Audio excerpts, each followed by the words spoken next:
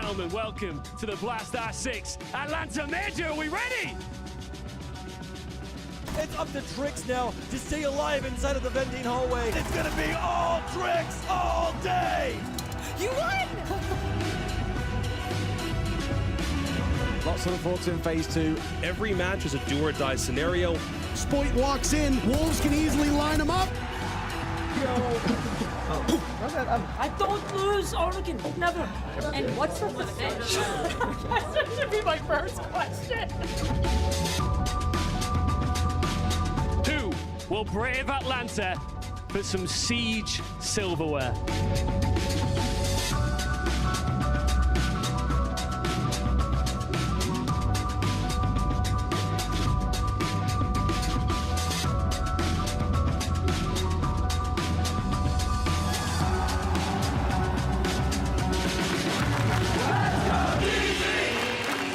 A second impact!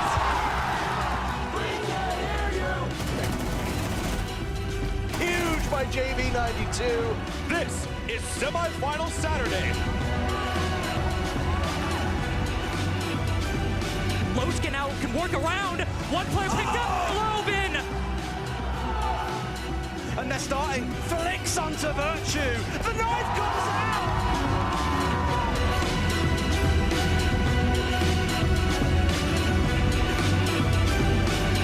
Siege history will be set here in Atlanta. Are we ready? It's loose! It's W7M! Two teams from Brazil in the grand final. This is going to be a moment in history that nobody will forget. Loban with one kill, looking for another. JV92 pivots and says, that's quite enough. That map is over before it even started. Philippe Hawks and cameraman in a 1v1. Cameraman gets it done! One more round is all those need to push us to overtime. JV finds one. Maya against the worlds, against the Raging Bulls from Brazil, the region's most dominant force for years. A question posed in Montreal, a promise made in Copenhagen, history made in Atlanta. W7M are back-to-back major champions.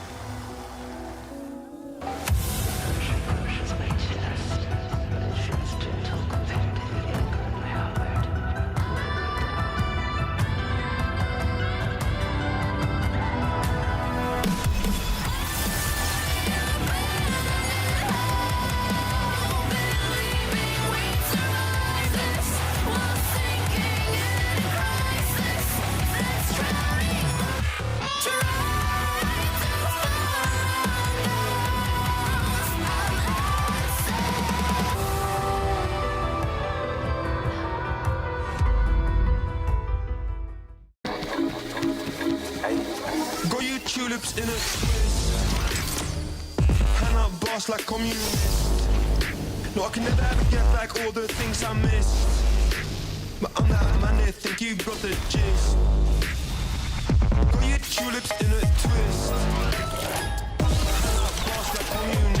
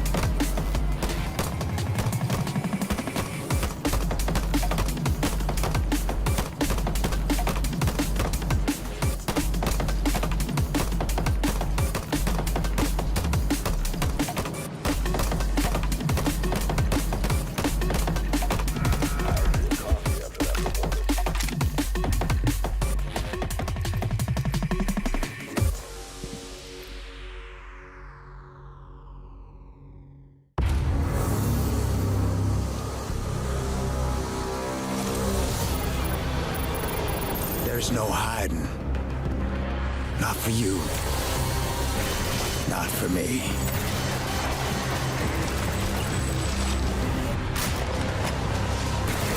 Try not to disappoint me, soldier.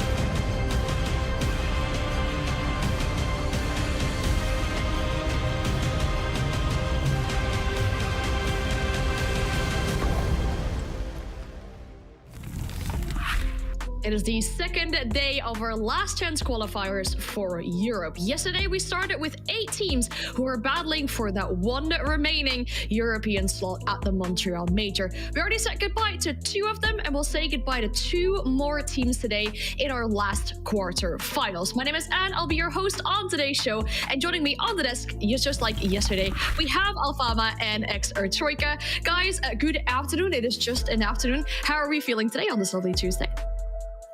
Well, we are well into the afternoon, and I think over here, maybe not in where you reside, but I am ready to once again watch a little bit of Siege here tonight.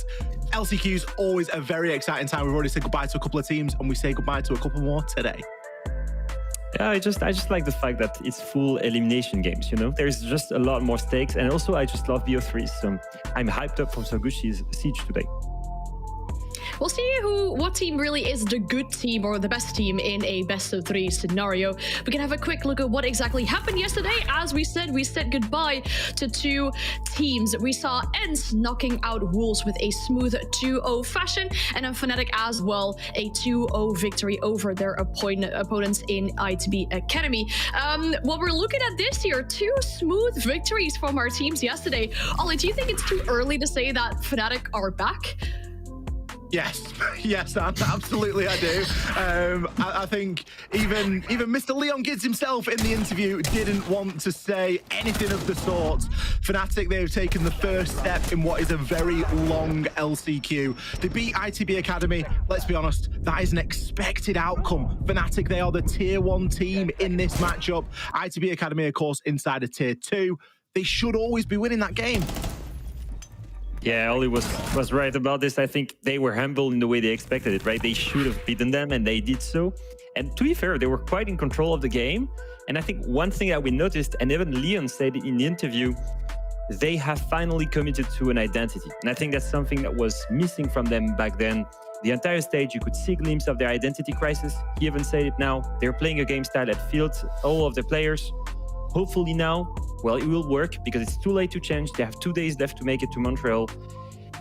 Now, it's actually crazy to think these guys went from all the way bottom of the league to being 2 games away from Montreal. But that's the beauty of the LCQ. That's the beauty of what we're seeing here, indeed. We saw ENCE also got a quite comfortable 2-0 victory. And what we noticed there, Leo, was just a great glow-up. What we're already seeing from ENCE after that bootcamp. Yeah, that's what I was thinking. Like, even when you look at the cameras of the players when they were playing and when they were winning rounds, you could see how much it meant for them. I guess we're gonna see there, right after they win this round, their reaction. You look at that happiness. Look at them yelling. Like it's the kind of things that we didn't see enough from them the entire stage. They felt so stressed and so focused, and sometimes in this game when you're playing, you need a bit of emotion. You need to be trusting your teammates. And I felt like maybe the time that they spent together in Finland, together in the facilities, LM saying in his interview that it was one of the best bootcamp, if not the best bootcamp of his career, I think it meant a lot for them. I think it was super important. Will it be enough for them to have a long LCQ run? I don't know, but props to them. It's like, you know, it's a honeymoon phase, isn't it, after the boot camp? Because obviously you've still got that camaraderie. The group chat's probably still blowing up. There'll be loads of jokes and things that happen that they'll be finding a bit of enjoyment out of. And you can see that when it translates over to the game. ENCE really impressed me yesterday. It would have been so easy for Wolves to come in, as they often do, as that journeyman European team and just slug the way through another best of 3.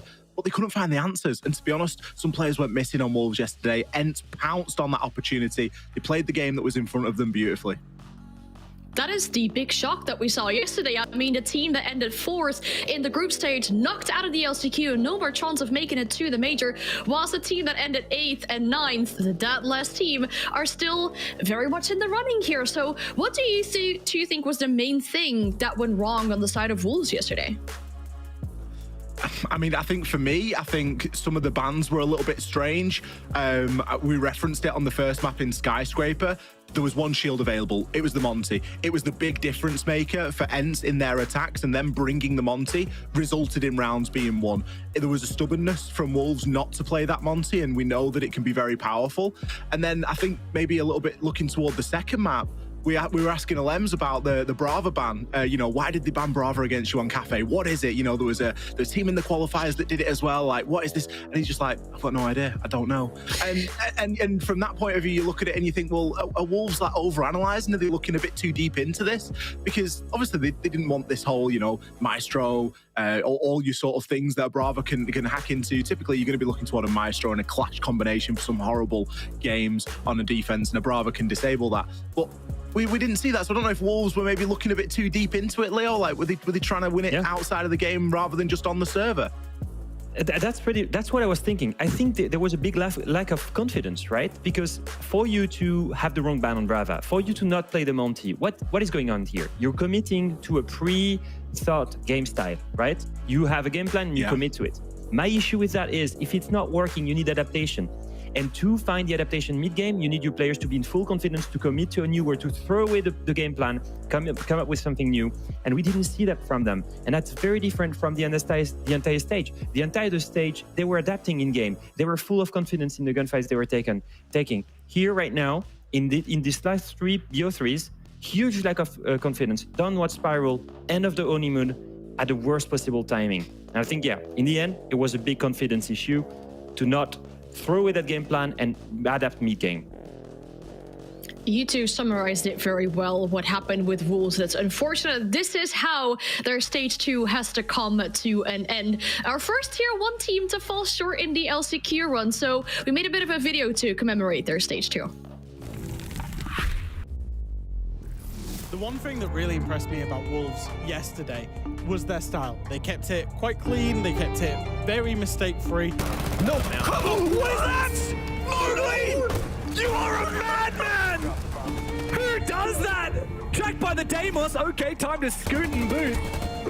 Quick kill for him. Nako finds a consolation frag, but that's a 3k for Mowgli on the round. Rykos against the world, and Mowgli finds his 4th. The arrival of the 2 fresh pickups is giving more space to P4 and Mowgli to really shine.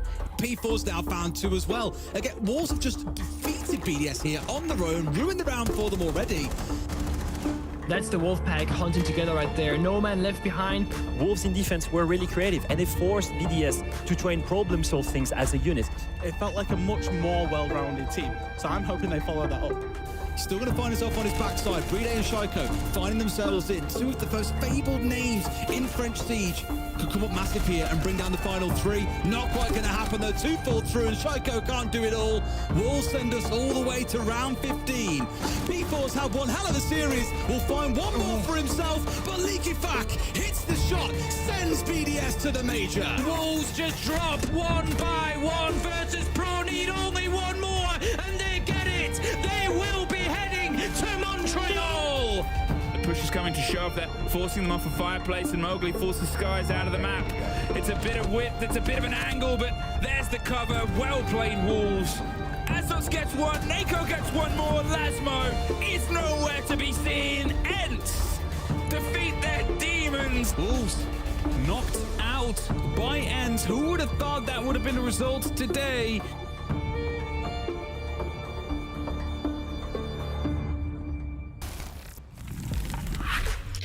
Close but no cigar, and we looked what was behind us. Unfortunately, we're losing out on another French team here, but let's look at what is ahead of us as well with what we've got coming today and our bracket. As we said, our final 2 quarterfinals today, and these will be our 2 best of 3 matches for today. We'll start with Wild versus Into the Breach, and then our second game of the day will be G2 versus Project X, our last remaining tier 2 teams. All of the hopes and dreams rest on their their shoulders. But without any further ado, let's not waste any more time. Let's dive straight into this first match here today. We mentioned Wild versus Into the Breach. We got one team on one hand who's made it to 2 international events so far this year, and on the other hand, a team that hasn't made it to a singular international event since their return in Europe League. So, of course, they want to get a taste of this international event as well, but these two already faced off against each other in the group stage, and this is what happened. No attention over. You've got to kind of take a gamble as to where that push is going to come from. Diffuser is going down. There is an opportunity for Croc here. Surely not. He gets shut down by Noah. That was close. Managing to pick up 2 kills, but Diffuser does get stuck. However, Pipebull gets one. Can he find the second? No! He gets the difficult one. He finds the man on the rappel. It was a beautiful shot, but he just couldn't get the job done in the 1v2. And that's going to be ITB leveling things up. 3-3. Freck follows it up. And here they go, getting aggressive. Croc sees his opportunity. They have no idea. And ITB just don't have a clue, Des. Bulletproof camera will spot him out now, but the damage is done. Wild shots as well from Oscar as he comes around the corner. Does manage to find one. Make that 2. ITB could have been back in it, but Pipebull, he shuts down the retake. The Diffuser's going down, and in a 3v1, surely Wild can get this done. Oh, they're stepping for the 1, but no, 2 kills go the way of ITB. The C4 over the top finds a 3rd. I thought they'd miss it out. Freck at least gets 1 back on the backside, but that's him. It's a consolation kill. He's got it all to do. Sees no teammates left standing on the field and 4 players on the side of ITB. We've had some mega potential clutch situations, but it's not going to be the case here. ITB win things out in regulation, take all 3 points, and force themselves into the middle of this busy pack of teams in the playoffs. Well, ITB won that initial matchup as we just saw, but they surely haven't had an easy stage up until this point here in losing out to their academy team in the open qualifier playoffs as well. So, Ollie, I guess we can say that they've had a difficult stage with some really, really close games. I think they have, and we were expecting this team to never stop climbing, and it seems as though for the meantime they've maybe reached their ceiling. We've certainly had a very different performance out of Into the Breach this stage in stage 2 to the performance that we saw in stage 1. We had players like Azza dominating that entry kill over in stage 1. I think he ended the whole stage plus 18, currently plus 5. Noah was a very, underperformer inside of stage 1. He's now toward the top of the pack here overall. So everything seems to have been flipped on its head a little bit. And Into the Breach, they've definitely found some stumbling blocks. And I think they probably have hit that ceiling, and it's about now trying to rebuild and get to that next level and smash through it. Yeah, I feel like it's even more like, even worse than hitting a ceiling. I feel like they're really lower in terms of form. Like, it's not like if they were still at their level of qualifying to Manchester and EWC. Like, ever since they failed at EWC, something happened. For once, they hit their big slump. They used to be super positive, super cheery. They were cheering about every loss because they knew they were going to perform better because they would learn. And something happened after EWC, and they started having this huge series of losses. And I think what's important for me is we take a look at their game against ENCE. Last game of the stage. This meant a lot for them because they still had their destiny in their hands. They also needed other teams to lose and others to win to qualify. But if they had won there, they would have improved dramatically their chances of qualifying to the playoffs, right? And they still had that in their hands in the very last play day. And they were facing a team in ENCE that was clearly the weakest in the league, and still they didn't close it. Still they lost to ENCE. And that for me was a testament of the lack of control overall of the stage. And if you go back to the interview after Kangaroo Kenny and his team beat Wide in the stage, he was like, it's fine, the league doesn't matter. Obviously it's not happy to lose, right? But we're only losing close game, we're still okay. Well, I think losing to ENCE there and then losing to their academy team in the qualifiers of the LCQ, surely that cannot be okay. No, they definitely have to show us something after that, especially against their opponents who came straight from those playoffs, unfortunately losing out there in their very first game. But what we're seeing from Wild when we start to talk about them as well is that, I guess for them also some big ups and downs this stage. But I think, Ollie, it seems that this team sometimes is really, really clutch reliant. This team is such an exciting team to watch. Both of these two teams on their day can be incredibly exciting. And I'm honestly really looking forward to this game. I think it's got the potential, especially with it being in a best of 3. Now, looking toward Wild and their play style, they are fast, they are furious, and quite often a lot of it comes down to clutches. Look at the state of this graph right here. Well, these numbers. So this is clutches throughout stage 2. Leighton, 6 clutches. Dodo, 5 clutches. Like 11 rounds have been won here from Wild off the back of 2 singular players.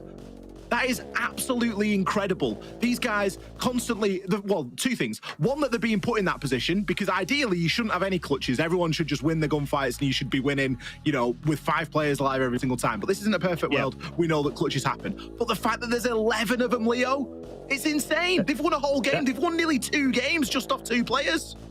That's insane, and I think it's a big testament of why does that happen. Why do they end up so many times in these clutch situations? Well, early, that's because they love taking risk. They said early, Packbull said in interview early before the stage, we're unpredictable. Nobody expects that roster. It was put together last minute with tons of new young players. Some of them were quite unknown, lots of potential, but no one expected them to play the way they did. And this is why they performed super well the entirety of the beginning of the stage, and then there was a little bit of lows when they started arriving in these BO3s against better teams. And right now, I think it's a question of they finally reached a balance where, okay, they understand now that it's maybe a little bit tougher and they need to deep dive in what are their strengths and weaknesses. The honeymoon is over. And this is the moment where they need to perform. In this matchup, they're against an ITB that's looking shaky. Other players that were also in tier 3 not so long ago. That's the perfect setup for them to start in this LCQ with a strong footing, full of confidence, take it and go straight in the semifinal. We mentioned that we might be lacking some kind of experience in the best of 3s for these guys, is what I'm hearing from you once again here as well, Leo. So luckily for them, another best of 3 is in the books for them today. We'll have our maps roll in as well to see where we will be heading to for this series. Our first 4 bands coming in, as we said, a best of 3 scenario. So both teams get to pick a map and we'll see what map Wild has picked first. Leo, it seems like we're gonna go to Bank. Yeah, not too surprised, honestly. Like, if you look at the 2-4 bans for each side, for both Wild and ITB, they both ban their least favorite map and the highest preferred map for the opponent. So nothing too crazy there. I love that ITB banned Chalet. I couldn't stand a 5th time watching Wild playing Chalet. I think that I've seen enough. So I'm glad that we're going on Bank. I think it's a big surprise, by the way, because Wild with this new roster has not showed it, while LTB have showed it and they were pretty good on it. It's a good preference map for them. So that's got to be some kind of counter strat, I assume. Now moving on to Labs. Now that's not a big surprise. That's very strong for ITB. They did beat Secret in EWC Quals on it. But remember, this is still a new map, and something that I mentioned about Wild is it's impressive to see them being able to play all these new maps and having such an extensive map pool, being so new. Hopefully in a BO3 that suits them, and then the decider layer. Now that's quite interesting because I'm super excited to see Wild play on it. Oli, I don't know if you remember, but these guys, they beat Secret 7-1 on layer. Both of the teams were early adopters, and I think Wild really taught a big masterclass because they started in attack there and they had a crazy run in the attack side. Yeah, I think the teams that adopt a map early are always going to be, you know, a little bit feared on that map until it, you know, starts to circulate a little bit more there. And, you know, you can look at what we're going to be going to first there in a Bank and a Nighthaven Labs. They're the 2 that are going to be guaranteed. I think, you know, what better maps for a best of 3? I love Bank as a best of 3. I think it's a great map. We had it yesterday, obviously, with Fnatic and Into the Breach Academy. Let's see if Into the Breach main team can stack up a little bit better because, I mean, the Academy team didn't do too well over on that map yesterday, but maybe that's an unfair comparison because, of course, it is 2 very different teams. 2 very different teams, yeah. But Leo, you said that they're playing against a very shaky Into the Breach today. I think the interview that we had a few weeks ago with Kenny kind of resembles that, you know, it's not always easy for him when we ask him about his performance of the team and what he expects for the rest of the stage. Are we expecting a much improved ITB if you do manage to hit those playoffs in best of 3s? We'll see. All right. Kenny? It's down to us. So if we can do it, then we'll do it. If we can't, then no major. Honestly, that interview is just so surprising to me. It's like, oh, I don't know. Usually, Kenny is a man of a lot of words, right? He's always happy to explain to us what's going on behind the scenes, how he feels, how he thinks about certain things. To just get this as an answer, I don't think I expected that, Ollie. Yeah, I mean, I think it maybe speaks to something that's going on that we're not sort of privy to, maybe. I don't know if there's something going on behind the scenes or what, but, you know, Kenny's usually very happy to come in and have a chat, and he's one of the coaches that I'll go to sometimes and, you know, just DM on Twitter and be like, hey, you know, what's going on? You know, because he usually is very happy to sort of share that information and have a bit of a conversation around it. And to see him like that, you know, maybe it speaks to a bit of a deeper problem, but look, you know, this is a team that wants to win. These guys are competitive players. They want to go out there and put a good performance on. Let's hope that they've got the mental space to be able to do that. And you never know, maybe he's the next double bluffer. Maybe he's just cool, calm and collected and he sent us all for a loop with that. Who knows? Well, and they want to continue their streak of making it to all the international events so far this year. In order to do that, they have to make sure they win out this game here. But while, of course, with a taste of that international play as well. So let's get the series started on Bank with Hap and Fluke. Thank you very much, Anne. And yes, here we go, hurtling into our next series. Another best of 3 begins, this time with all the tier 1 heat that we've come to expect, Hap. Yeah, and that is going to be meaning that both these teams, of course, will know each other through and through to that extent. They have met each other already in the actual stage itself. They knew that there was always going to be the opportunity that they would be pushing up against one another once more. And now, as we find ourselves in the LCQ, there is no more second chances. Whoever takes 2 out of 3 maps here today proceeds, and the other falls, and will have to wait for another way to get themselves qualified to SI. Now, ITB, a little bit of a awkward moment in the room, obviously, is because they played so well earlier on in the year. They were able to, you know, do these big runs. They were the underdogs that became these huge performers. Then they got into the season, and statistically, a lot of losses. Statistically, a lot of things went away from them. Statistically, bottom 2 by 1 point. But also, if you look into those statistics and you sort of look at how close a lot of the game was. It was against ENCE, G2, BDS, and Wolves. All of those games were 5-7 losses. They couldn't have been closer to at least pushing it into overtime. They couldn't have been closer towards getting it. And the difference between them and VP was 1 point, between VP being in those playoffs otherwise. So, you know, is it a fair calling that they're in the bottom 2? I guess now's that moment to prove otherwise. It is that big shot to indeed prove it. Now, Valkyrie to be removed on this map. This is going to mean that a lot less information will be around. You paused there for a second. Yeah, I was like, am I going to say it? No. I saw it.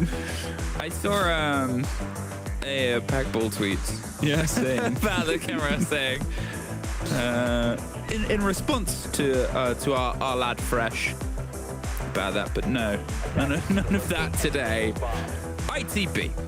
And they will be starting here on attack. And although it's fair to say, obviously, ITB Academy weren't quite able to get it sort of going on Bank yesterday in the same level, there is the conversation that technically ITB Academy did beat ITB to get to this situation.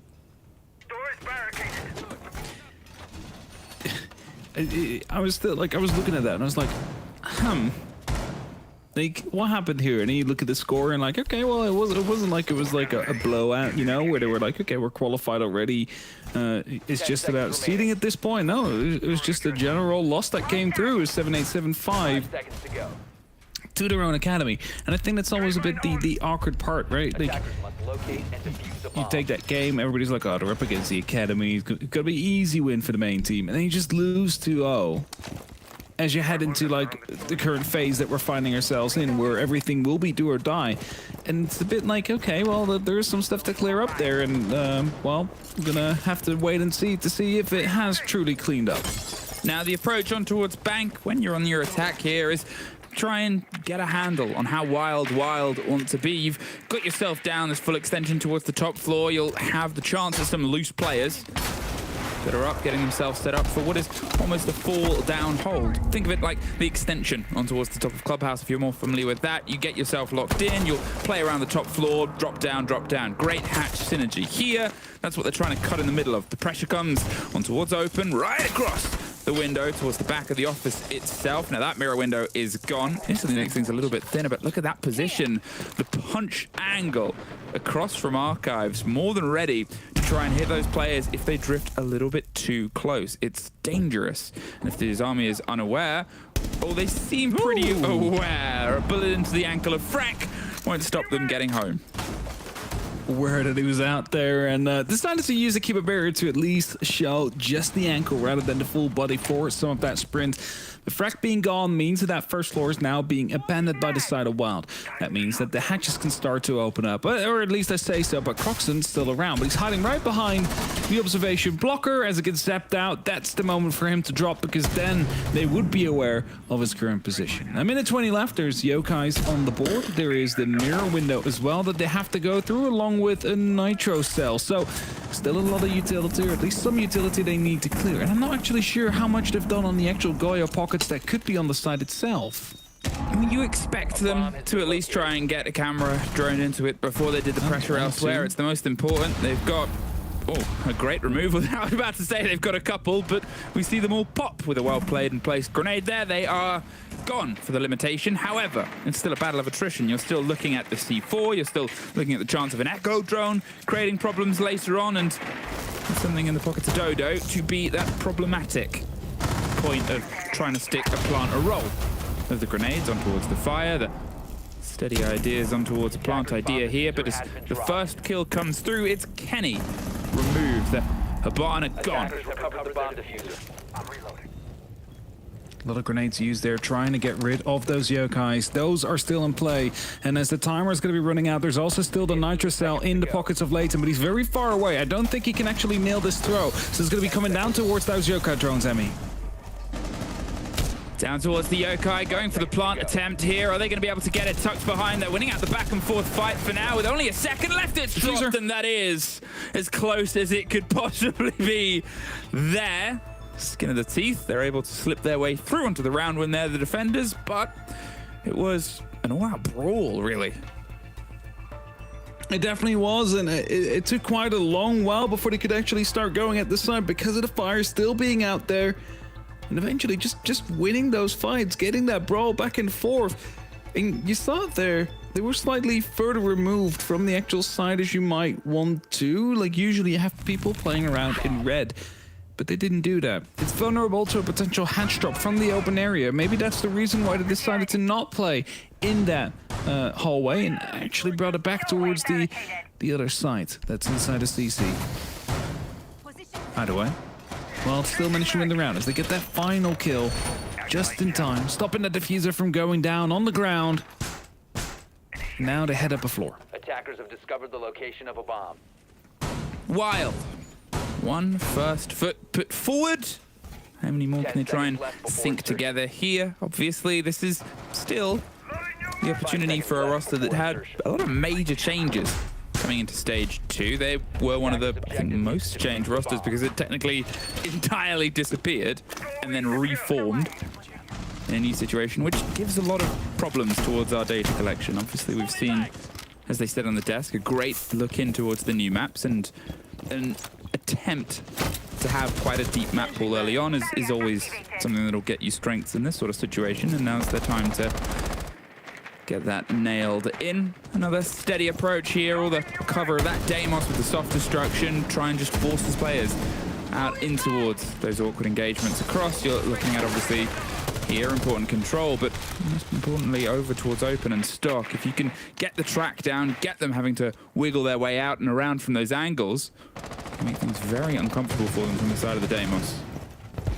Croxton hiding, having to rush out as soon as he gets droned. Finds himself in a little bit of a pocket of safe space, but still all the way up top, and Drones, aware of his position, is someone on the skyline. Well, should be definitely now, as they've seen him rotate out. But the top floor is now clear. Good drone there from Azar, by the way. Good clearance, the entire part of the map. And it gives him the opportunity to start working on verticality now. This is being highlighted there in the actual PIP.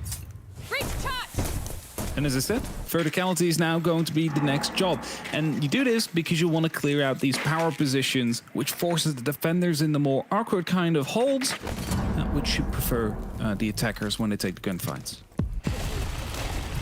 across the track. There's that pressure the Deimos is just trying to force down upon them, but with a failed tick there, they've been able to slip themselves close to a mute jammer and get themselves a little bit more comfortable. Still, a late attempt, or even a late death on the first fight. They're obviously attempting to try and make it happen, and while they're doing their best to keep themselves alive and moving, they haven't been forced directly out of position yet. There's that Deimos. He's being baited to a C4, but it was just sort of sitting and waiting for a teammate to get the drop on towards Leighton. Gone. 0-2 for now. He wasn't able to get a connection properly last time these two teams met, but Dodo sure can. Finds Oscar. Finds that response and that trade in what is an absolute castle he's built for himself there. It's like a pillar fortress, but with Kibas. As Hazard goes down by the hands of Croxon. A bit of the verticality working against him here as Creed's now descending the main stairs. Very much aware, Packbull, that a drop might be coming in soon. He's getting himself in deep into the corner. Spots one, spots two, misses both, but finally will get one of the kills, not the second though. However, the trade comes in as Croxon comes in from behind. And Wild, they lock off round number 2 as well, as everything that I2B really had to go for was a hatch drop. Again, really late here in terms of that opening engagement. It didn't even have to happen when it did as well. Obviously, they were trying to bait the Deimos in towards the fight and hope that they would step on a C4. It didn't quite work. You can see the idea and you can see it, well, not working, unfortunately. But, it's the pressure here that I2B aren't quite able to get on towards Wild. As you said, it was just down to the hatch drop by the end of it. Now, they'd obviously tried to do and had got sections of work done elsewhere. But the limitations came towards what they could really apply. I don't know if the Ace was putting pressure on towards the quad wall or not. I don't think we really saw where those Selmas were being deployed. It was obviously control of the hatch and the pressure on towards the archives. But otherwise, Wild, uncontested as their sort of back line here. They haven't been shaken out of their positions, holding on towards the site at large. 10 seconds to insertion. Quickly looking at how this will be set up, and I mean, if you just go back towards that previous round as well, there was no pressure in the open area whatsoever. There was no pressure coming in from the window either, and you understand it because you just need to keep it set up. And like, if I was a player, I would also be like, I don't want to deal with that. It's like, no, we're not going to be doing that, and just go for a completely opposite take. But because of that, it's going to be unilateral and just easily shut down by defenders if they have multiple angles to play with. One is ready to go for a jump out here. Oh, there you go. That's one. No, just the injure on Noah. And that will have been called out. The pickup will be there with the actual adrenaline surge. Smart thinking, because as soon as you go for the pickup, that might actually cause a second jump out to come through. And so Packbull will die early without the actual impact he would have hoped for. It's a risk. It's a play you expect to see at some point. You might even see it twice. You either do it at the very beginning, where things are really going to go away from them, or you peel away, and then you do it towards the end when they're already set up and going for the hold. Here comes the adrenal surge. Adrenal surge. Yeah, the pressure from the blitz. Hello. Goodbye. There's the quick pop back. There's a man who loves to play a shield and someone who's actually being closed down about it. Creed gets a couple. Noah's able to find one onto it. Leaves just Dodo alone. There was a second there where they started to bite back, and they did get the kit isolated down towards the top of Marble, but now they've got to try and get back into their own site, and they've got a long desk and a blitz on the other side of it. Sprays into the smoke and gets one, but they didn't let him get the finish in time. Shouldn't have gone for the finish though. Just turn around with a shotgun, try and fire off the legs of the blitz. He's not going to shoot you at that point. You think they would have known that the Finca was going to be gone at that point, but round win coming in on the back of that blitz. It's not really like the blitz got all the kills, but it is definitely out there as a bit of a pressure point, forcing them out of positions, and results right there. The 2-1, I2B gets themselves onto the scoreboard, make sure that it's not a flawless rotation from the side of Wild. That's always more important than some people might realize, because if it's 0-3, you just go back to the same rotation and, it becomes 0-4, then you start to worry. It's like, are we going to be able to, get any other round than maybe the tertiary in the second attempt? At least they have that one now. If they manage to do that again, we'll find ourselves on a 4-2, which is just a way better split. than what otherwise could have been. 10 seconds left. Insertion. And as we go back towards the basement, they were miles away here earlier. They really had good opportunities to go for it. The setup will be slightly changing now. There's no mirror. There is a pretty big open wall plan that is being initiated here by the smoke. Just a lot of the walls being removed. And instead of that mirror, I think it is the Warden that has come to play. So maybe that's going to be trying to shut them down. Yeah, yes, Warden is there. Reload! So maybe that's what they're trying to utilize here. Now, obviously, this being a very low preference map for ITB, I think if you take the sort of last half a year or so, I think it's their lowest preference map. Yeah, it is. Including maps that are no longer in the pool. It's just like mine as well. So. Yeah, it's been a very, very long time since they've been able to enjoy any success upon it, and that's kind of what Wild were hoping here, a team that, you know, complemented the depth of their map pool. Here, ITB still trying to work it out, and if the Fire will isolate one, how awkward stairs are for this engagement. There goes Kendrew. Freck's able to get them locked out with the impact, and it's kind of expected, but that wasn't. Freck dips the corner, deposits Noah.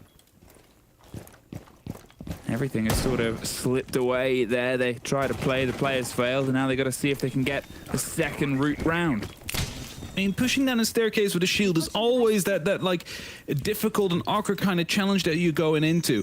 As soon as that Goya fire pops, though, it's either commit or fall back and lose the element of surprise. They committed there. A lot of damage done as they're down by like 40. The Blitz down to 20 after that. It was just a simple like finish at that point for Freck. All he needed was just a single or maybe two bullets from that Vector in the feet, which you have the opportunity to do if they're descending staircases. This is one of the best times to try and challenge a shield.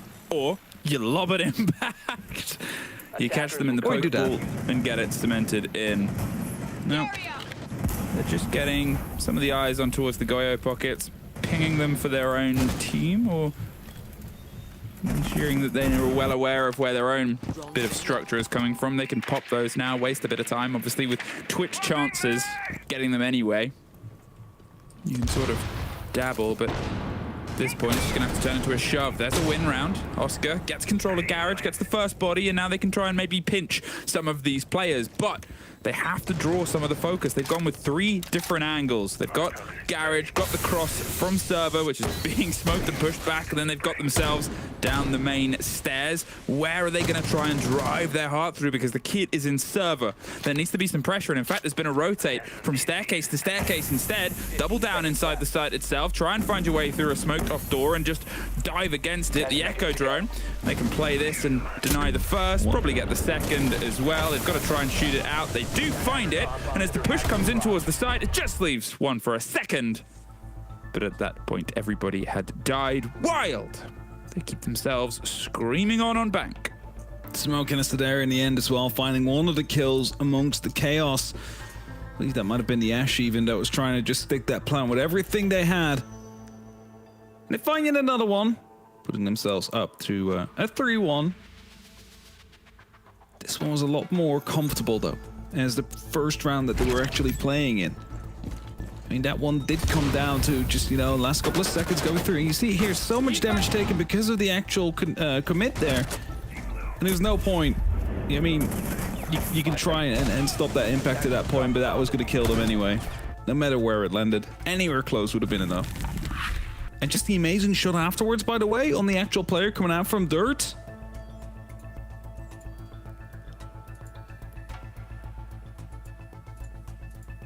A tactical timeout from ITV. Sorry, I thought you were going to say more after the dirt. You ended on an up. Oh, I said dirt tunnel. Oh, I didn't hear the tunnel. Okay. Maybe broadcast did. No, I mean, I'm sure you said it. I believe that you said it more than I heard it.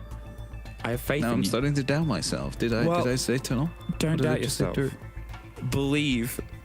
If there's anything Brat Summer taught us, and I know you're a big enjoyer. Who's Brad Summer? Oh no! Did you say who is Brad Summer? Wow. How do I write that? Is that with a U or with a O? Was called ITV stopped the pace while they're 3 up to the 1 of ITB at this point, and obviously this was ITB's preferred attacking start. It is a good map for attackers. It is a good map to get themselves in, regardless of the fact that it's not really a great map. But we said it yesterday, that there's always these conversations about, I'm not going to say hidden maps, but maps that they don't play as often, because you will learn them in the downtime. You'll always try and widen your pool. If it is here, from a team that has played multiple best of 3s, and hasn't been in previous best of 3s, there is a reason for it. And well, unfortunately, they haven't been able to prove that yet.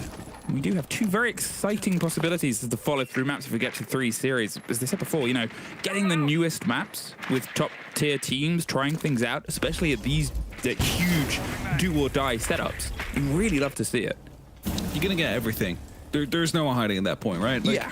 They will bring out the map, they will bring their A game on it, and they're like, there's nothing to waste here. Jump out comes in from Leighton with the SMG-11, struggles to get the kill, runs out of ammo, and Noah will get the shutdown. It's the second time in a row now that a jump out didn't quite net the result they were hoping for, although this one might have been even worse. I think any other gun that they have on the team would have been a better choice than the SMG-11 on that range. I mean, it's like that scene from Pulp Fiction that fired the whole clip and it miraculously went around the player. It's not an easy gun to control, obviously, and you're jumping out and falling from a second story of a building, but Noah getting away with, what, 20 points of damage, 30? That's just lucky for them, and they get to just finish it off. Leighton, unfortunately, hasn't really been able to get their teeth into this game at all. The team's still ahead, but what they want to do is get into the headspace where they can start putting this pressure on, especially when they'll be a bit more needed sort of on the second half to drive the pressure, to drive the opening of Wild and try and lead them into success. He was, as I said before, unfortunately, in the previous showdown against ITB, the quietest player. He ended up, I think it was about 4-11. Something about going up against this team, unfortunately, doesn't quite gel with his play style. So try something new. Try throwing yourself out to the gauntlet. Here, the gauntlet has become open area, and, well, there's a bit of an attempt to close back in Creeds. He knows there is somebody lurking around Banana, but Croxton's able to get one and get himself out of there. Kendrew's gone. Looks for a second and finds it before he gets traded out, but still, that they were on the hunt, and he still pulled out 2 kills. Gets this game leveled again with only 40 seconds left. That's it, the damage is already done, and just look at Akiva's setup once more to breaching the quad wall. Are they going for the push through here is the big question, because if they do, they're up against an entire fortress, and Frack playing on the close wall as well. So you do see some of the rotates happening, some extra Kiba Bears to be used as well for just a single opening to be given there. They see the ponytail, and the Boss G takes it cleanly off. Oh, the Boss G, what a gun.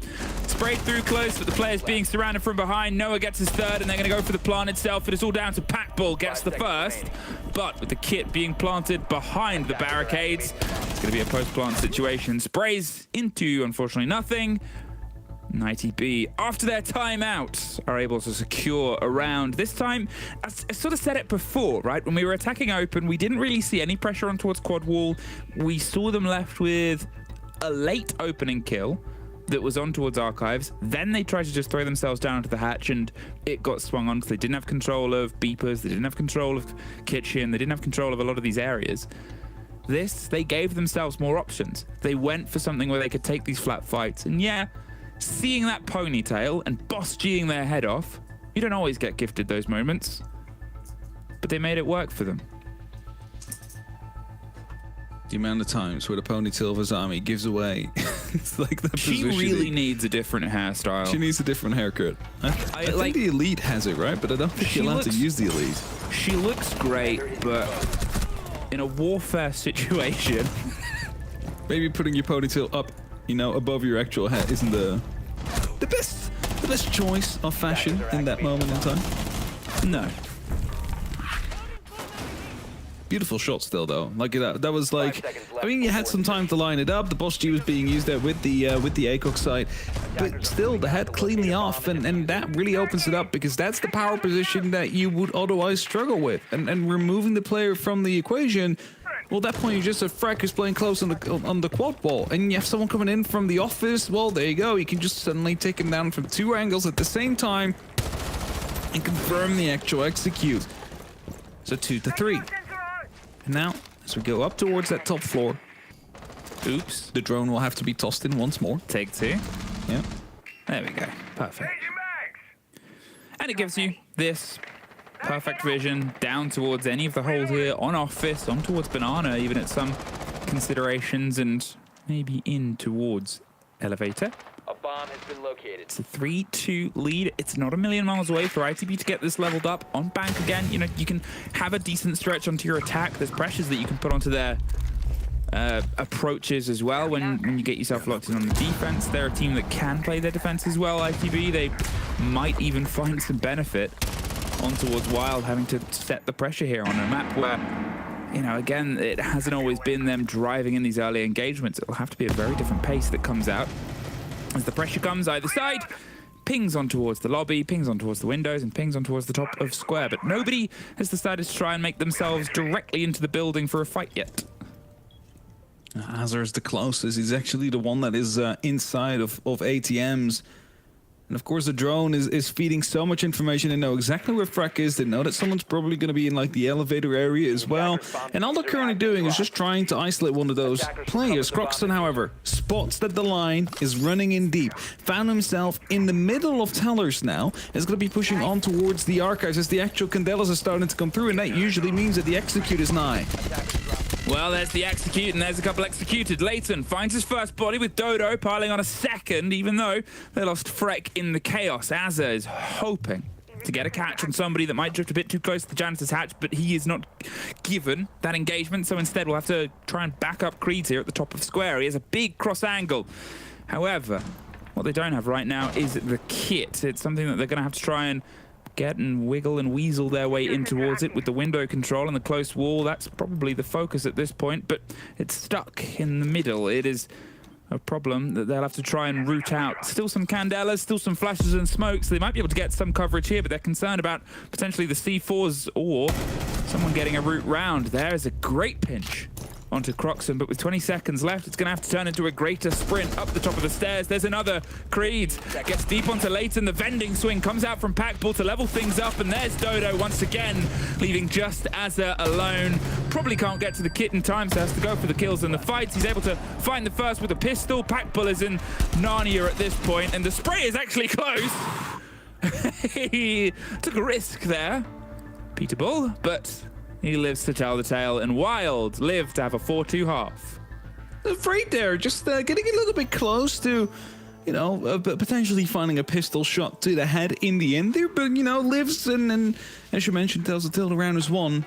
And with that, the side advantage is also gained, 4-2, as the side swap now comes in. And that means the attack from Wild will be upon us. How's that going to be sticking? Better than ITB's? That's the big question mark here.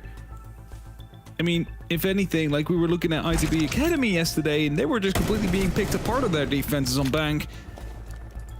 And as you mentioned, let's hope that the main team has actually got a bit of a better idea on how to hold this side together. Otherwise, this could become a very quick first map here for Wild. Now, overall, across you know, the second phase of the closed league of Europe, Wild actually 50-50%.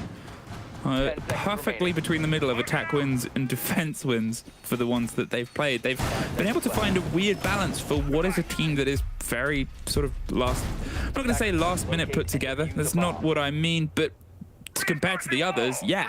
You know, the others had been generally long-rooted rosters. There's a lot of history. This Wild roster was a fresh entrance in towards it. There wasn't a lot of, you know, the existing players there, Packball and Dodo, got themselves in, but otherwise fresh faces and fresh delivery in towards it. And yet to get themselves 50-50 in a league where, if you look at who they're up against, ITB, 57 on their defense, they're in a good set, but only 35% across the attack games that they played. Slightly less pool because they weren't in the playoffs, but across those 8 maps, that is how things leveled up. Now let's see if they can try and make that 57% actually land here. And that would still average out to about 3 rounds though. So they're gonna have to do a little bit better than that. Good drone there. Fully aware of the player that's playing around in the actual CC area. no one there to really challenge them currently, as they're more focused on actually securing the top floor first, and after that go towards the first floor. But it is information that they can use later on. There's no one ready with the tip route to slow things down, just hoping to waste, well, 20 to 30 seconds. That's really all he's looking for. Yeah, they get the waste on towards that hatch themselves, and they're just opening up the lines. It's not going to be something that gets wasted twice, although the player sure does. They all flood the hatch back in. As soon as they lost that player inside server, Crocs has that long engagement, long angle. Oh, great gun for it. Pops his own eyes in, but Suffer sprays back through the soft. Needs a little bit of his teammates' support, because if they realize Croxton is alone here, they might try and get a bit lucky, push back and level things up for a piece. Instead, with a minute left and a great take, Noah removes the head of Freck. Gets them out of bank and drifts their way. Okay, well, maybe that's how they're going to level things up instead. Still gonna do some work though. There's a couple of Goya canisters still around. You just saw one of the pop, but I believe that there's still 3 on the actual point. And I'm not sure if Croxton has any of these Twitch drones left. And if you then look at the other piece of utility, there is really nothing out there. So they'll be forced to go for the actual, like, well, waste of it. Just let it be shot and hope that you have enough time. But with 35 seconds and a 20-second waste, that's not going to be happening. So maybe they have to dig in deep.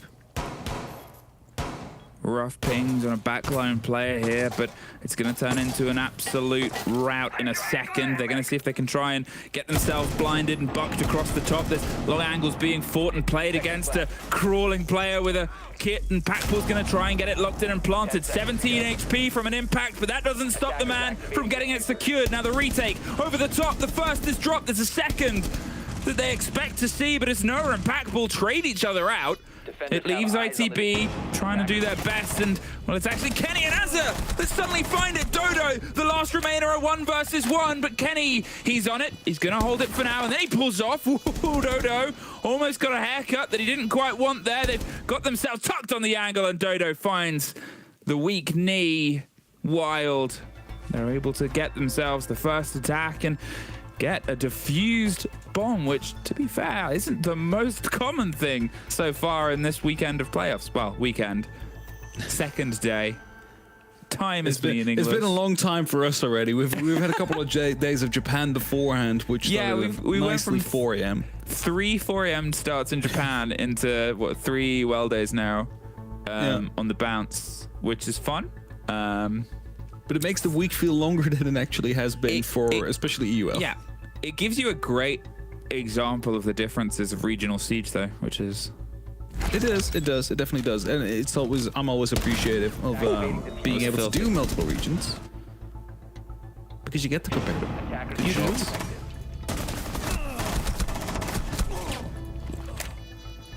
Just unaware that Dodo was still upstairs, and I understand Kenny, he basically had the right idea. Like, you're not going to be winning out at vertical fights. Try and dig yourself in as safely as possible behind the bomb chassis. It's been an awkward angle to find. However, you know, enough time to get yourself around, find one part of the body that sticks out, and, you know, Kindred was only like 17 HP. So it's just going to die by anything, especially from that gun. There's open area, I believe, is the site that we're currently going to. You see a little bit of an extension over towards the top floor, mostly the castle barricade or barricades that have been used up there. It's going to be providing for a little bit of extra opportunity to play around there and stay around there, most importantly. Maybe to use some of the verticality out there as well around the actual archives, which is usually one of the entry points that the attack like to have under control.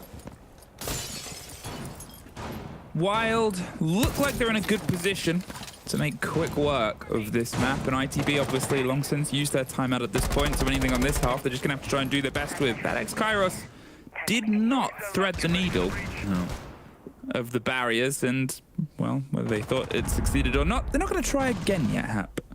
No, I mean, you don't want to continue trying to send X-Kairos through and them just being caught off by the window beams out there. So there's other ways to do that, and it's probably better to go for some of those. Leighton on the Bravo, getting quite some information here, and just unaware that Mira, Oscar, just kept on moving, unaware that the Bravo drone was chasing. Nothing found, though, so luckily no utility that has been hacked, and with a minute 40 left on the clock, the top floor is looking to be next to the side of Wild, but Croxton already very close to the actual tellers here. There's 2 drones inside. There's no one's on the mirror window. Now someone is starting wanted to go over there, has the opportunity, to get himself inside and start challenging.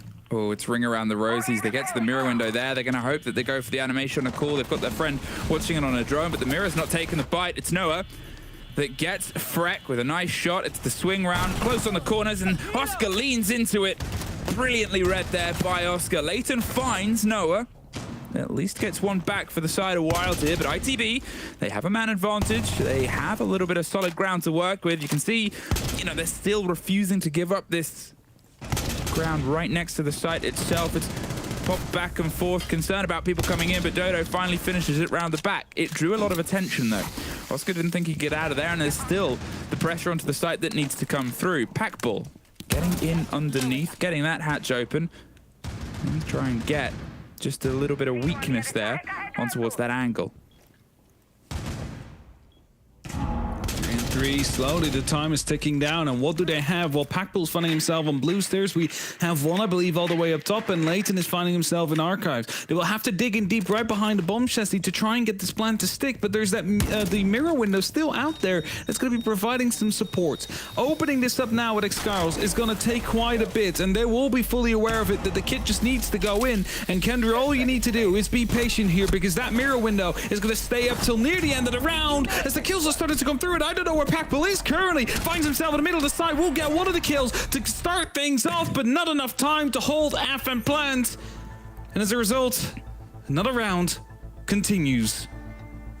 Great positioning there by ITB in the end. As I said, the mirror didn't give up that spot for a very long time, but because they didn't, the players on the top floor above the 2 hatches, where we saw kills come through towards the end, they were fine to sit there as well. The attackers, they only had about 40-30 seconds. They either would have had to do full sort of rotates up, try and close down, or see if they could push with what they had as we go into a technical pause. It isn't a soccer game, guys, don't worry. It's not in the game. But, oh, see ya. They're off. Yeah. Maybe to get a new bottle of water. Some of these players, they just go through so much water in just a single map. It is insane. Like, stay hydrated. Yeah, you gotta stay hydrated. It is okay. It's not insane. It's healthy, people. You gotta drink. You gotta consume water. It's healthy. Is that the official slogan? The tagline? Consume water. Yeah. Consume water. European League. Consume water. I like having multiple drinks when I cast. I usually have a water and something sugary as well to balance, to keep me going. Sometimes if it's an early morning, I'll also have a coffee. Because that went so well with your that early on. Like I cannot drink coffee that early. Like I need to, or I won't operate at all. Yeah. It's just when I drink coffee that early, I'm just I cannot survive the rest of the day. It just gets bad. It's like the you also get yourself loaded on carbs. The classic, I think it was a Wayne Rooney tweet where he said, "Oh, it's great being a footballer, but sometimes it's miserable when you have to like scarf down loads of pasta at 11 in the morning." And then they said a lot of the responses, obviously saying for how much you get paid. I would also eat that much pasta. I say there's worse things to fall victim to than having to eat a bowl of pasta at 11 in the morning. I wouldn't do it as a habit. But for football, my girlfriend money, would. Yeah. She does pasta. If I tell her you can eat pasta for every meal for the rest of your life, she will. Nice. Yeah. Hopefully. Don't think she gets paid the same as Wayne Rooney, though. No. Well, not many people do. Hopefully we'll get through this soon. When we know what it is, we'll let you know. But for now, waiting. It puts a little bit of a breakup in. I don't know if this would be beneficial to ITB or Wild here. Obviously, they've come off the back of an ITB round win. It's in defense. They can't talk about it. They can't break it down. And irritatingly, it might even take away the momentum of saying, okay, we've won one, let's get stuck into the next one. Wild, at the same time, they're probably like, okay, we've lost one, we'll go back in. It's just a rehost. It's being sorted out at the minute. But it's a break in momentum at this point. Yeah. I mean, it definitely will be. And whether or not it is, you know, Wild who are still in the lead that now find themselves to be in a complete reset after losing a round and you know, not being able to instantly respond to it. Or if it's ITB who've just managed to win one of their sides, we're about to go to the third one. They, of course, don't have the opportunity to discuss what went wrong on their side as well and what they need to improve on, because, you know, you do have things such as roam and like trying to make sure that the roam doesn't get cleared quick enough, as well as like when to fall back towards the side. Those are things you can speak about. Of course, the attack is a little bit more intricate. There's more factors, there's more things you need to worry about. But neither of these will be able to say anything, and thus we will stay at a current scoreline, which is a 5-3 for Wild. Still a very, very decent scoreline, still a decent lead, 2 rounds. As the players just waiting until we get going again, so what would you do? I know Kendrick's camera is just zoomed in, but there is this funny idea that it's actually just super close to his face. Because it is, compared to a lot of the, it's just definitely a close-up. Sorry, I know you asked me a question, but I'm too it's okay. enraptured by the cinematography of our players. Just wear a headband, put the camera on that, you know, and like one of those like POV cameras. Yeah. Exactly. So like IRL streamers use. Imagine how like disorientating that would be for the viewer if the player cam kept on just rotating around. It's like the gyro cams you have in Formula 1. Yeah. Gotta use one of those where it's like, see if they swing along with them, you know, if they move their head in the same direction. That'd be cool. Imagine if we could get eye trackers on every player. That would be funny. Heart rate monitors as well, though. Gotta make sure how high the heart rate is in a clutch situation. A new metric for us to measure. Next to the EPS, it's the clutch heart rate.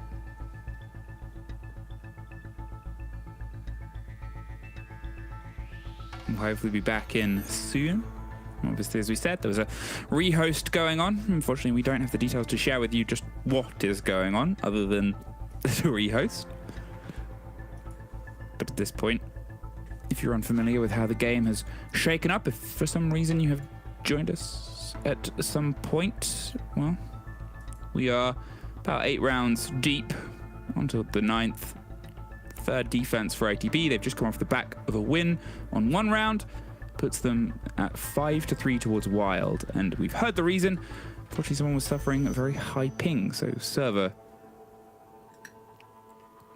or connection or routing to it, anything like that. Technical things. Yep. Technical terms. Networking, I think is the IT term for it. I know that it was the IT term for it, but you said it as if it was like a LinkedIn buzzword. No, I mean that would be Derry. You know, you're gonna summon like a Darrence or Fresh. No. My background is in IT, so not in LinkedIn. Oh. I like how he was just playing with the camera and it just I was going to say, I was like waiting for him to do something there because he started pointing at the camera. He was playing with the camera. Look at what I'm going to do next. Look at what I'm going to do next. And he disappeared. What a magic trick. Now the players seem to be talking a little bit, so that gives me hope that maybe we're about to drift in. We are amazing. We are back. As Noah put it, we back. 5-3. Now, as I said before, ITB probably want to keep the drive going. They just came off the back of a round when there were still 2 of them left alive, and they pressed the space really, really well. They drew the focus over towards, you know, a mirror window that was being obstinate and saying, here I am, failed to barn pellets on towards it, and a great reaction towards the Dockerby closing them down. Off we go again, and let's see who this rehost will be benefiting in terms of momentum, because both of them will have lost it now. You start off from the basically 0 again. Of course, the rounds are still on the board. That doesn't change anything, but it's more of a, like, if you had like the flow that was going on, and then you kind of just pulled out of that, and you can't discuss anything. It just keeps for that awkward silence for such a long time. 3-5 up to the top floor. ITB, again, they know that the pressure is on them, having to stick these defenses, especially with Wild being so close to a map point. I'm not going to see any jump outs from them as well. Claymores are being prepared. Of course, they detonate almost instantaneously now. The big issue with Bank is, though, is that you're dropping in from 2 stories, so you do have a little bit of time to go for the fight. None of it's worked out today so far, but eventually they will die. I like how there's 2 different claymoring styles there. Yeah. Crocs with the traditional. Croxon gets it locked down from the side. And we saw a little bit of a different attribution from Dodo. Packball still has there too.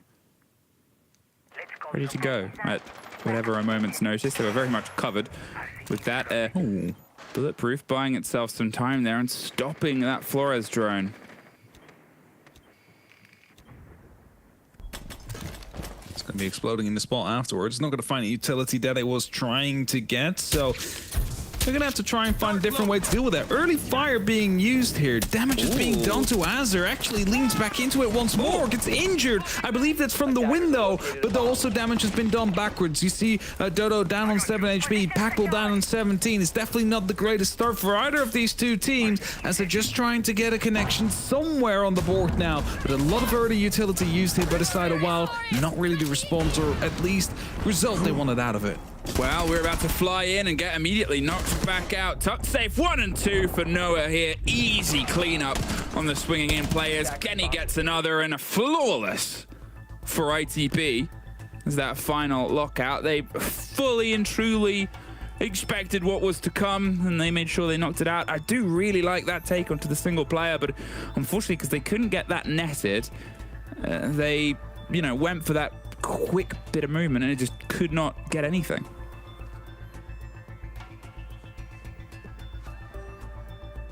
He obviously wanted to dislocate the players, see if they could find them. However, someone else leaning back in and returning the fight, it's not something they probably expected to happen at that time. And thus, another round gets cleaned up, another round gets closed down. And the double rappel in here was slightly unsynchronized, which just gave the opportunity to go for like the double kind of swing. What is this mirror setup? And they shoot it out instantly. Okay, yeah. Okay, yeah. I mean, obviously it wasn't going to be something they watched through, but the fact that it's open will mean that when they go for the breach onto it, it can be a little bit awkward if you're sort of getting the space put together, and it also gives an option to impact on towards the side of it if you're very good. They haven't got impact, obviously, so they're not going for that option, but that is often when you see a mirror window put onto sort of hard territory like that, that's the reasoning for it. And hey, you've got a spare mirror window sometimes, just throw it down. What's the worst that could happen? The amount of times I'm playing mirror, I'm like, I have one left. What am I going to do with this? And then you'll put it somewhere and someone will inevitably get mad at you. Yeah, and I'm just using it to troll to some extent. Sometimes I put 2 together, and then just open up one of them. It's very funny. You're one of those people. I'm always a big believer we should love all people. Apart from maybe people that put 2 mirror windows next to each other. Sometimes you just gotta improvise. It's very funny on Canal. I'll tell you that. Either way, 4-5. And ITB still holding onto that middle floor for now, but you see that Azur is like step away from dropping down the hatch. So it's just trying to hold on for as long as possible. Let them drone and then force them to re-drone. Takes about 10-20 seconds, but there's another 10-20 seconds off the board. However, instead he's dropped already, starting to do some extra reinforcement. So he's down. Oscar is still playing around on the blue stairs though, so he's going to find himself in a bit of a forward position where you can still challenge the middle floor as well as Croxon. Just waiting for someone to jump into his line of sight, and that's a DMR. You don't need to hit many bullets to get a kill with that one. Yeah, caught off there. We've seen a couple of attempted catches on players that are going for those little, you know, cheeky rotates without truly knowing just how many eyes are upon them or the site itself. Quick play on towards the hatches. You can see that, obviously, when I talked about it before, that while they, you know, they got a little bit lost in the source, didn't have enough options to go for the take itself. This time, ooh, apart from that being caught out, have been pretty precise in making sure that they have opportunity later on. If they need to maybe rotate round, put onto gold, put onto elevator, it's open, it's ripped and ready to go. The first kill puts them in a decent man advantage situation. They will still at least be causing some problems in the position of the Fenrir you assume is already activated and ready, but well, as more of the pressure comes in, the bulletproof, important removal there, so they don't have any of the eyes on towards it. They cannot guide and route their C4s and utility as easily as it, as well as the 3 smokes. Look at the time though now, Hap. Those 3 smoke canisters alone will be able to cover off the default plant spot and on the C4s, and they're in a bit of a tight problem here. Wild, 30 seconds, and there's that problematic breach. The mirror window will make things unfortunately shaped, but the upside down T, does it start the word of terror or terrible? 20 seconds. As I said, the rotate round on towards elevator, on towards gold, draw some attention, try and alleviate the stress and the pressure on towards the planter that just goes for it. Noah does find the first. There's Freck with the spray back on, 8 seconds, and he's caught in a Fenrir mine. They're gonna have to recollect the kit and go for the plant. They cannot get the player back up. It's a 2 versus 1 technically, but they're going for the planter. They pull off and cannot find it. And just again on this basement site, does it come down to the wire? This time not heading into the favor of Wild, as they unable to actually get that plant down. It took a little bit too long. They weren't able to play that baiting game with the utility quick enough, which of course meant that the smoke canister still out there had the opportunity to get the injure onto Pack Bull. And as they call a tactical timeout now, of course, as they're down to 5-5, the gap has been closed. And that means whoever gets this very next has that 1 map point available for free without any further risk attached to it. And while they're very close to getting these rounds, we have to say, they just need to have that little last bit of the connection.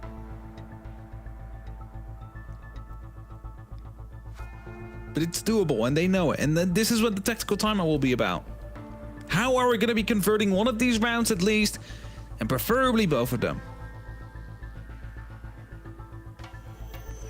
So the one attack that Wild were able to win did include a Dodo triple kill and a 1 versus 2.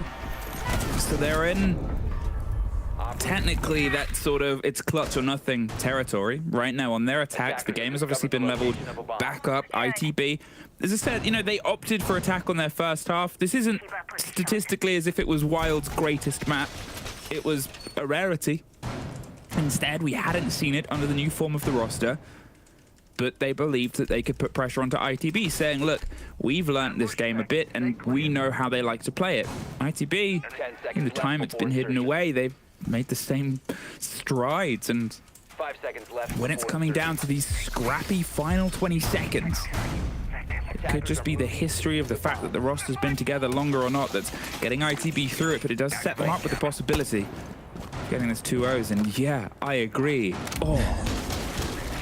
As a Capcan player inside of me that sees this and goes, yeah, I'm going to be using this next time I'm playing Bank. I love when on a major, and occasionally we'll get to watch the games with Ubisoft staff with us, and they'll see plays and we'll see them live react going, oh, we need to patch that out. Like the bin bags on the top floor of Cafe, they saw, we were sat with them, they saw someone put Capcans in them and went, yeah, we need to fix that. That one though, it's just well hidden, it just blends in with the environment. Yeah, it's just a nice little gap that, you know, you can still fully see them. It's just that there's a closet right behind it, so. Well, as the prep work needs to be done again, like a little bit stress for time in some of these last couple of rounds Wild was. So if they do manage to go a little bit quicker, Greeds misses the opportunity, instantly tries to back in. There's another player down on the actual long desk trying to go for a challenge, but there's also a player that's inside of the actual janitor. Are they aware? Rotates back in, gets found, but it's a 1-for-1 trade.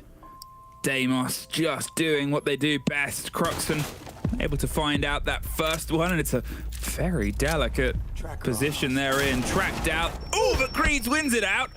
Tucks himself back in. He's still fighting for his life up here. He doesn't really have a direct escape. They've put themselves in towards Janitors. They're either side, and will a ponytail be the death of them once again? The pressure is going to come up on the window, and Leighton is there to shut it down. The Ossa was ready to sort of draw the focus. Packball finds Oscar, and that body balance has now flipped, turned on a dime. 3 versus 2. Azza and Kendrew. All now that it's left. Broy. I don't know what that is. It's supposed to be bro. Oh. But the H isn't even close to the I. It doesn't need an H. What? Oh, I thought it was like I know. Bro, yeah. B-R-O, and they accidentally It's just an pressed extra. Yeah, I. no. That's Attackers have recovered their diffuser. What keyboard setup do you have? I'm on QWERTY UEOP. 30 seconds. And they're on course. Now there is somebody just slipped on towards Mudroom. Do they know about the player on their left? Oh, they're about to get checked and wrecked. Potentially, they did know at the end, but oh, Kendrew, he's going to go for the big rotate out towards the window. There's nobody to pick up on it. He's able to get himself freely round. So they've got to try and charge in, and Azza has the watch. They played it, baited it, and gambled with the risk of that power position, and Kendrew's made it work. Wild. 1 versus 2 here for Leighton to try and find it. Cannot get either of the engagements. They are playing coy, and they are the first team to put themselves here, ITB, onto map point. That must be such a painful round to lose that way. You were in a 3v2 right after your tactical timeout. You think things are going well, and then from the actual janitor room or electrical room downstairs, someone pops up as you were putting down your Ossa shield, finds you, and then he doesn't rotate through the building. No, he goes all the way outside because they knew that the last couple of players, with the amount of time that was left, they just had to be out there. They had to be inside the building. They were unable to find a connect, unable to find a punish. Great take there from Croxon, but this should have been cleaner on the actual Azami. You had people down on the windows as well. You had to put the pressure from multiple different angles. They did it initially. You got keep it off. That's fine. Open up a new window. There's 4 of them you could choose from. But instead it was just a bunch of 1v1s over the top 4 rather than the entire team collapsing on a single player. Or at least assisting to. And, I mean, that brought you to the 3v3 you were in initially. Or the 2v3 you were in initially. And then the lack of information, because everybody basically died, resulted in the surprise from Kendrew running out all the way around. 6-5 here from where we were. It's been a journey here. ITB found such a strong bout of form. It looked so likely for a while to take that round after their timeout. Now they have to make it stick. A 5-1 lead, or a 5-2 lead even, is just dissipated to nothing. Still not done yet, though. Obviously, they knew it would be a risk coming onto this fight, and they've got a new map to follow through, as the shield will get rocked out and removed quite quickly. One of those sort of swing power positions is made slightly less swingy, but otherwise, last time we were here, it went with a quick play, and it just did not net any rewards for the side of Wild. They couldn't get the confirm on the kill in the admin office. So at this point, where do they think they can make their first route through? And that's going to be the big question. Mercenary Terrors are still being sent through. Again, they got close in that last round. All they need is just to find that one connection, the one time to work together with the team to find a single kill. And maybe a second one afterwards. They have some pings. That is the player out there, and that's the entry that they were looking for. Noah's gone. Packbull from the window repel. We'll find it, but a minute 20 left, Emmy. And there's still so much work to do if they want to be attacking right off. Fire again comes out. It's going to be forcing Azzer into a different position. Actually, my burnout. No, 12 HP. Packbull not ready, though, for the catch. No, he's able to escape this time. He tried to risk it and be like, I can find a pocket in between. No, I'm on fire now. And it puts them in a dangerous spot, but 3 players prepped up on the windows itself. The kit's being rotated in close. They've done a lot of damage. However, last time they just tried to make a break for it, it did not get them anywhere. So they have to be sure that if they hit the ground, they are going to land without being swung on from janitors from this position. And there's only one player on the back as Croxon does find Oscar, puts us into a 5 versus 3. Freck has this cross angle. The motion is being made of the kit, and the cover of the smoke will give them some route through. The 3 players, 2 of them are in, but at this point, so is Croxon. He's been able to get pretty much everybody. We are going to OT. Wild finally find that round that they've been wanting for a long time. Again, they've gotten close. They just weren't able to find that final minute kind of play, which gave them the opportunity to move through. This one was clean all the way from start to finish, though. Just with the drone where Pakbo was able to, from the window, get the kill freely on the Izami to the fire, forcing the player off back into the deep side. And the rest of the team afterwards collapsing, finding the kills on the various stronghold positions that are quite predictable on that top floor. And 6-6. I mentioned it. A round that they've been looking for a long time. It doesn't buy them a match point, but it buys them an overtime. An overtime will be starting off on defense, where they found 4 rounds. It is favored so far, so Wild have the better card for this. I think that's obviously what you've got to sort of take as the data here. That they have that to play with. I think they were also, out of all the teams, joint most for getting into OT Wild throughout the split, throughout the season. And they lost 2 and won 1. So, you know, it's not unknown territory. ITB, they had a lot of near-miss losses. I think it was about 4, 5, 7 losses. But getting to this point was always something that was a bit tricky for them. Now that they've made it, sure, they lost 1 during the season, but this is going to be a route that they can change around here. Again, we're following on towards their map next. This was sort of a middle ground territory. They Wild took a bit of a gamble, hoping that ITB just hated it more than they did. Turns out, kind of equally hated. I was going to say, it's like, there's one way to pick a map. It's just like, we don't like it, you don't like it. But you might like it less than we do. So usually trying to find a map that you're good at, you know that your opponent is not really finding themselves with any joy. Detected a bomb. And as ITB attacking, again, the punch hole from Azur all the way through is just holding tight, seeing if there's anybody stepping out of their lane. Croxon, though, he's playing near that hatch. He's looking to drop as soon as some of the pressure comes down. You don't see this often. The Canela going right through the floor, but it will be too late. Croxon already rotated out. He's going to be finding himself on the actual ground floor, basement. Wow, the sense. There's a chance here from Kendra, and obviously the decision here to start on their attack was made when they thought that, or start on their defense, anything, was made when they thought this game was going to be back and forth a bit more. That could be something that works into the favor of the attackers, and that Wild have been on the back foot for a period of time here. They've been able to reassert themselves in their pace on this part, but ITB have pretty much the run of the energy coming into this. Take away of all the Goyo canisters, everything that might slow them down when it comes down towards it. You've still got the Echo, always eternally have the smokes, and only a single C4. Not too many S's. It's just to catch the smokes if they try and roll them in here. But the sense will be the first run. Cutting its way down red. Here comes the attempted momentum. There's a bit of fire they have to clear, but Kenny just drops it in. He's going to hop up on the side and hope that the cover's clear, but I don't think there's a smoke or anything really stopping it outside of the sense wall, so they could get the catch onto the gadgetry. It doesn't quite make it land, and there it is, but it's a second too late. The plan is secured.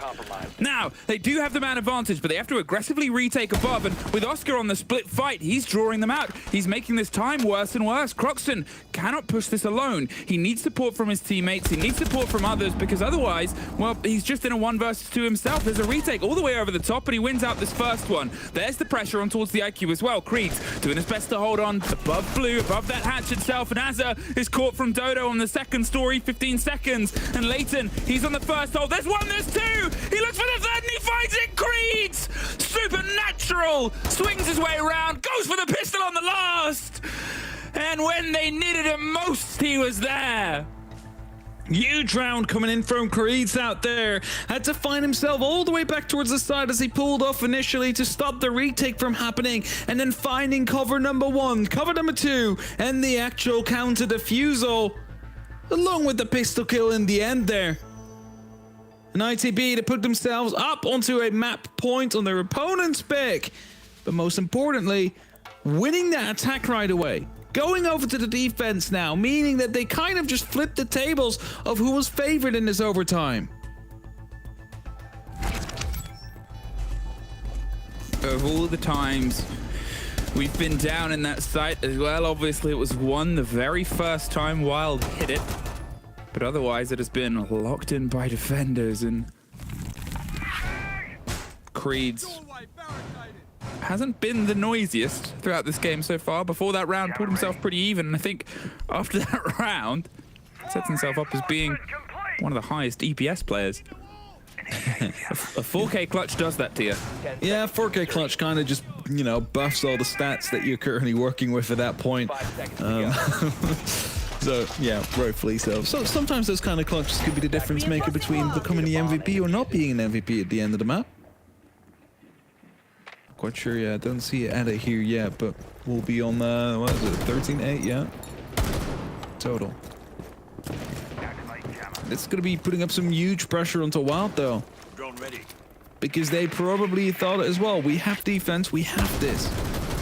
But now they need to find an attack themselves, and I believe that it's also going to be the basement, which means a lot of work needs to be done. And Noah playing around on the Scopos basically is also there, could just, you know, cause some havoc initially, and then swap the shells as soon as it's getting a little bit too hot. Of course, you lose it at that point, but it's a safe way to rotate back towards the actual site without having to pass any of the staircases, pass any of the long hallways. As Dodo right here walking up through garage, basically unseen, Noah will be the first to drop, and that's an initial opening kill. Dodo has the opportunity to do something real funny here and just sneak in and find more kills. Scopos gone. They're obviously trying to do the pull back to the other shell, but they didn't pull back to the other shell. And, well, I was about to highlight the fact that one of the other attack rounds that ITB won was because Noah got a 4K and got the kit down as well. So those hero rounds, those hero plays would have kept ITB in it. But at this point, with a man disadvantage, I mean, they've won it from this man disadvantage position before, an even worse one last time round. With some of these gambles, some of these big bits of hero play. Pressure on towards the hatches. Will they see if they can maybe hunt Azza, who's, oh no, able to pull a kill out. Dodo does get Oscar in the same second, and there's the death on towards Azza. And there's somebody down inside the site. They've just dropped, they've moved on the momentum itself, but they're not able to get it secured. And there is suddenly a Wild winning a round. Where were these attack rounds earlier on? I mean, this was still a very heavy roam there, Emmy. Dodo found himself in the middle of the side, found a kill, then at that point, 3 people started falling back towards the actual side, dropping the hatches. That's where he got caught off as soon as that was realized by the attack. But yeah, like, you know, if this would have happened in what was it, where they played it, round 10, I believe, the one they actually lost in Locker CC, it would have been over now. It would have been map 1 in their pockets, but instead, we will be headed out for yet another round. And Wild, again, an opportunity to close it out on your defense, which so far has been the favorite side, although over time it's starting to change that a little bit. I know, right? It's suddenly the teams have gone, oh yeah, this is how we pull it. And to be fair, ITB's was much closer, but that Wild round there, they just seemingly snapped into a different mode that they drifted away from in the middle when they were so far ahead of their opponents. All down to this, the single round that could be the dictator of the whole series if we find ourselves in ITB, going into ITB favored terrain here. They've put up a huge fight on towards bank itself. And again, you know, the way these bands have sort of played out, where we're going to be heading to after this, when you've got Labs and Lair. Labs itself, again, it's technically high preference because they like to let it through, but there's not really decent, you know, win records on the side of ITB in terms of recent history. In the meantime, you've got wild. 8 days ago, I think it was, versus G2. There's two different things, right? Like preference and the actual performance and form you have on the map. Like just look at BDS in Oregon for like how many times they won in a row? It felt like 20 almost at some point. Drone is ready. And as the first Switch drone falls. Oh, good grenade to come through, taking care of the bulletproof. Yeah, well played. You see the spacing or zoning as well happening because they're opening up vertically with the actual boogie drone. So as a result, can no longer play right underneath in Teller's archives. I mean, think how much sort of aggression and competition has been paid towards the archives location by both these teams throughout the clears itself. Croxon's caught off on the long corridor, just sprayed through, and as the flashes come out, not sure what that was allowing other than maybe the hope at moving upwards or just putting the pressure onto the players and making them scared enough to pull out. But the site is still occupied. And Creed's is occupied. Archive slowly, steadily, hoping to creep and clear his way close. There might be a player on his right-hand side, and there is. It's Freck, and the fight is about to pop off. You assume Freck's about to get surrounded as well. You can see it on the swing, but he wins the first and cannot win the second. Azza gets the trade, and you know, the trade out between the Deimos and the Legion, it's sort of those entry bodies. It's the people that you want to get stacked up into these fights first, but it gives the green light to the territory. It means they can move in and operate a little bit more free, get the drones round and eyes onto the site. Last time we were here, though, think about where the time was wasted and how ITB were able to win out this position. It was keeping the two players alive above. They have the flank cam on this. They should be aware that Croxon is coming up for the swing, and now he knows he's been seen as well as Azar down below finds the kill into Packball, but could be hunted down to by Croxon. He needs to try and get himself sharp and direct into that fight. Instead, they're going to see if they can try and slip their way in towards the site. The blinds are coming out, the pressure on towards Kitchen, but the Ying goes down. Leighton finds 1 and 2 before being stopped by Azza on a triple for the round. And there's Noah and Croxon, a 1 versus 1. Croxon versus Noah, two big players, big gunners and big clutches throughout this with 20 seconds to juggle. See if they can try and force the motion. The play of the Beepers isn't quick enough. Oh, head in hand, he knew how close it was, but Noah does that little bit more, that little bit extra, that little step of a kill with the big result of defining that map for themselves. Tried to bait it there. It will be very upset with how that one ended out because, like, he tried to quickly go for the bait, step in, step back out, force him to go off the actual defuse so they'd have the opportunity to get the final kill when the round timer hit 0. But instead, too quick on the trigger. Noah finding that kill, just threading the needle and finding their opponent's map pick, most importantly. That is definitely not how Wild would have expected Bang to go. It was a risk. We said it at the time, and, well, I think that's for our desk to try and break down the numbers as we throw it back to our studio team. Thank you so much. What an exciting, intense first map we get here in this best of 3 series. All 15 rounds were needed, and then it comes down to a super important 1v1 at the end of the game for Noah to win that. So I think it's basically giving us all that we wanted from the series, and it's only been the first map. But one thing we're noticing for sure is that it's really depending on who's got the better attacks here. Yeah, if you look about the attacks are crucial, aren't they? Go on, Leo. Yeah, you know, they've been. I think they've really been too crucial. If you look at the way this map has been played, usually I would say, I know you disagree with me, Oli, that Bank is attacker favorite. Well, I would say that at least it's 50-50, right? It is, but I think overall here, like, there was a huge problem in the way these teams were closing this attack. Look at this, for example. Look at the Sophia rappelling in. Like, and then the Capitao. Like, there were multiple examples in these rounds of miscoordination from time to time, and I think this was a big issue overall. And in a few occasions, when it came down to the very last moments, we saw just how tense this game could be. Even then, that was an almost clutch. Look at this 1v4. It came down to these huge moments of players just stepping up and grabbing a round they should never grab. And that, for me, is a testament of teams that are fighting at the same level right now. And that's something that I was not ready for, because on paper, I would have argued that Wild was the favorite here. I mean, that's exactly, it's a good example of why Siege isn't played out on paper, isn't it? Because you would maybe pit Wild as the favourites here. Into the Breach came out with the win in the end. We needed every round available, and it came down to a 1 versus 1. I think that just speaks volumes as to how close a series this really was. I would agree with you, Leo. I think there are a lot of opportunities for attackers. I think it's very difficult to say if a map is attacker or defender sided, because the bans obviously influence that quite heavily. Here we obviously had the Nook and the Monty ban, so there's question marks there as to, you know, there's still quite a lot of tools available for attackers, and those were tools that were brought. You know, we saw a bit of Blitz, we saw plenty of Bees, we saw Capital, you name it, and we saw it. I think something else that's definitely worth a highlight, big individual performances. We know it from both of these two teams that each one of them has players on it that can pop off. I highlighted Noah in the pre-show, said that he's had a fantastic stage and he's sort of flipped the script on his performance in stage 1. He had a 4K inside of round 5. You know, he was very, very there and present. There was plants going down from him as well. Other players, Creed, that huge 3K. Azza, I think we found him because he's gone missing for a lot of the stage. He was there in a couple of the opening engagements and he got that 3K at the end. Noah, obviously, with the 1 versus 1 to close it off. And, you know, those clutches on the side of Wild, well, they weren't meant to be. We only had 1 today. Maybe Wild didn't hit their quota of clutches. It was only Dodo that was able to get a clutch 3K and a 1 versus 2 to close out round number 7. So from that point of view, the individual performance today was certainly for ITB on Bank. Yeah, I was going to wonder if you were going to mention the Dodo clutch, given that this ties back to the pre-show about how clutch reliant Wild can be at times.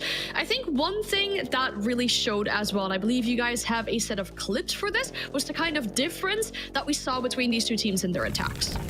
Yeah, or actually here it's their poor cohesion. Like, look at this Bluester setup, for example. So they send him the Blitz in a Goyo shield. He's not isolated completely. Look at the server hatch here. It's not opened. So no one can cut off Frek here when he rolls back. That means that he can isolate another gunfight on the third player, who's isolated again. And that's one example of ITB miscommunicating and not being together. And there are multiple examples of that happening from time to time. The issue that was consistent for me was they had huge troubles in taking control together and synchronizing even on microplays, whether it be ITB, whether it be Wild, 2 had the same issues. This inability to take zones together and commit to one game plan.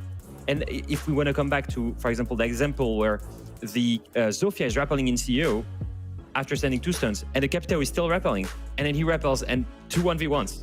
Like, that's just another example of the issues that these teams have. And I think it's a great show also of the nerves right now that is happening or hitting these two teams that are quite young. You've been hurt by that, haven't you, Leo?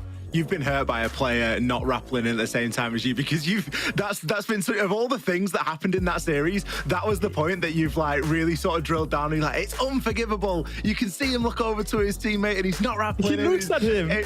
I know, it's brilliant. It's absolutely brilliant. You know, we picked that clip out because it kind of highlighted some of the do's and don'ts. And I think, you know, it's maybe a don't be pushing your Blitz down blue if you haven't got the hatch open and proper control. And I think for both teams, there were occasions where they were kind of trying to run before they could walk. We sort of expect that from Wild in a lot of ways because they are this aggressive team. But ITB, in my mind, are a bit more checklist. And I think that some of the ticks were maybe just getting skipped a little bit. Have we also mentioned that this was Wild's map pick yet, and that the way that they lost it must be leaving such a sour taste, given that they lost that situation in round 13 where they clearly had the advantage in the post plan, and then they lost it, and then they lost the final round with a 1v1. So very little time for them to recover. They have to go on their opponent's map pick of Nighthaven Labs as well, but they'll give them some time to recover from that, and then after the break, we'll be back with map 2.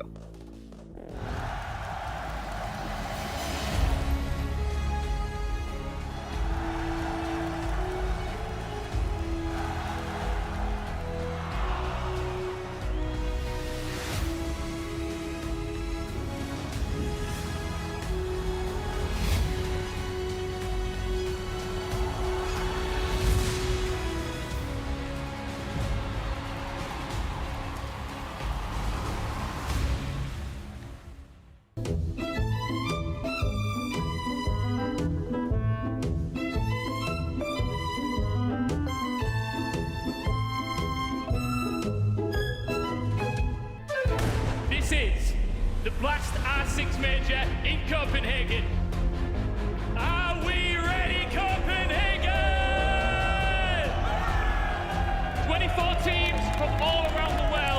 the trip here to Denmark. Okamesh is straight on inside. He finds one, looking for a second. Okamesh is just eating him up for lunch.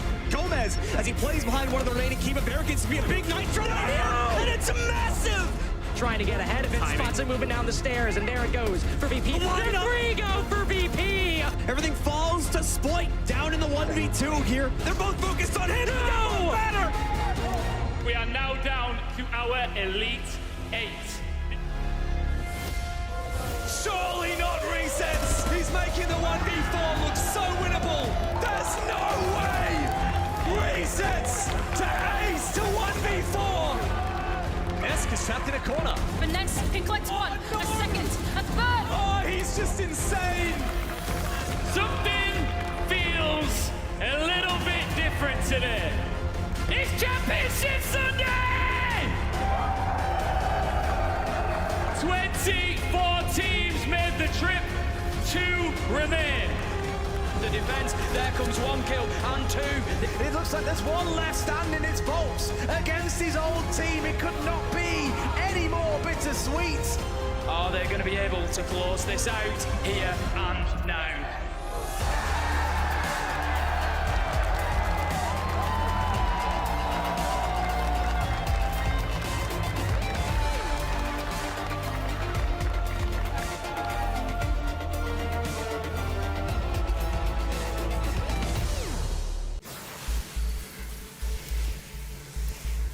In combat, every second counts. And time waits for no one.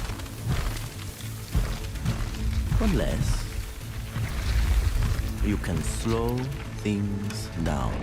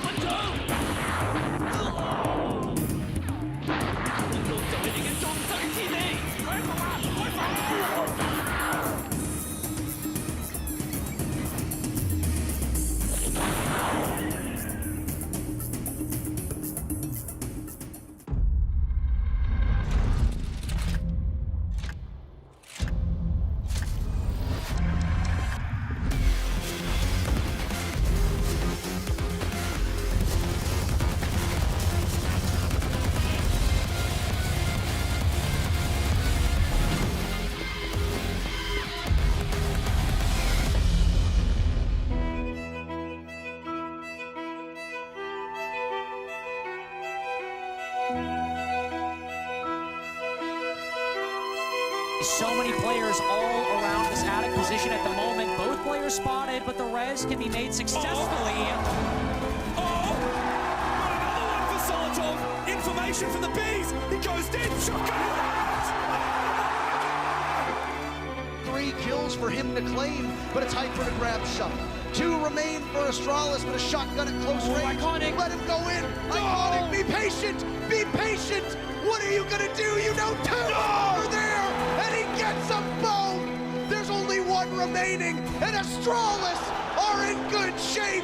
And JR and 4K from Iconic. Batman shown up. Save the day, save the round.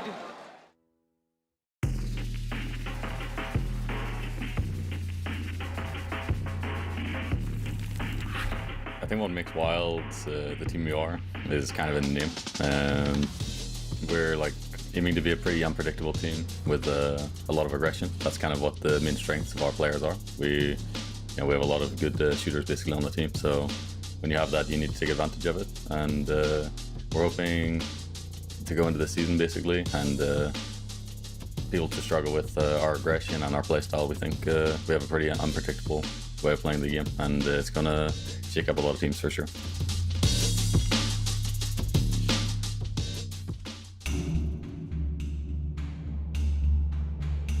If we're coming for you, run.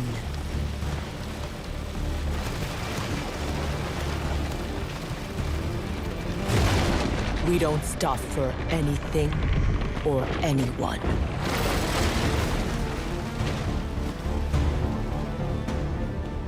We are the danger from above.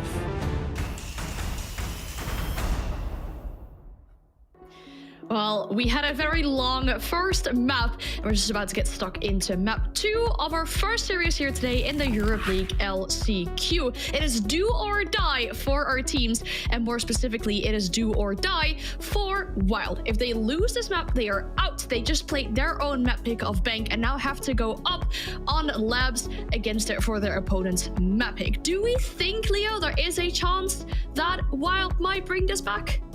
I think there is a chance. I want to say that it's going to be tough, right? Because they're young. They've lost their map pick, like you said, but the way they lost it, right? They lost it to 2 clutches. They lost it to a 1v1 on the very last round with the best performing player losing it on a fake bait kind of around the doorway.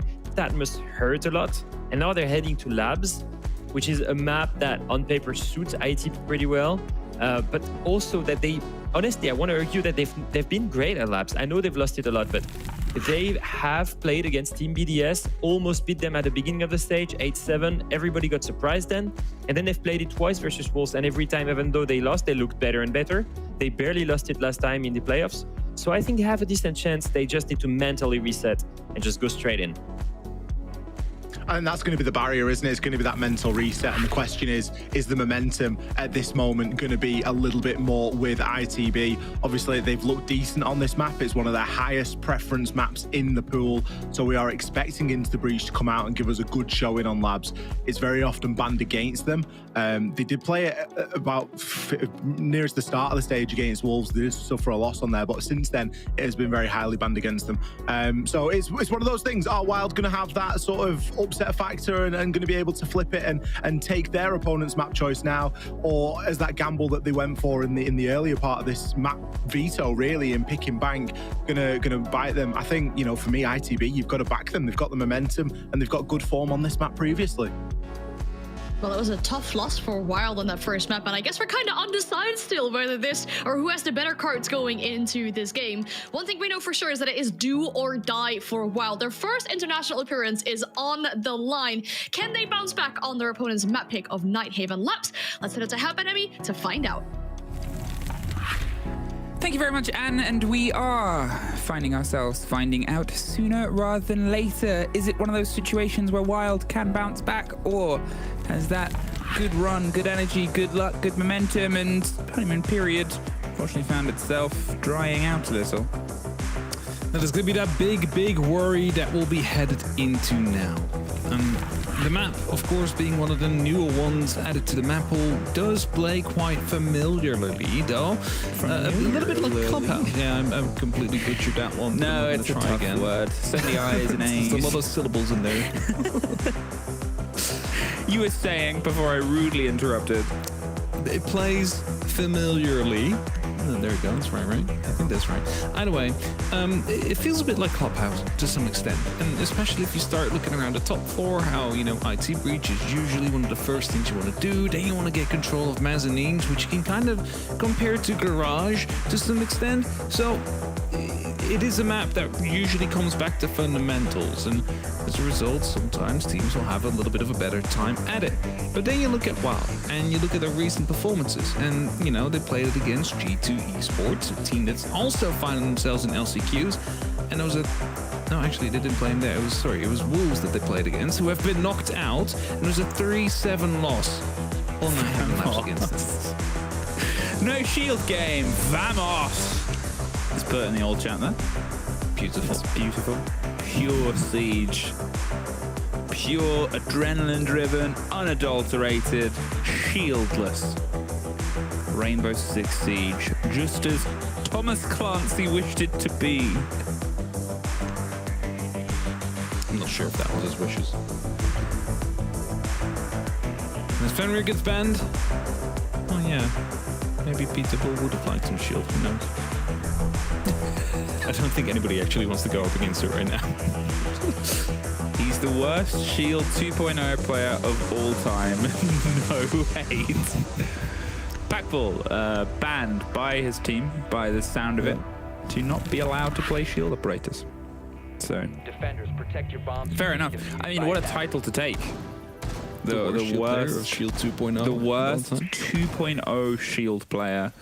He's probably still better than the average Shield player from, you know, a year and a half, 2 years ago, before the changes came through. All right, we change our mentality. We find ourselves here on towards Labs. Now, as you were saying, it does have some familiarities in comparison to other maps. It's not entirely on an island. It isn't entirely surprising. You know, it sort of landed in a period of map design in Rainbow Six where they'd learned a lot of lessons, and they'd sort of decreed a lot of ideas of no real immediate hop-ins towards sites anymore. We'll have these little pockets. We'll try and clear up some clutter, make things more visually distinct for calls. We had a great boon in terms of maps, and as you can see, obviously, the new maps being added into towards the pool, the players are the ones that make that call. So it shows that they see some joy in it, and it allows us to shake things up a bit. But because of that, it's going to be something where, as we sort of commented on, these two teams, where you've got ITB that has a more narrow map pool at points, and especially recently, and Wild that is pretty much a fresh roster, we're going to have to try and piece things together. Starting on their defense here, how much ground can they get control of? As they're waiting for the opening first, probably knows someone's out there. Just aim in already. You can get a free kill. There you go. There it is. The opening. Was ready for it. And the opening found, and the Buck now falling back slightly before he will come back to open that one up with the skeleton key. But this is like your step one on this top floor on Nighthaven Labs. You want to open the IT breach. They've successfully done so now. Yeah, very clean. They were patient about that take. They trusted that they could lean into it, and they wanted the surprise strike of the Buck being in that position. And now, with IT open, they can either try and full send the focus onto it or get the wiggle room with Creeds, who has otherwise gone towards the jungle side. And as the approach comes in, crashes its way across the top of the garage and the rafters with a body inside IT as well. You're sort of wondering, okay, well, how are they going to try and push this round? There is a pulse. Leighton underneath, and with one well-placed C4 could dictate some of the action, but no, the Buck took a couple of steps, saved his life, took a couple more, and almost lost it. Dangerously swinging back in. Leighton does make some ground. Very important take here. He's been able to draw some focus back in, and if they were setting up for their smash and grab through the site itself, Leighton's been able to shake that away and also slip away. Down towards Cargo. Will he opt for the stairs? No, he can try and rotate his way back up. He's about to find a fight on Games, and that one he does not escape from. Oscar gets one. It's death all over the site here for Wild, leaving just Freck alone. Can't win out in IT, and ITB starts strong. And I mean, this is kind of showing that they know the map, right? They realize that the player is rotating all the way back, and considering he's already used the C4, he has to go back up the staircase to have an impact. And you instantly see them chasing with 3 people downstairs. One that is pushing them out, and the other that's trying to catch him as soon as they go back up fish stairs. The shutdown comes through, and instantly afterwards, a couple of other kills as well happening on the sides simultaneously, and securing themselves with the first round. A very clean first take, you'd have to say. Of course, a kill came back, but after that, it was just complete shutdown. We didn't see like the awkward fight that we usually see on this site where, you know, like there's a lot of players on the mezzanines just trying to edge themselves and angle in, and then rotations start happening towards CC and you know, they're trying to come in from the command center that way. No, it was just quite clean. No real resistance coming against them.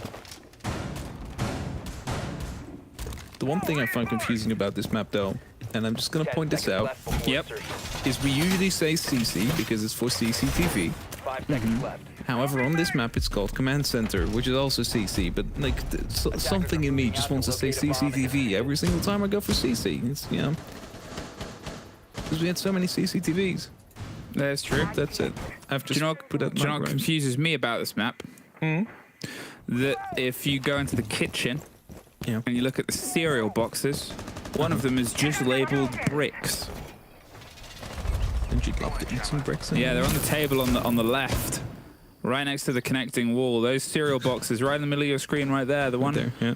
It just says bricks. Who eats those? What do they eat in Montreal? What do they have for breakfast? This doesn't look like Montreal if you look at the beach on the. No, but obviously that's where the game is made. Kenny makes Croxon's day worse by getting him as the opening death. That is, again, very clean take. Azza finds Freck as well, and Creeds is about to scream his way up. Round onto the back, focusing onto Cargo. Oscar's going to do the pinch on the opposite side, break open that castle barricade, but as the Nook makes that presence known a bit, well, they're going to try and force their way out, get the fight here, and the Nook isn't going to stick around and see what's going to happen next. Instead, well, they turn around and get shot in the face. Dodo, important move, reclaims a bit of land, reclaims a little bit of the space here into their favor, but doesn't want to overextend. If he goes into what's kitchen and gets caught out, it'll be terrible. Same as up with Lobby. He has to try and make sure that he's within arm's reach of a teammate to ensure that they can try and get another trade game going.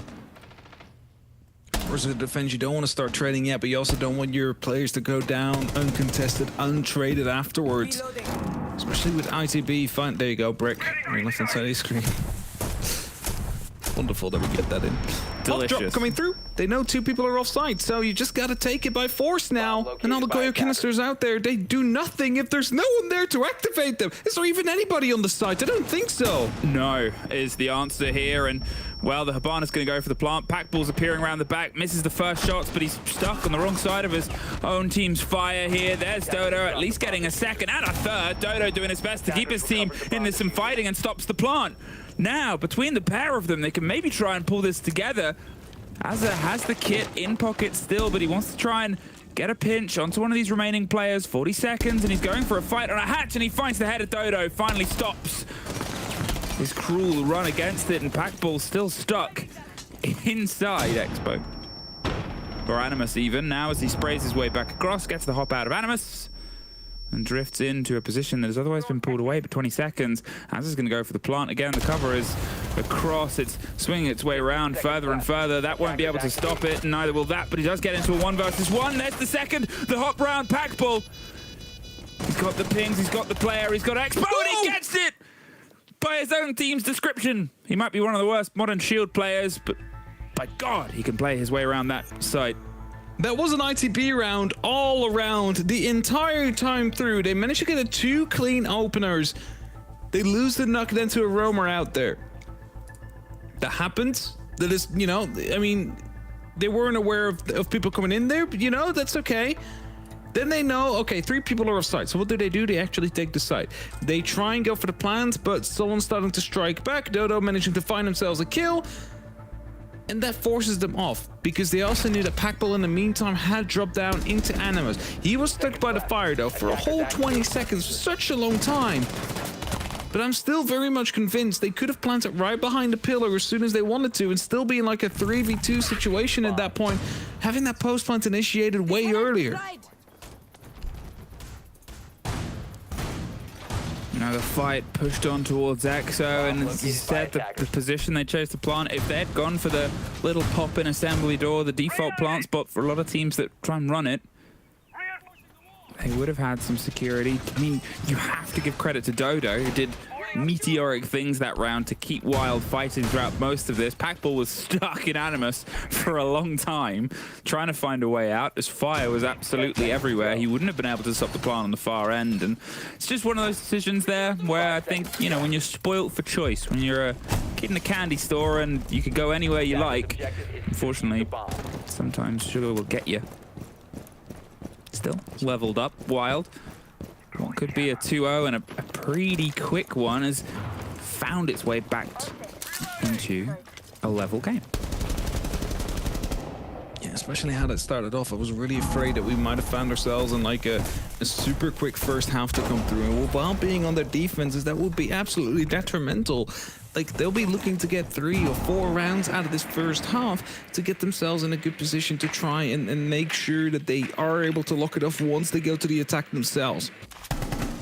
So, winning that round, absolutely crucial, as it keeps them within that range of still being able to achieve that. Quick openings will be made here and there, just some small, some of the walls that are being removed. It's just going to be phantom pressure. Some cases, it's going to be real pressure. And as the claimers are prepared, they are very much aware that Wild might attempt to jump out or two.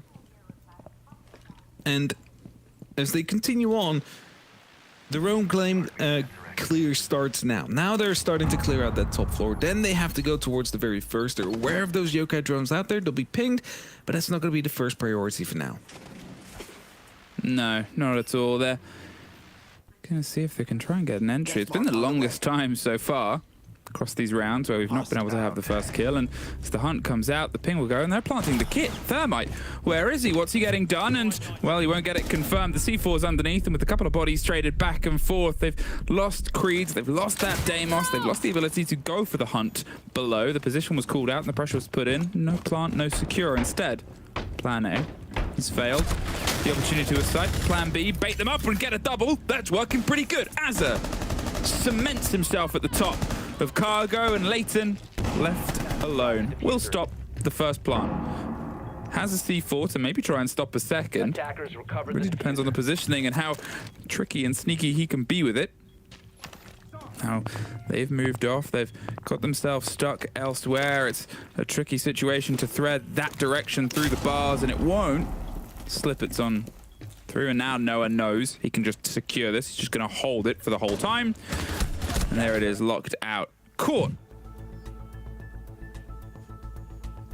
I gotta put it in the chat as well as like baiting. Well, the fact that it instantly cut to his camera there, I thought he was the one that got the kill as well. And that's, I don't think it was. I'm assuming it was Azza that was still watching stairs.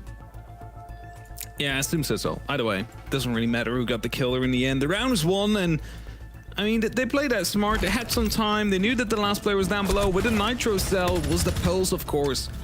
Azza, great play, holding down that staircase, finding 2 as they rotate back in. And well, Leighton did everything he could from down there. I mean, he could have maybe waited a little bit longer with the Nitro cell, but he also knows that they could rotate around and find another way to actually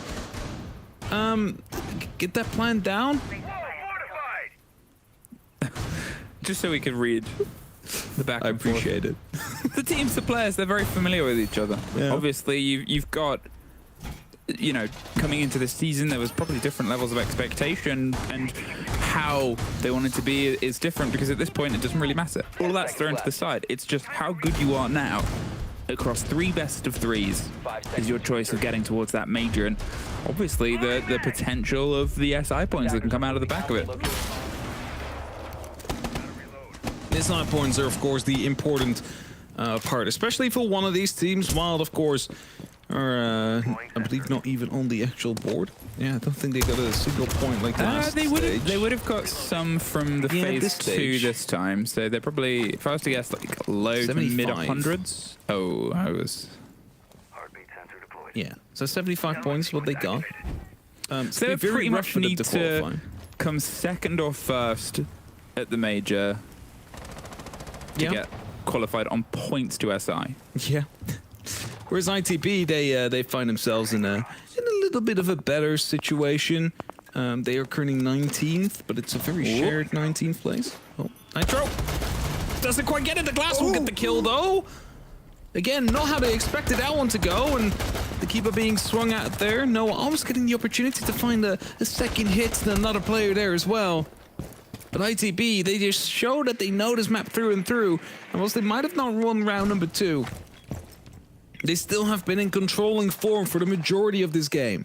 It's almost a shame there, Leighton. Obviously, they sort of played the idea right. A Glass just firing aggressively and being caught and clipped by it is a shame that the Pulse has got himself to that situation. But the C4 was a decent idea, and now we've got to try and hold off on this top floor in a 5 versus 4. Last time it was a very heavy Rafters take. They're able to get themselves all in, secure some control. They did initially start with somebody over here on the jungle side and not really going any further. Instead, the Ace rotated round. They also had a player at the top of blue and Aqua as well. But now instead, it's let's try and fish. We have a minute 10. We have a chance at getting ourselves slowly and steadily across towards the pillar, towards the chance at a plant here. Az is underneath, causing some problems. It was a rotate that got a couple of kills and did a couple of bits of damage before. Noah finds Packball, 5 versus 3. The Glaz operating as that entry as the blinds go out, forces all the players on towards the backside. Dodo goes down amongst the chaos, and Creed's going to see if he can try and stick the kit, but in a 5 versus 1, it's a race between him and who can kill Croxon fastest. The blinds are out. And as they drop below, they have the vertical cover, they have the surrounded, come out with your hands up. Oh, they shot him. Do you remember this Japan round that we've had where there was 12 flashbangs and we're just not seeing any of the use out of it? Yeah. Yeah, so I think they should watch this round. Not that they had 12 flashbangs, but as soon as they got a little bit of pressure on the side, they started surrounding them, and what happened? 4 Candelas went in, 6 flashbangs went in, everybody was just blind basically permanently there, and they all just got shut down as a result because the angles were being closed. It's a beautiful way to execute it. There was no one there on the side of Wild that was able to actually stand back in and loop back into that fight because they were just blinded the entire time, crawling for safety whilst being shut down. And a tactical timeout will be called. Because again, they have 1 round, but they're on the fence. And it's round 5 now, that will be starting soon. And the 1 round they had should have also been, arguably, an ICB round, because they had the side under control for such a long time. In what was like, was it a 4v2 situation at that point? I think it was. Technically, I think at that point, but between the 2 players, Dodo got a triple kill and Packball got a 1 versus 2. So it's, you know, as close as it could be. I think the defuse was ticked off. There was about 10 extra spare seconds by the end of it, roughly. So it was good pressure from Packball. He made sure that he was close enough to the punch to have that response. However, yes, it was a round that ITB could have and should have won. They didn't. It doesn't matter at the end of the day that one scratched up, but Wild are well aware that that was on the back foot. Here, ITB on the half that they weren't forced to do, 3 rounds up on their attack, and they have looked really sharp as well. It's not that it's been the same back and forth we had on Bank. If we throw our minds back to the previous map, it was so traded. It was so quick. It was responses. There was kind of ideas about each other, and here, ITB, they just seem a step above. They're encircling, their confidence to move. They seem to be predicting all of Wild's motions as well. They're sort of saying, look, I'll sit here at the top of cargo stairs, for example. I know they're going to come up here when we put pressure here and here and here. They're playing this. And it's just great prep, great research done by ITB here and towards Wild. Love that little check Oscar did there, just running up to the wall to see if there was any starting of the bandit battery placement, if there was any shuffling whatsoever. Probably will be aware now that there's nobody actually out there. At least that's what I think it was for. So barricade happens near Creeds. He's just gonna send some bullets back through it. It's Leighton playing closely around it. Not with the Boss G, actually with the K1A. Rotating all the way back up.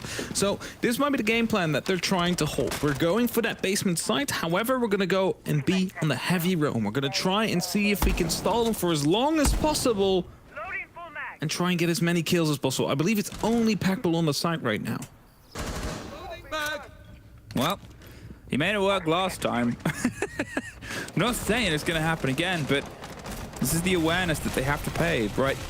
Obviously, Freck and Crocs are not being able to get themselves in towards the killing game yet. They're playing this deep roam game that shows how good the close down has been with the Deimos, the Dockerby. What feels like it's about to be some blinds. They're ready to go for the drop onto this position. They have their rotate down towards cargo. As I said, there's great prediction knowledge on how Wild like to move and manipulate themselves around this map. Just watched from every angle. It seems like they have a full read. 2 players stuck in lobby. They have to try and fight their way out, and that's a great way. Fished onto Creed's, blowing him out. Now the pair of them can turn around, but Azza is there. There isn't many escape routes from this situation. Dodo does find Azza though, so the support structure has come in, and Kenny gets Croxton. It's traded back and forth. They get the 2 kills. Importantly, Dodo's able to bite back 1 and puts it into the 3 versus 3. Now on the back of the C4, the Candelas are gone. They have still some decent utility, but you look towards the chance at the plant now. It's flashes and sending yourself in, really. Still Leighton, very much off the side, playing all the way up on the top floor. Now already finding himself on the side itself. Oscar will go down, however. It's a traded kill to come through as Leighton now sending himself back in, but also realizes, hey, he still has the opportunity to freely move around the top floors. He's going for another flank. Packball, in the meantime, is getting himself rotated but revealed by his own mirror, hoisted by his own petard. 10 seconds, there's Kendra getting the last one. ITB, it was closer. It was the round after a wild timeout. They had the conversation. But, you know, apart from getting it closer, it was still well read, well formulated, well put and played into sort of practice by ITB. As we saw, they know where the wild players like to go, where they want to try and make their getaways, and they're just cutting them off. They're sitting patiently saying, look, if you do this here, they will go here, and we will kill them. And whether Wild are fully aware of it or not, it's playing well. They had good responses that time round. Unfortunately, just not good enough. 9C4, by the way, from Croxton. Saw the person run by, knew that was probably where he was going to be ending up, but just finding that kill beautifully. Leighton not really able to get the impact he wanted to have on that roam, forced to go back towards the side. And by the time he got there, it was a 1v2. And ITB 1-4 up. Great start on their attack, and Wild, of course, they will be thinking back of that 3-7 loss they had against Wolves just so recently. 5 seconds to insertion. And now, you know, it's like, okay, well, we're not really en route for improving so far. Let's make sure that we get an extra round in. Instead of shieldless game, pure siege. This is exactly the quote that Kendrew gave. He's about to break the heart. He's breaking the code. Breaking the code. This isn't pure siege anymore. There is a shield. Well, 4-1. And at this point, I guess bring it out. We know that he's a player that loves to utilize the shield anyway. And I guess now's the opportunity to see if they can try and level down some maximum confidence. If they get this to 5-1 and then they get to go onto their defense, there is so much pressure onto Wild to pull this back together.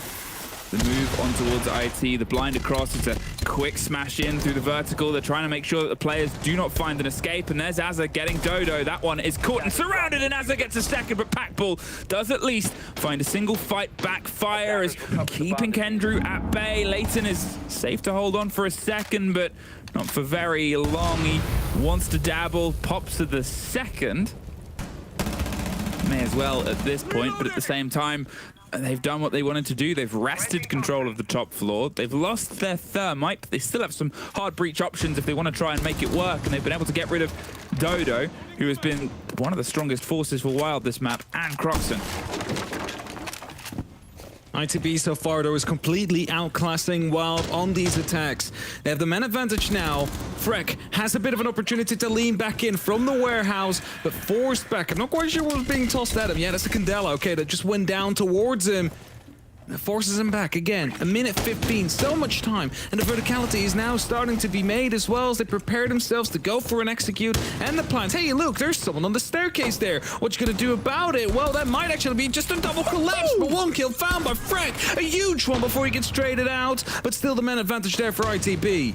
Great take on towards the shield, but unfortunately with the wall blown open, the warehouse becomes very thin, very tricky to keep yourself alive in. 40 seconds or so left, and they have their eyes towards the site itself, but there's still a player on towards cargo, and that's the problem for them right now. Leighton, don't know if he got caught out, don't know if he's been droned out. The pings are coming through. If he can get a snappy rotate here, he might be able to make something happen. The impact will go up one side as his teammate goes up round onto the other, smoked and covered all the way around a post plant, but he gets one of the cover players. A 2 versus 2. Packball might be able to operate, but he's a second too late here. A 1 versus 1 with the vertical being the decider. Azza, he plays it, he baits it, he knows it, and he rolls a flashbang to slow and irritate Packball at this point, who's going to have to go and try and take the fight above. Does Azza know? And is there a support system? Yes.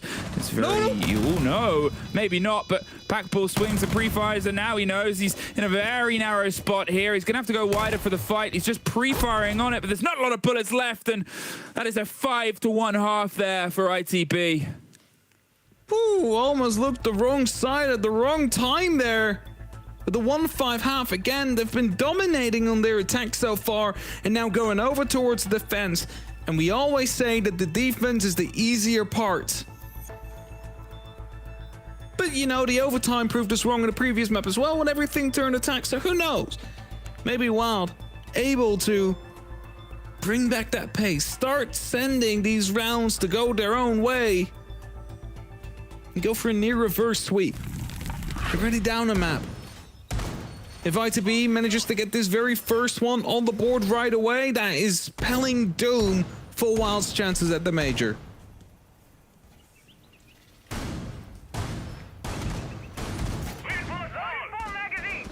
Five to 1. ITB, they just have to get one of these sites cooking for them. They have a lot of options, they have a lot of possibilities, and they also have a lot of confidence also. Fair enough, Azza. 11-2. The fact that Kendra is there on 7-2 and it's like, damn, I've not got the attention on me. It's just a massive showing on this map, a sort of return to form. Azza was, what, 15-10 on the last map. Kendra, a little bit worse for wear on -6 overall and 0-3 on the entry. So coming into this, their sort of play space, their map with all this confidence, just been a great game here from ITB. It's obviously not over yet. A game of 2 halves, you never know. We might just have ourselves threaded on towards Wild, screaming their way through the attack. As I said before, it was across their season, across all their maps, 50-50. Dead on of preference towards attack and defense, so there's always a chance that things piecing together. This opening is going to make things a lot more difficult for Packball. You can no longer go for like the prone mavericking and making it soft. You could of course still get the top, but it doesn't really buy you the entry that you would like to have from that. So you'll basically be forced to, well, abandon that. There's also no like range, the breach that they could use to potentially deal with that. So that just locked off IT wall completely from the get-go. Oh, actually, no, he's going around it. There you go. I don't know if that works though. Can you get the mirror like that?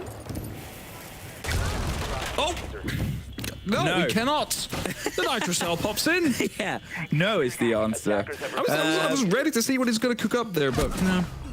Well, Noah gets rid of Croxton, who was trying to slip their way in towards the site and be a bit direct, and here it's all starting to fall a little bit apart for Wild. They obviously used their timeout. They're staring down the barrel of a 6-1, having to make a meteoric comeback to keep the dream alive. Creeds removes Freck from the equation, leaving Leighton and Dodo now. They're able to clutch out a 2vx. Dodo was earlier. Now it's time to see if Leighton can step up to the boards and make something happen on their attack. That is not a passable route.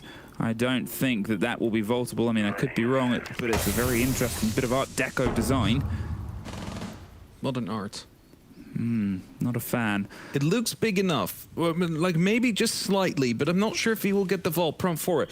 To some extent, I'm thinking he gets it because there is, of course, there with the diffuser, so he's forced to go through at some point because he's still holding off for it for now.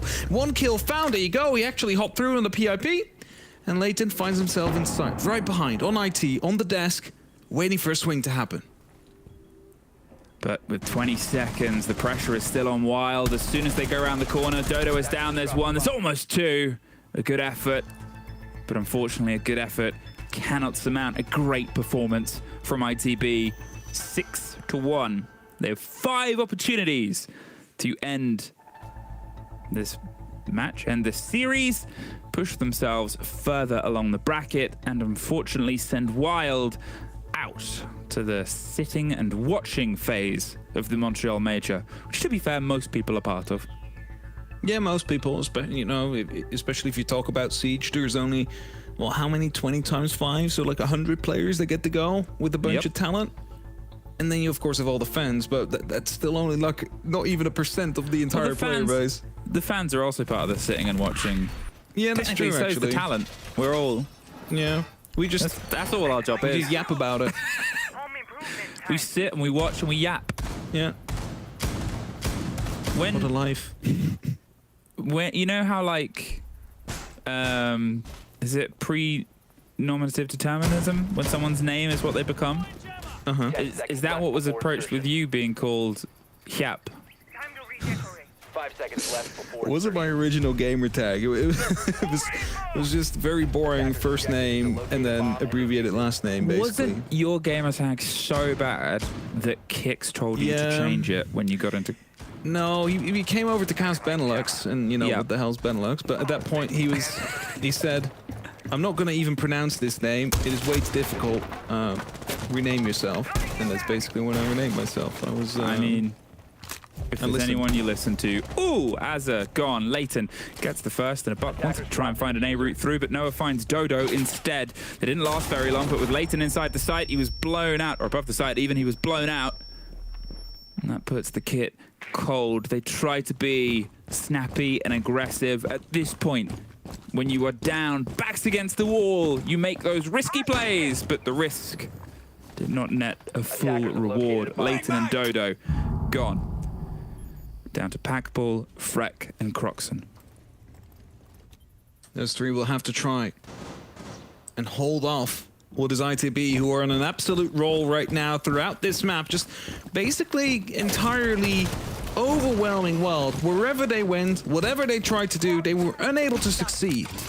And as the opening comes through, the Castleberry Kid someone waits on the other side. Oscar unable to get the kill onto Freck, and suddenly it's a 2-on-3. So Wild, they have some life. They start breathing it back into it, and the round is suddenly up and open again, and you know, able to be won by Wild here to push themselves at least one more round into the series. Now there's that option to try and continue the role that they've been able to make happen on this site before. There was a huge clutch when they were on their defense, and I made comment about it before, but this time they have that advantage, they have that momentum. They were on the back foot at the start of this round, but with a minute, loads of time to formulate their take, try and sniff out those remaining defenders. There's only a couple of them left. They have so many drones to pick from and play with as well. As well as the flashes to get the breach and some hard destruction. They can really take this traditionally, take it slow and steady. The pressure will be on, obviously, Creeds and Kenny to actually step into the fight. They don't have a C4, they only have their guns, they have position, and they have hope. And if the first drone rolls out, it will force Kendrew further back. Now, the vertical is something he has to pay a lot of respect to and caution of, but as he slips past, they're going to aggressively move in and get executed for it. Wild! They find their first round in a while to get themselves their second. I was waiting for the D to come in there for to end that sentence. Oh, a great round as well. I mean, they got the initial opening. The fight back was there eventually, though, and they found themselves a man disadvantage again, but they managed to at least turn it around and start working well. Great call as well, sending one of the people down actually towards that basement to try and actually take it from the walls on the outside, lock him off that way, force him either to play the vertical or to play the horizontal game and to catch them off no matter what they tried. And so, a round 1. However, 4 more to be taken to get themselves to overtime. It could be a huge reverse sweep though. Being 1 map down and 6-1 in the second, if they manage to turn this around, push this to overtime and take it there, that would be an incredible story. For what is for a lot of these guys, just their first LCQs that they're playing in. Their first ever stage as a professional as well. 10 seconds to insertion. Activating jammer. It's a start. Every run starts somewhere, and it's a start. Now, 6-2. Where will it finish? They have themselves the Ying. They have a chance to probably not going fast here with this lineup, to be fair. They tucked themselves in before. They're not going to risk everything on a roll of the dice just yet. Instead, let's keep our plan going. Let's keep ourselves moving. Let's put the pressure on. ITB, obviously, it's way too early with how in control of this game to even think about a timeout. But Wild, they can take it one round at a time, and then that becomes a question. Maybe after this one, if Wild can cement it. Good use of the RCE start to systematically clear out the utility that ITB has available to them. Minus 15, Keeper Bear is being set up. You see Noah instantly wanting to lean into the fight, and as it's being shot out, he's trying to find at least a kill for the back of it, but not enough is being shown. And with 2 minutes, still plenty of time for Wild to formulate their attack. Plenty of utility still left as well. And it seems to be mostly just horizontal, as they now, I believe, are opening up into jungle as well.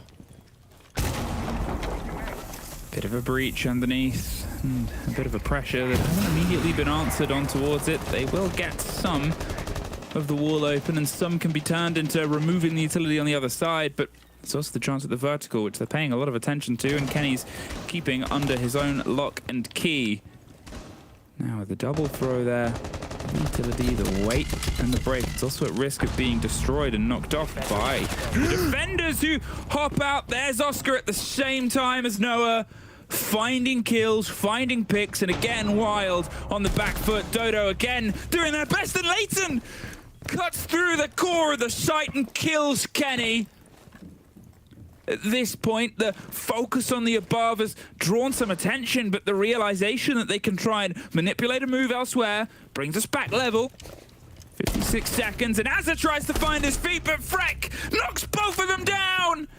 3 versus 1, Noah is all that's left. 45 seconds in a 1 versus 2. Finds the first kill, trying to isolate the second. Now, if their knowledge of where he is going to be something that plays into this or not, are they going to try and rotate up? Or do they think they can try and find a pocket that isn't covered? Whatever they do, Dodo and Leighton have to do it together, and with 30 seconds, they have to make sure they do it right. Noah, he has had a huge game. He's had some huge defining rounds for ITB, clutched them out to keep them fighting in bank, and here the clutch could be the one that dictates and defines it all. Just misses. A sliver of a body through the floor, trying to find the plant. There's Noah, gets Dodo for a triple, leaving Leighton alone. He's found a corner to plant in. They can't quite get the angle. Oh, he finds it. Noah, no way. He's able to get the 4K. ITB are able to get the 2 maps, and Wild, unfortunately, their run, their chance at the Montreal Major ends here. Noah won them the previous map. They won them the current map with that 4K in the end. The 1v3 clutch from the vertical, sticking it as well. As you mentioned, they continue their run, unlike the Academy team, which was knocked out earlier, just like Wild has been now. But they can still be proud. It's a new roster for the majority of it, with a bunch of rookies. They still managed to, well, have a couple of opportunities to qualify for the major. Who knows what next year holds for them? Well, who knows what we hold next? Oh, I'm getting word it's our desk. Let's go over to them and see what they've got to say about it. ITV prevail with a 2-0 victory here, shattering the hopes and dreams of Wild of making it to their first international event. And it was Noah at the end of map 1, it was Noah again at the end of map 2. But the big difference lies within that map 1 was super close, and this one was way more dominant. All of a sudden, Ollie, ITV found out how to attack. 15 seconds left. Attackers activating. Well, yes, I guess he did. I guess I'll pick up. I think maybe Ollie's still muted. I will just maybe just mention on that one that it's the main key difference here. Winning 5 attacks straight on. That was actually one of my fears when they went into this. Is I was like, they struggled hard to attack on bank, and they will start an attack on last, and not necessarily a map that's attacker side either.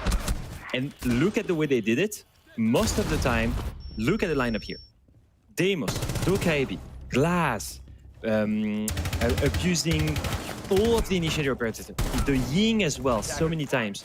When both shields were banned, they found solutions to go back to the identity and the strength that made their playstyle, going for direct takes, finding holes directly on the bomb site, just not going for the roam clears and going directly for these executes. And that's what worked really well for them. And they found the opening engagements. And that, for me, that was the two recipe, right? Abusing the initiator operators and abusing those opening kills. Because in the end, out of these 9 rounds, 7 of them, they got the opening engagement. That is exactly how you go and win your own map choice. Dominant, very decisive, and a clean ability to attack. I think that ITB's attacks were very well orchestrated here today. They managed to pick up 5 rounds, and from what we saw based on Bank, with both of these teams really struggling on the attack, I think it kind of surprised all of us a little bit, because ITB came out and they had such a clear idea and intention of how they wanted to do things. And I mean, what would a game like this be without big individual performance? You look at players like Noah, you look at players like Azza, Oscar, everybody was getting in on the action. There was 3Ks, Kenny got a 3K as well, Azza with the 1 versus 1, Noah 1 versus 3 to close it again, by the way, because Bank went the way of a Noah clutch as well, that time a 1v1. Just an all-round performance for Into the Breach. I feel like they've come out there and really stamped down some authority. It's not just the clutches that we're seeing from Noah, it's the 8 on entry as well. So very good to see that there too. And I think this all ties back to our pre-show where we talked about ITB kind of losing their identity, which caused them to struggle after EWC. But I guess they're finding it here again, Leo. You have an example of that. Yeah, absolutely. It's an example where they attack the top floor. And that's what we meant with both Blitz and Multiband. They can still use utility. Here, look at the flashes. They flash entirely the bomb site with flashes, 2 Yings, 2 smoke canisters, and they can then abuse the glass through the smoke. The movement created by all of these flashes. Look again, 3 more flashes, and at the same time, the Ying pushing through because she's not blind. Now, you see that Wild was trying to reinforce the bomb site. They had Azami, they had Smoke, Mira, Warden, and that just wasn't enough. Because ITB, they went for the breach straight away and then abused all of that utility to get and crack open that bomb site. And that's the old ITB we know. And that's the reason these guys were able to have 4 different plants in the 6 rounds of attack. That's the ITB we know them for. The ones that will go for these direct takes, abusing these utility-based operators. It's working well so far. It is. It really is. And we talked about one player on the side of ITB having an absolutely amazing game, but I think, Ollie, there's one more player you want to talk about. Well, I think I kind of threw the gauntlet down to ITB, didn't I? And I know that they're not going to be watching the stream. They're getting ready for a game, but I kind of called them out. I said a few of them have gone missing, and someone that I singled out was Azza. Now, what a map he had on Labs, and the series overall ended up +10, 3 entry kills, 76% cost. He was lights out. I think it was round 6 and he was something like 10-2. He had an incredible performance. I love these comparisons where we compare a player versus themselves, because it really gives you an indication as to what can happen when that individual steps up. Now, it wasn't just Azza today. It was a full team performance from ITV, and he was very much enabled to get a lot of those picks and to be in those positions. But overall, if you've got someone that's gunning like that on your team, how many times have we sat here and said, sometimes there's just not a lot you can do about it? And sometimes that's just all it takes, I think, to really revive that flame inside the team. I think, in the end, if you think about it, the reason why this goes to 0 is because of an individual clutch in the previous map, closing that final map, and then again, that 1v3. Overall, the engagements, they're also down to individuals winning their gunfight. And I think Azzer was a big play into that. So for a team that was missing these big individual plays, except for Noah, who has an incredible stage, but the rest of the team really slowed down, it's great to see them back up, and it's going to be interesting to witness if they're going to keep on that momentum for the rest of the LCP. It's the best time, isn't it? It's the best time for them to start coming into form now. There's no point getting in form at the start of the stage. It's wasted at that point. We talk about tournament teams, and when they start to hit form, LCQ, this is the best time for it. So, I don't know, maybe Wolf did they win the whole thing? Who knows? Yeah, it's crazy. Wolf isn't there. They were at the top of the form at the beginning of the stage, and they're not here anymore. This is the perfect time to perform, just like you said, Ollie. another favorite, I guess, entering the mix here. But before Into the Breach have the time to prepare for the next game, we have them on the line for a winner's interview. We are joined by Kendra here. And congratulations on the 2-0 today. I guess we can say this is a pretty solid start to your LCQ. Yeah, I mean, the start that we wanted. Obviously, we know that the stage hasn't been ideal for us, but we put in some good work and hopefully we can go all the way. That sounds great. I mean, the second map was really dominant from you two, but the first map was really close. It came down to a 1v1 at the end, which obviously went in your way. Can you talk to us about the emotions after you guys won out that super important 1v1? Just relief mainly, because I'm not going to lie to you. We played like, I don't want to swear, but we played awful. Like, we played so bad. Like, I don't know what was going on, but like we said after the map, like, look, like, we stole their map pick away from them. Like, it's funny because we were actually going to pick Bank and they picked it for us. But we just said, like, look, good resilience, guys. That was a really frustrating map because we were not performing to our standards. But we got it over the line. Noah's a complete beast. So that's all I could say. I mean, I think Noah and Azza both, right? Obviously Noah for winning Bank, and then Azza just went lights out on Labs, and it was like he couldn't put a foot wrong on the whole map. Obviously for you guys, it hasn't been the stage that you wanted. What are some of the things that you've been trying to work on to try and change that? Because I don't know, we've watched you play 2 maps, so it's early to say. Obviously the LCQs, there's a lot more to it than just one best of 3. But it feels like you're looking good at the moment. It feels like you might be hitting a patch of like good form as a team. I mean, this week we've put in some really good effort. In my opinion, like the mood of the camp is really good. Obviously, like I said earlier, it's not been the best stage for us, but we also understand that, like, other than maybe 1 or 2 results, like, we haven't been playing awful. Like, we went 7-5 against BDS, 7-5 against Wolves, 7-5 against G2. Like, it's just about finding like the little things that are making us go from like maybe a 7-5 loss into an overtime, or maybe getting the 3 points ourselves. So we've just been focusing on the little things, fundamentals, our processes mainly, and just trying to get some confidence back, really. Well, it looks like you've got that confidence back. I think we saw that today on Labs. It was nice to see you playing with a lot of confidence. Now that Wolves are out of the competition, do you feel like it's a little bit wide open, or are you just focused on every opponent as they come to you? I mean, I wouldn't necessarily say it's wide open because you've still got a bunch of good teams. Like Ents and G2 always seem to hit form, like good form, when it's LCQ time, and I'm assuming that we'll probably end up playing G2 tomorrow. So I don't think it's wide open. Obviously, like I said to my team, we got to fight for every round. So I mean, we'll see. Well, I guess you have the script for our next game after this. We thank you so much for your time, though, in this interview. And, of course, best of luck with preparing for your next game. Thank you very much, guys. Have a good night. Best of luck, mate. Thank you. Well, we have our bracket here as it's updated with our 1-2 final quarterfinal. Again, a 2-0. 2-0s just keep on happening left, right, center in the LCQ so far. Knocking out Wild. They're not going to make it to an international event just yet. They have to rely on the SI LCQs if they want to make it to any international event this year. But we have our last quarterfinal coming up. G2 versus Project X. And I know you guys are just really looking forward to this one, Neon. I think I can kind of guess why. I'm super excited, honestly. I'm super excited. It's the world champions, or the former world champions. It's the big G2, the big name, and it's the one that we always see in the LCQ. And then it's a tier 2 team. What could go wrong? What could go wrong? I don't know. So much upset potential. I'm kind of happy to see that one. I mean, you sit there and say what could go wrong. We started our second map today at half past 6 for you, half past 7 for you, half past 6 for me. So who knows what could go wrong? Sounds like Kendry's already had the blooming script, though, because he said he reckons he's playing G2 tomorrow, and I think Project X have probably got something to say about that. Man, Hungry's facing them. I mean, yeah, it's you guys' favorite player coming up after this. I mean, they got to play against Hungry. The former G2 player as well. You know what? Yeah, maybe it's just history. There's big history. Maybe Maybe it's just the key, man. It's a massive rivalry.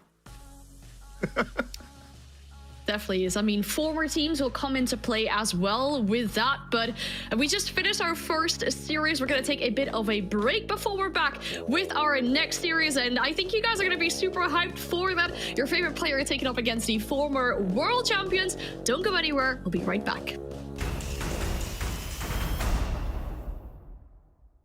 Welcome to Manchester. Feels like this one has been a long time coming. Should we show them how the UK does it, guys? SSG sent home. Scars came so close.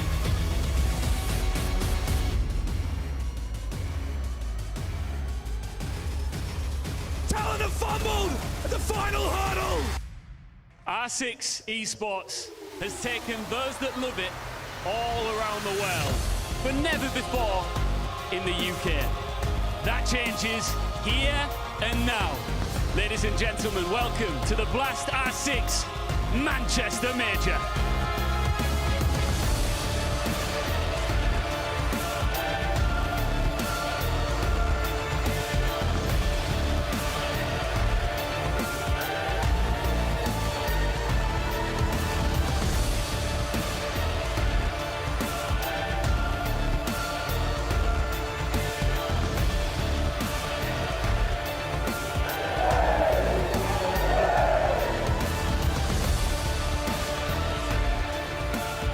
Our 8 final teams. Ladies and gentlemen, give it up for our finalists.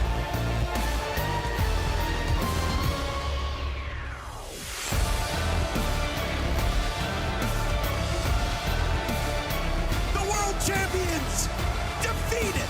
There's a fire sale on tournament favorites Manchester, and the underdogs are buying. A semi-final Saturday of Siege. Let's have it, Manchester! Action from the bees. It goes in. Shotgun in hands. Oh my God! Oh my God! And it's heartbreak for Nath, but for BDS, their first shot in a year and a half at raising that trophy. Are you ready to introduce our show match? Let's bring them up. Get in there, Tom. Here we go. Bang! How intimidating is that going to be having that stuck behind? It is absolutely massive. Our champione, Mr. Tom J. Sherlock and his team. It's a pleasure and a joy to bring you all in to the final. This is the Cinderella story, to say the least. I mean, they made themselves #1 NA, and now they find themselves here at the grand final. BDS on the other side. I think they are some of the best players in the world. Manchester, are you ready? One more time, let's bring up our team to the stage. The job isn't finished. Can you do this? 100% we can. We're just going to keep proving people wrong. Against the Solas, the bait of the intel.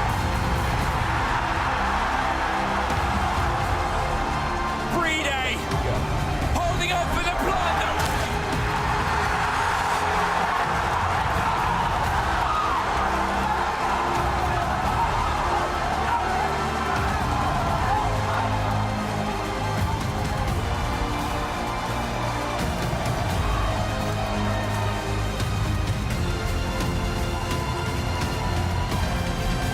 If you didn't believe in us, I love you. Let's go.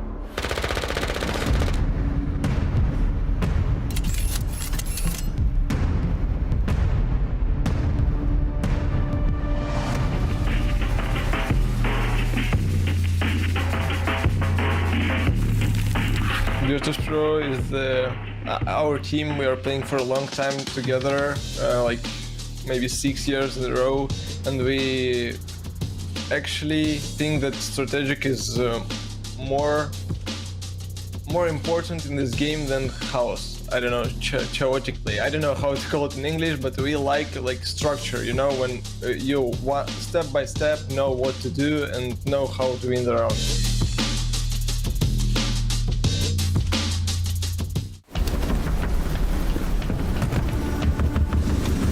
Listen up!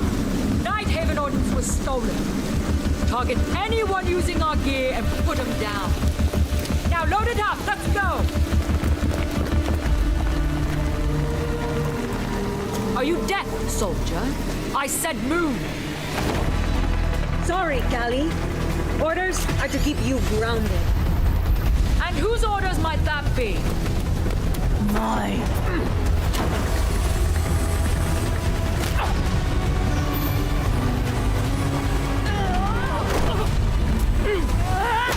Is that all you got?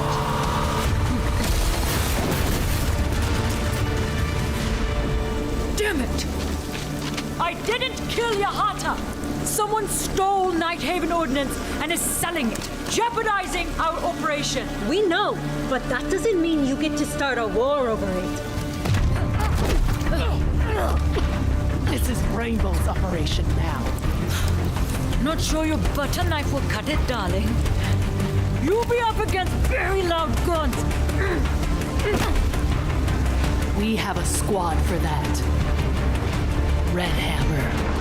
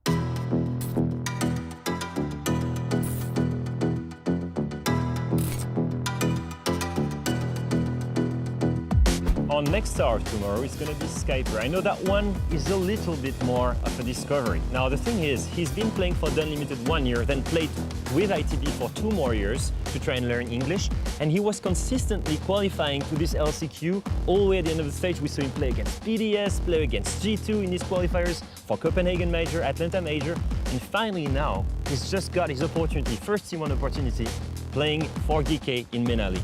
Yeah, he's been around the Tier 2 team for pretty much a long time, but he crashed onto the scene in that LCQ for Unlimited against BDS. He's got 35 kills across 2 maps against BDS, and everyone's thinking, hey, who's this guy? Because Unlimited at that point in time were the best Tier 2 team. He's had to wait his time out, and I think, you know, he's been very, very patient. Like you said, he's learned a new language, he's getting into these teams, and now he's got the opportunity in Tier 1, and I think he's excelling over in MENA as well. He's right now the best fragging player on the side of GK, and also following the similar path than Blast, for example, that got picked up by G2 and is overperforming with G2 right now. That was with GK before. So really, he's on that path that maybe we're gonna see him play Tier 1 in his higher up leagues, like maybe NA, maybe Europe. But I think most importantly, he can also speak a second language, the one of Virtus Pro, a team that really needs rejuvenation, a new blood, new vision, and he could be that player for Virtus Pro. He could be, and it does just go to show that the EU Tier 2 competitions, they aren't just watched by the EU teams. We're seeing players that are playing in those competitions go to Mexico, go to MENA, and go abroad into these other Tier 1 regions that aren't just EUL as well. So it's definitely important that you can play them, and you might get a shot there. So we might see more of him right now. At least if you want to catch a glimpse of just how good he's been playing, you go watch MENA League.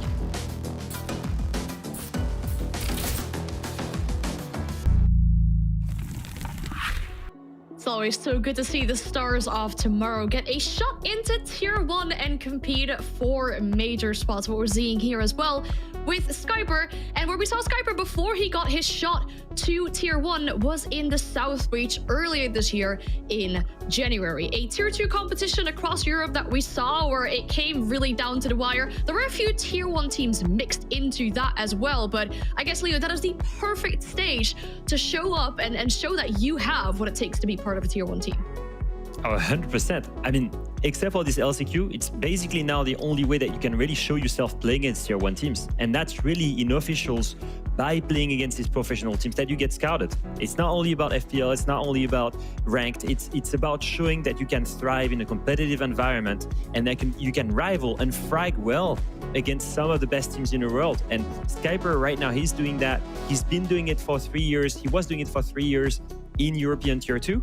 And that landed him his spot into Tier 1 right now in MENA.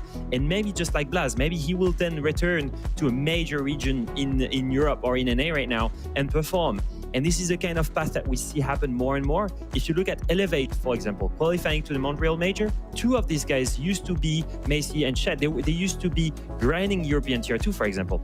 Other examples in LATAM, other examples in MENA as well, in Geeky with Frenchie. So we have plenty of examples of players that go there, that grind, that achieve great results in this Tier 2 tournament like Southbridge, and then they land a Tier 1 position into an esports team, and they start making a living off Rainbow Six Siege. I think if these qualifiers were around when I was starting to get into Siege, I might not be here, I might be playing, who knows? But you can think about other teams, you know, think about a team like Jihu, for example. They took part in Southbreach earlier on this year, and then players from that roster have gone on to do great things. I mean, a couple of players that I always talk about, just because I'm friends with them, Adrian and Creed, both have gone out there and played inside of Europe. So it's always a really good foundation, and it's important to have those grassroots in place so that you can start to, you know, see who these next stars of tomorrow are going to be.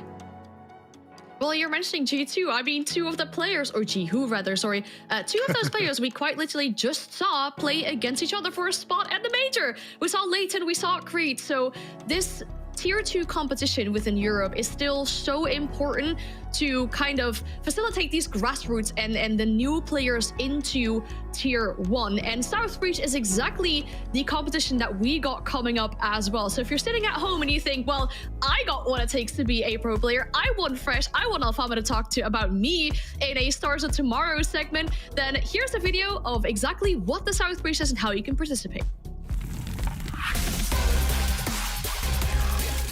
Welcome to the new edition of R6 Southbreach, the second competition of 2024 dedicated to the T2 European players. Hello everyone, I am Grace, and today I'll walk you through how the new format works.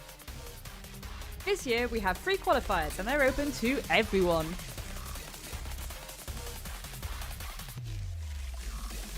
The first 2 qualifiers will follow a Swiss format in a best of 1, with each one giving 3 teams a chance to qualify for the group stage.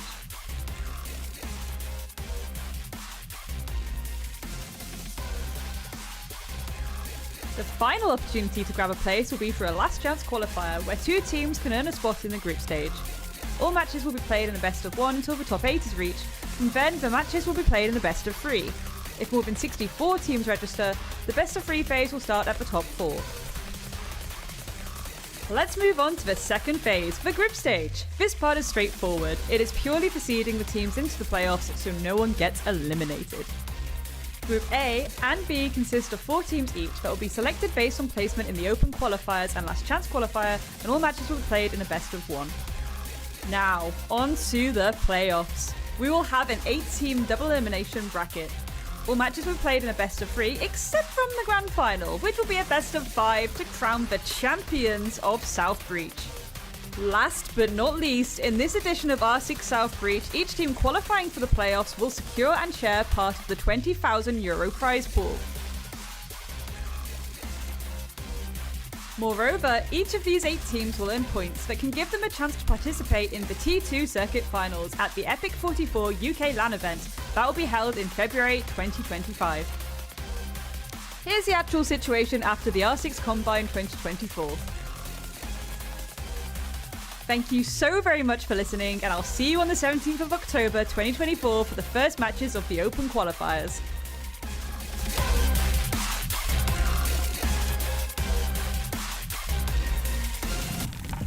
Those standings are super important. The ones we saw at the end of that video showing how things are looking like after our first Tier 2 competition, the Central Combine. We saw Project X make it to the very second spot. They lost out in the grand final, but that means that they can keep continuing and keep competing in these Tier 2 competitions to eventually make it to the grand final at the beginning of next year. But talking about Project X, they're also playing here for a major spot against G2. We got our last quarterfinal here, our last remaining Tier 2 team going up against the former world champions. Not an easy match for sure, but Project X has shown us some good results in recent history. Like we said, they played at the Combine Grand Finals. They unfortunately lost out there, but some players did really well in there. And I guess, Ollie, we can talk about Project X, and they already took down one Tier 1 team in the qualifier playoffs.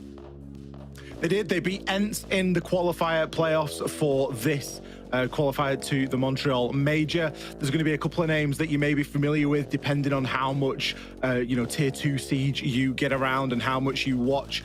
But someone like Hungry, that is a name that if anyone has been around for a long time is going to recognize for sure. Jay, Rexon, Uzi, and Dyer as well, all coming in and making up this roster. As you mentioned, Dan, they have played previously inside of the Combine and now are up with a chance against a spot in the Montreal Major, which just feels crazy to think. I love watching these teams that come through open qualifiers and get themselves into the mix because it just makes for such an exciting LCQ. The pressure, I mean, it couldn't be more off them right now. They've got nothing to lose coming into this. Yeah, I think it's very similar to the storyline from Forgotten Days, actually, from the last stage, because Hungry was also playing with them. It was also a Tier 2 roster. Then this time probably made more of former Tier 1 players, but still, it's a similar story of a team that is highly performing right now in Tier 2. They were the ones that, I think of Jay, I think of Hungary as well, like these German guys that maybe Jay, for example, showed himself with the previous Wild roster. I think it's people that have a lot of experience, but most importantly, they have a lot to win here.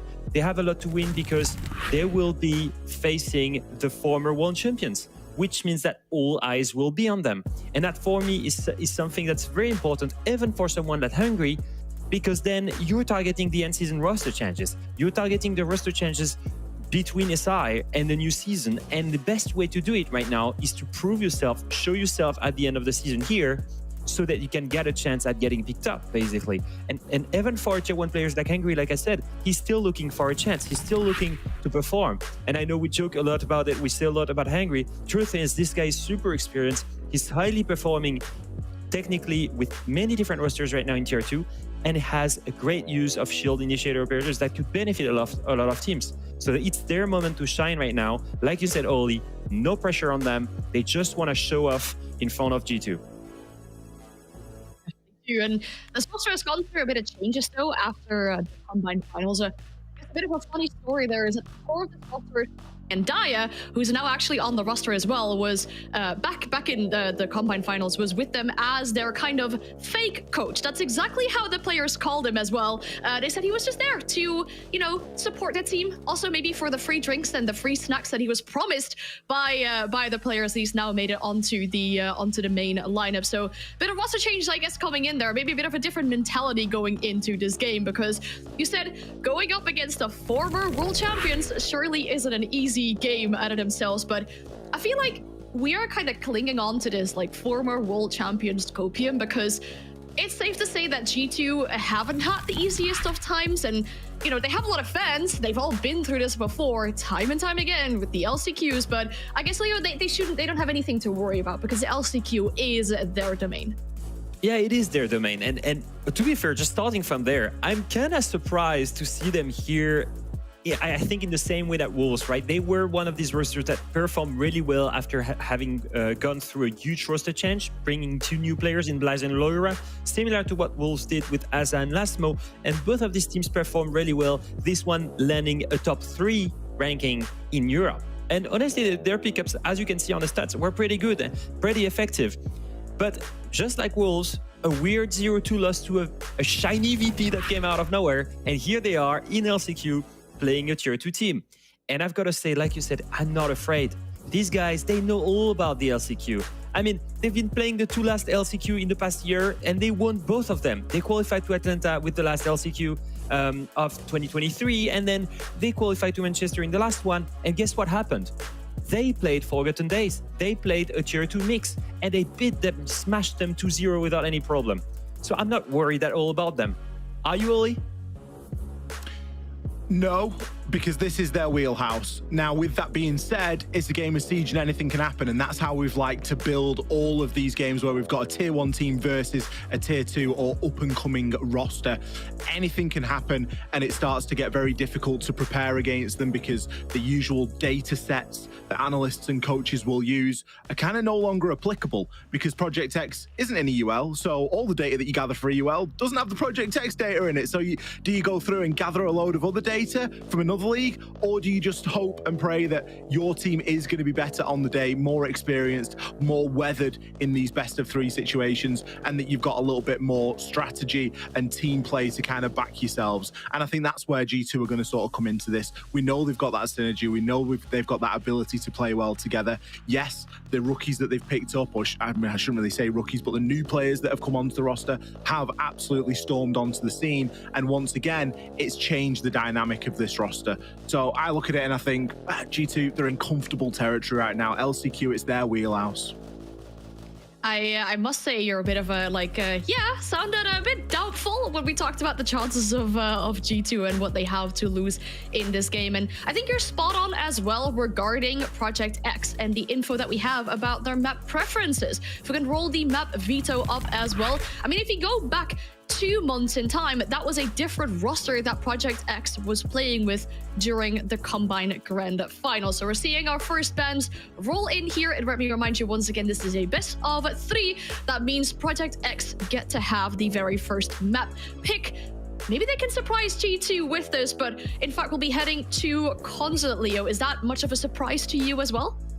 I don't know if it is a surprise, honestly. Right now, I think that it's a great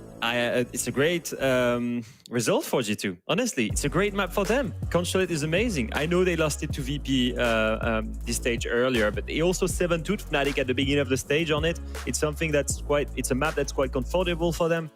And I think by having Project X picking this, G2 starts defense, which is technically their highest defense side, and what makes them strong is their individuals, where they can really thrive on a map like Consulate in defense. And then they go on Chalet. That's an amazing map for them as well. It's their second most preferred one. And if we roll maybe to the decider, we're going to check. But for now, these 2 maps are heavily favored, and they go to Cafe. Okay. I mean, okay, Cafe is their most preferred map. I know they lost it against VP again. I assume what Project X is trying to do right now, they knew they were going to play G2. They had an entire week to prepare. So they're like, okay, let's play the 2 maps that they lost versus VP and try to apply the same plan. In fact, I don't feel like it's the best idea ever. It's 3 very comfortable maps, but I don't know what you think about it here, Oli. I think G2 have done very well to navigate the ban. They've got 3 maps that they're extremely comfortable on there, and I don't think that G2 will be thinking too much into the loss versus VP. I remember chatting to Doki a long time ago. It'll have been SI 22 potentially, and he was saying, you know, just playing VP is just something a bit different. Like, there is just something with that roster that makes it difficult to play against, and it has always been G2's kryptonite here inside of EU. That VP matchup has always been a rock in the road. They are not going to be thinking about that going in here and now. They know that they're going up against Project X. I think they're going to give them some respect, and they definitely deserve a bit, but I don't think they're going to be too concerned that the last couple of times they've played some of these maps was on that VP loss, and maybe a Project X trying to read a bit too much into that and leverage some of those mistakes and some of that very recent tape that is going to be on these maps. But let's be honest, there's only one team in the world that plays like VP, and it's VP. Project X aren't going to come in here and give us a, you know, play like VP, are they? They're going to play like Project X, so it's not going to have the same result. No, it's certainly not. And about that respect, I mean, the last game that we saw from G2 was an LCQ seeding match. Totally different stakes, which was an accept bloodbath that we saw there. Now, the main question is how much of an upset our Project X cooking up for us? We're going to find out on Consulate with Hub and Fluke. Thank you very much, Anne, and we are hurtling towards the end now after all the hurtling we've done, but it's between G2 and Project X, and Project X are the last hope of a team that isn't a Tier 1 EU team to be fighting for that last spot. Now, it's always against the grain, it's always against statistics, but hey, Cinderella stories have happened before, Hap. They have happened before, but it's been a long while since we've had them seen happen. So do you say it's about time that they're getting back in? I would class C9 and Beast Coast's run when they were just Beast Coast at the major as a Cinderella story run. Yeah, I mean the LCQ Cinderella run. Oh, in the LCQ Cinderella, yeah, it's been a very long time. But you never know, do you? G2. They are probably statistical favourites to come out of this sturdily. As they said on the desk, the map selection that we've got going in towards this, the fact that we've got the double down on maps that was lost, obviously the other day against Virtus Pro. Deimos was banned. Doki loves Deimos, playing as Deimos. This was my new main, prepare yourself. He's just attack Doki there. It's the mental games that they're trying to play. I'm just quickly checking at the Twitch votes that are happening right now. What do you think is the percentage? I'm not actually sure. I don't think we get to see it. Do you have any If I was to guess, probably mid-80s. So it's 5.6 million points on G2. Yeah. To 1.4 million points on Project X. It's like slightly below the 80s, I think. Slightly like below. 75 in favor of G2. I don't do the maths. That's not why I'm here. I'm here because I talk about things quickly, sometimes precisely. Use colourful language. Right. What do you want to break down in these bans? Obviously, the fun of banning a Deimos. Great operator on this hand. As I said before, Doki loves driving them, choosing their engagements. It gives a great entry. And that is always that thing where they besides just playing it very aggressively, and well, that's an aggressive potential lineup. I'm going to assume that's a second shield in the pocket of the fuse with the 2 shields and the blinding candelas that are swapped off at the last second. Back to blinding candelas. Dire's actually going to stick it out. What are we going to get here as the opener from Project X? It looks like it could be quick. But we never really know. It might just be a more shield-focused playstyle. We are on the middle floor, which means that verticality could be there to stop any of these quick plant attempts to go through.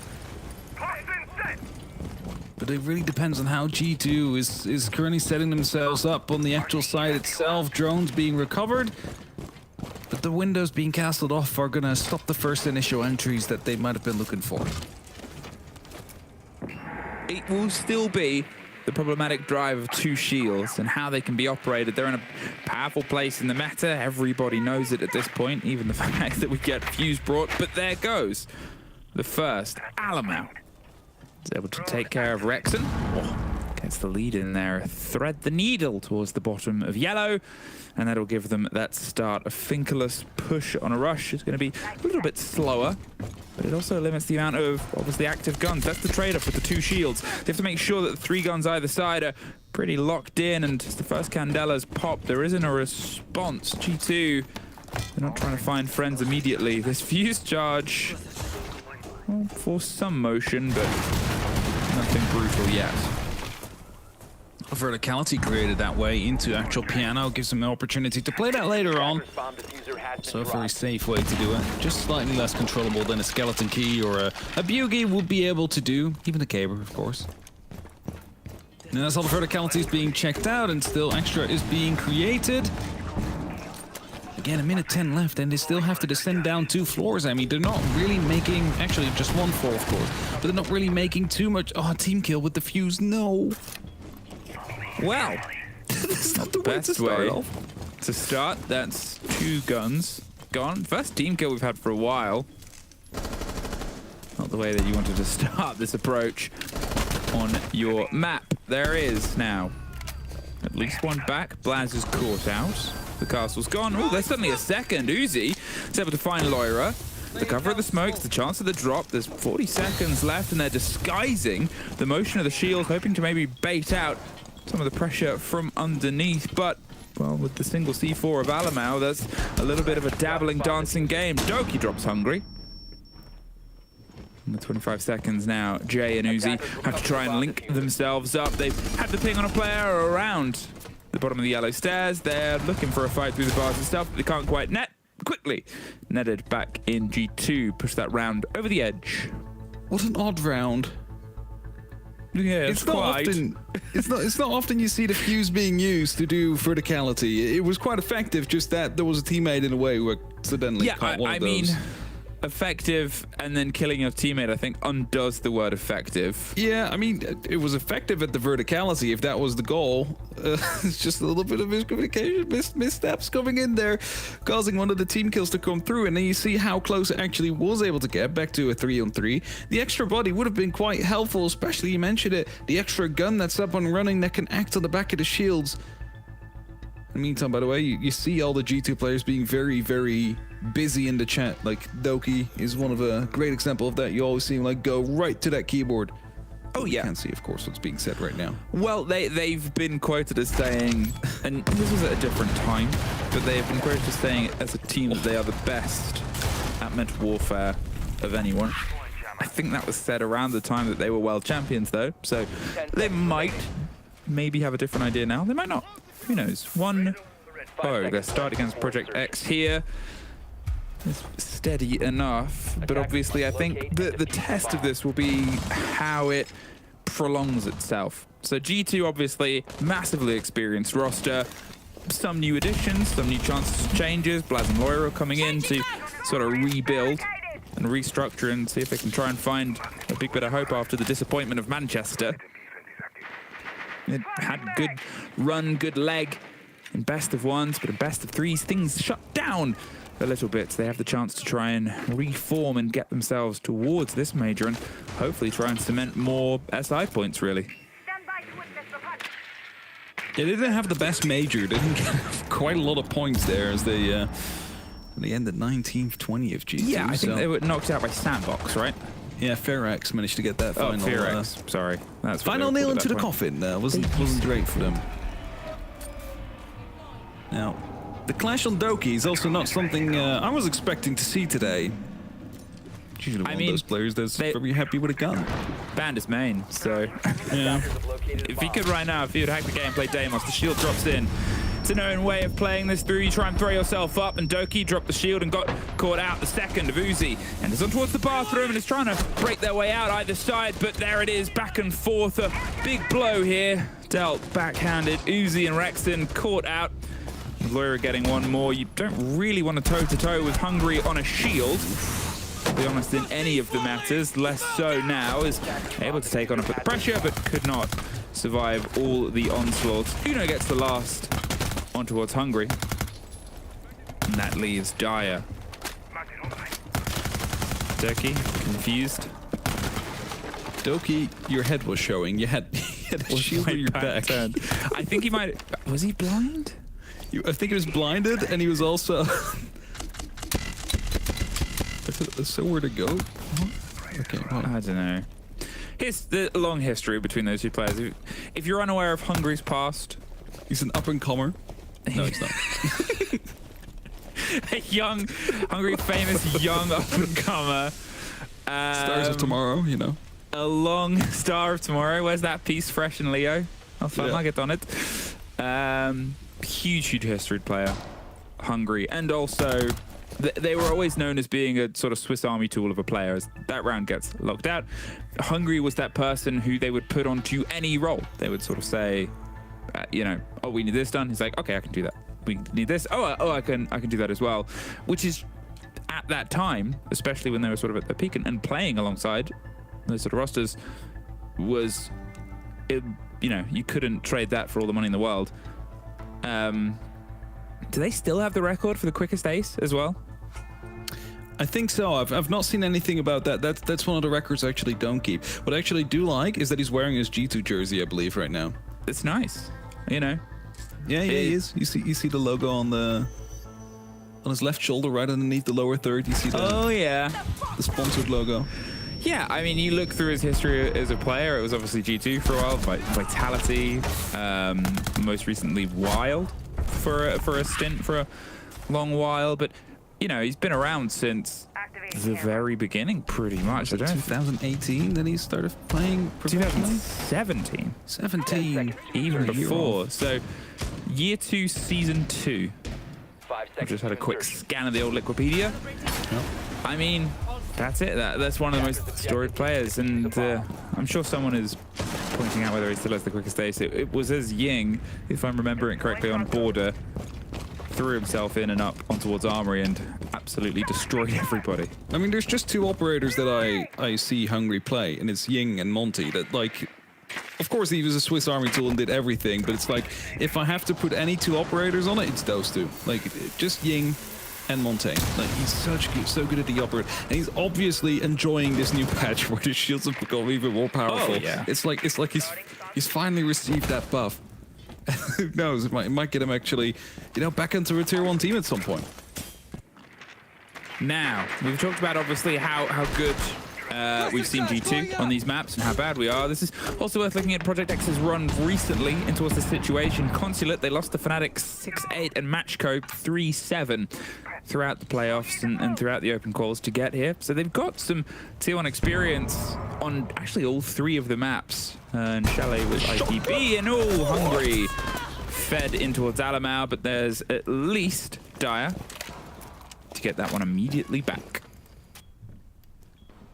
Hungry started floating mid-air. He was being shot by the FO-12. They didn't know it was out there. And first of all, I was going to be like, Alamau, are you really going to be challenging the Skylight player with the FO-12? And he definitely was. Managed to find a kill on the back of it. Is now they're looking to push down towards that first floor. Flashbangs in. Fuse charges will come out as well. Might force. Yep, there you have it. The fallback through that hatch. Hope that none of them chase him down. No, doesn't seem to be the case. And just a lot of verticality actually being opened up by these cluster charges.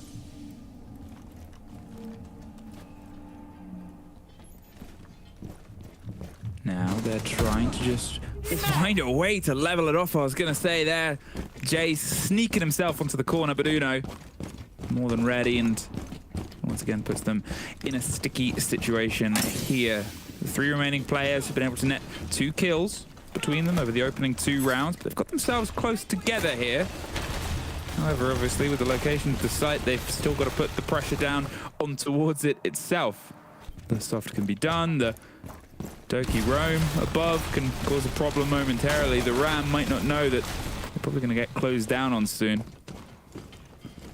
They're just unaware of the fact that he's out there, and he's starting to look through it. You can see 2 floors down with all the verticality that's been made. It's insane what they have accomplished out there as Dia will drop down, and Nitrocell will find one more. No, actually, it was the Fuse out there with the shield, so he will be able to rebuff that explosion, but Uno finds a kill instead, and Blast just walks in and gets the final kill. And so far, G2 is just completely outclassing the entirety of Project X. They're not really getting a solid footing in the actual map, in the actual site. They're constantly fighting, they're constantly pushing through. And of course, we mentioned it on the desk. There's absolutely zero pressure on Project X. They are not expected to win this game by any margin. But it doesn't mean they don't want to make it close. It doesn't mean they don't have the opportunity to give G2 a run for their money. It's just that G2 is currently playing very freely and unpunished. And that is kind of when they're at the strongest.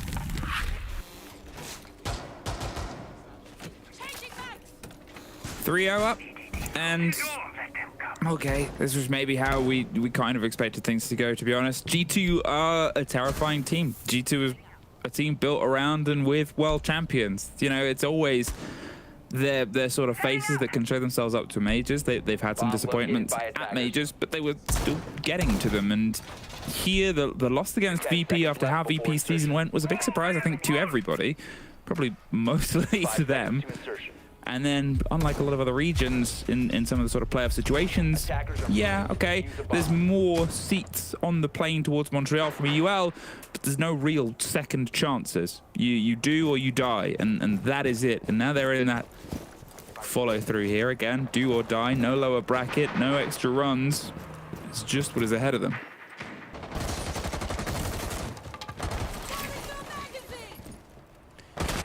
All right. again, the two shields, they just keep pushing them through. And it's not really working out. And at some point you'd be like, okay, but what's next? And again, the fuse charges, they keep being used, and sure, it might get some utility or start opening up some verticality, but again, like, no real advantage has been come out of it. It's like they're using the gadget for the sake of the gadget being used, and of course it creates some great verticality, but nothing is really being gained of that verticality, and that's just my biggest criticism at this point. Another big risk here. This time Loira wants to stare up and sees a glimpse, but nothing netted out the back. Start of the throw of smokes, flashes, and everything as the Fuse is fighting for their life and kind of needs some support here to come against them because they'll just get surrounded inside Baguette. There's the drop. Uno gets the C4 on towards Dire. The buck is gone, and well, they peeled themselves away. A single lost player, and they've gained some ground here, but without the buck, you're gonna have a lot of work to do here with those sort of fuse charges at this point and the soft breaches that they have in their pocket. They're still trying to force the players further out, face checking angles, a minute 20, and they're finally comfortable enough to start going for the pressure on towards the side. Again, just a lot more verticality being opened up by all those fuse charges. They're a man down, however, and two guns that are not firing against the likes of G2. And I don't mean that as they're not getting any kills. They have 2 and 1, but it's just that the shields, of course, trying to stay alive for as long as they possibly can. And these are the kind of catches that will happen then. You'll just allow the players to rotate out, to rotate to safety as Alamau just pistols Jay. And now it's only Rexon up with an actual gun, with the spear, to provide support to these shields. And they can shepherd all they want in the world, but G2's just happily rotating all around them. There's no information network that's been set up, as Rexon will at least find one. So it comes slightly back into equal numbers. They're aware of some of the players down below. You start looking at their utility. Well, there is no explosives that they still have left, but there is a couple of shotguns that could be used to use that verticality they've created themselves. Now as it's back and forth, sprayed against it, Hungary is dropped out to 2 versus nobody. As a clap can. As the end there, I was about to build into the 2 versus 1 fight, but everything came down to a bit of the wire. Now that site getting that close makes sense in terms of the sites that we've seen so far. It is the closest one. It is a battleground and it is a rotate round. But at the same time, you know, now that they've been able to stretch their legs on every single site, G2, they're kind of just showing that they have game on every single site. They're kind of just demonstrating that they are the tier 1 team, and yeah, take us anywhere, we'll beat you. You hope that Project X can look at how that round got closer and say, look, maybe we can bring some of this engagement. We've lost the entry once again. In fact, the only person I think who's died to it from the side of G2 was Doki.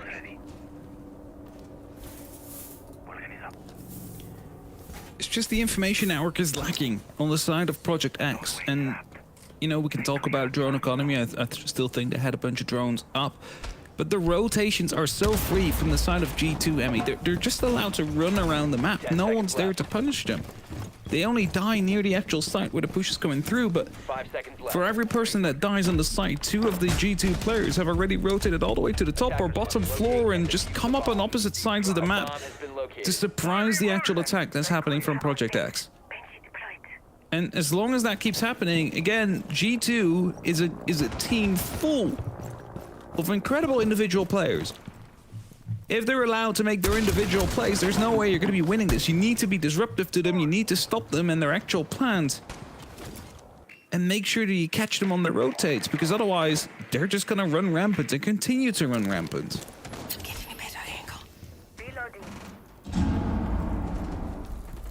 The Nook of Jay hoping to get a surprise, but unfortunately for them, Dire has already been surprised with Uzi not that far behind. There is suddenly 2 blows back though, and Hungary's inside. He's shuffling his way around with the shield. He's got eyes on the site, and he's looking at the burn on the other. With Rexon trying to find a fight, they've lost the hatch control. They want to make sure the monster doesn't get caught in the back, because that would immediately pull all of the plans together as the Nook is deep underneath. Now, how are G2 going to respond to this? They have the vertical, they have a player. Rexon caught from the rotate round, and Jay will have to try and find a way to connect with Hungary, who's connecting with the players inside. They're finally found out, and it's a 2 versus 1. Unfortunately, They weren't able to offer any support, and that'll leave this approach round. The grenade, I was going to say, would be a lead through, had the first fight, but unfortunately, again, using that word a fair bit because, well, unfortunately they're going up against G2, who are popping off. Uno, I think it was 6-1 at the start of that round. Doki is now up to around the same. I mean, it's just such a disconnect as well on the side of Project X. And I mean, I'm not trying to harp on them. I'm just trying to, you know, find ways how they can improve themselves either for the next map or, you know, for the rest of their team run. But it's like you have two people on the side and the Nuck is still down below doing weird stuff whilst your teammates are fighting for their lives in the actual side, hoping to get the plant down. Like the punch hole there, great. You might have tried to get someone and see if they would rotate through, but it probably would have been better if you were there to support your teammate who's on a shield and doesn't really have a way to defend himself against a double swing to come in. So 5-0 for G2, and I mean, there's no other words to go for it than absolutely deserved. No, it's true. I mean, and that might even be an understatement. I think that the thing about how this game is going out is G2 is playing at a level that we kind of expected from them. They're rocking this world right now, and there's hard pressure on opening on your attack on a map like this. It's a new map. It's in some ways quite an intricate on some of these sites to get your control on. You have to be quite spot on your utility drive. And the plan has been from the side of Project X, here's a Monty, he's often a second shield. How do we piece things together? But they just, during that build-up, suffer the game that G2 plays very well, which is cut them off in the middle. It was a point raised by Ollie on the desk was VP play like VP. They beat G2 on it because of that. No one else plays like VP. And the fact that and the fact that these fights are coming in quite aggressive, quite wantonly, is something that plays to G2's favor, who like to sit underneath hatches, who like to go, oh, they want to be on this window, so do I. Look at them trying to jiggle peek on towards the approach here. It's just the game that they love to shut down. Come here! I dare you! The grenade bounces back. Next to the oh no, the bounces back as well. It's both of them. Just shielded up by Doki. They're having fun with it as well. He's like, okay, well, that's a lot of utility that I've just managed to waste. I was supposed to try and dislocate him and probably remove some of the utility in the back end. But no, not that. There you go, smoke being pre-popped here as the Montaigne was coming quite close. Plastic and lots of damage. It's going to be falling back now. Doki will be retaking that spot to keep Hungry at bay. Now, the combination of a smoke together, of course, with that clash could be quite a danger for the Monty. Well, that's it. The Monty can't throw himself into the fights on towards Baguette in the top of Spiral, but Uno and Dyer finding one apiece means it keeps brawling back and forth, but they lose that body that could have assisted that Monty. A minute, and now Jay's here on the shoulder of the Monty, and they're the one that's able to get the kill on towards Uno, who just threw themselves in at this point. G2, a 1 versus 4, and they're inside the smoke, but not for long. They get around. It's not a flawless half. Turn into just every single player wanting to try and fight around that one smoke canister. And a seemingly anyone can win it result. At least the one round. The buffer is there. And now the side swap. This is a defense from Project X. Again, they should be having a little bit of an easier time here. One grenade. 2 grenade. It's so silly. Like the indicator looked like it was right above the clash shield, but of course it has to get there first. I mean, Doki has made mistakes with grenades on windows before. Yeah. Hilariously and famously. So if anyone's learned that, learn how to move grenades around windows and stop them, he's done it by experience. 5-1. Project X, and you know, they're in a good position here to maybe try and lead a couple of rounds. And as I said, Consulate, it's always going to be trickier to attack. The pressures will find themselves sort of a bit more cemented on towards their defense here. However, fortunately for them, they've got to go up against G2, who are pretty good at attacking. Statistically, one of the best in the recent split of all the EUL teams. I think they were second to Secret, who led the charge on around 60%. They're at about 56%. And it's not going to be Doki that starts it. Jay went fishing, called himself a Scotsman. Try and put this one back out the window, he said, as Nitrocell just flew out. This time, not covered up. So the entry is there. I mean, that's going to be quite helpful. Again, defense should be a bit of an easier time, even though they're up against G2 you just mentioned, who are one of the best attacking teams. A round or two should still be possible if they maintain their composure, if they continue to work together. But then you just have Blast swing by, take down Daya, takes about half his HP out, but it's still the equalizer at that point. Very valuable kill to come in for G2. Well, with the eyes on towards the vending position and no player sitting around it, they can try and potentially turn the corner. Around in the page, things are obviously leveled up a little bit, but with a minute 40, the idea of how they can crack this walnut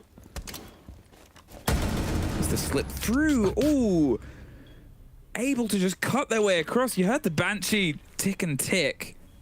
Didn't activate in time, so they didn't really hear anything. And well, that's what you get for being a little bit trustworthy onto your gadgets. The angle is theirs. They have a minute 20. You can see Lawyer is putting pressure above the top temporarily on yellow, but it's going to rotate their way around as Alamau kills off onto Jay. Leaves Uzi and Hungry, the two shield players throughout most of the attacking rounds, are now going to try and be the last line of defense. The Smokes doing their best as Hungry is spinning absolutely every single direction inside the site to keep it. Uzi's inside Baguette. Now, he has the choice. Is he going to try and go for the swing, go for the kill, and pull some of these players into his favor? He transfers on towards Alamau's head.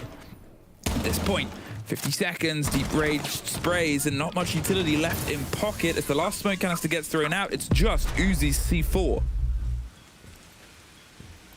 It's not going to be enough time. 44 seconds is still so much for the attack here. Luckily, though, all of them have been injured to at least some extent as Uzi again looking to go for the swing. Will find a headshot onto Loira, and that brings it back to equal number. Still doable, though, for G2. They know one's in the cubby. They know one's coming back over, but as Blast goes off, it may be the wrong timing because Uzi was able to just swing by.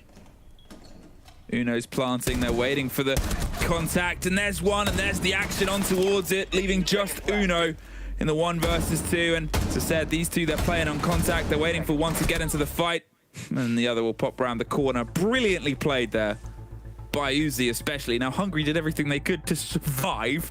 That was their mission, was just hold out, and they did. And at the same time, Uzi, you know, they swung on towards the desk door, got the first, pulled back, waited. They had the pings as well. There was obviously something that was giving them that read on intel that G2 hadn't dealt with. Maybe Spiral Cam was still standing, but it allowed them to operate, get the next swing round, get the second, level things up, and from that point onwards, you know they've got a plant. You know at some point it's going to be a 2 versus 1. Brilliantly played. Yeah, well held out, and again, you know, like, the pressure is on the attack when you're playing that defense. You just need to hold out long enough, and Hungry really just waiting for the reinforcements there as he was just holding the line with those smokes, but just enough time for Uzi to lean in for the very first time and get the opportunity to fall back towards the side as well, so they could play on contact. So well done there by the side of Project X, but they have to repeat that a couple more times. Still not on a map point disadvantage here. G2 still trying to find that one. So as long as they are still chasing, there's the opportunity of a regulation victory. And that would be a huge upset if this one, after how that first round or first half started off, would become a sudden match point position, or map point, sorry, for Project X.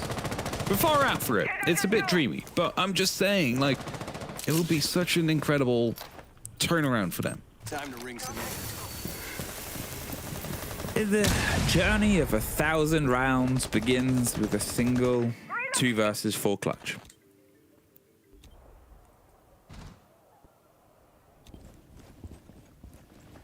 Right. I'm imagining you're breathing in that wise words. I was breathing in the wise words and being like, yes, you're so right. I mean, It just doesn't one of the smartest people in the world. Thank you. I appreciate you saying that, but silently nodding doesn't translate well to an audio broadcast. Yeah, I just realized, yeah. These mistakes happen, as do those. Uno captures the back of Jay.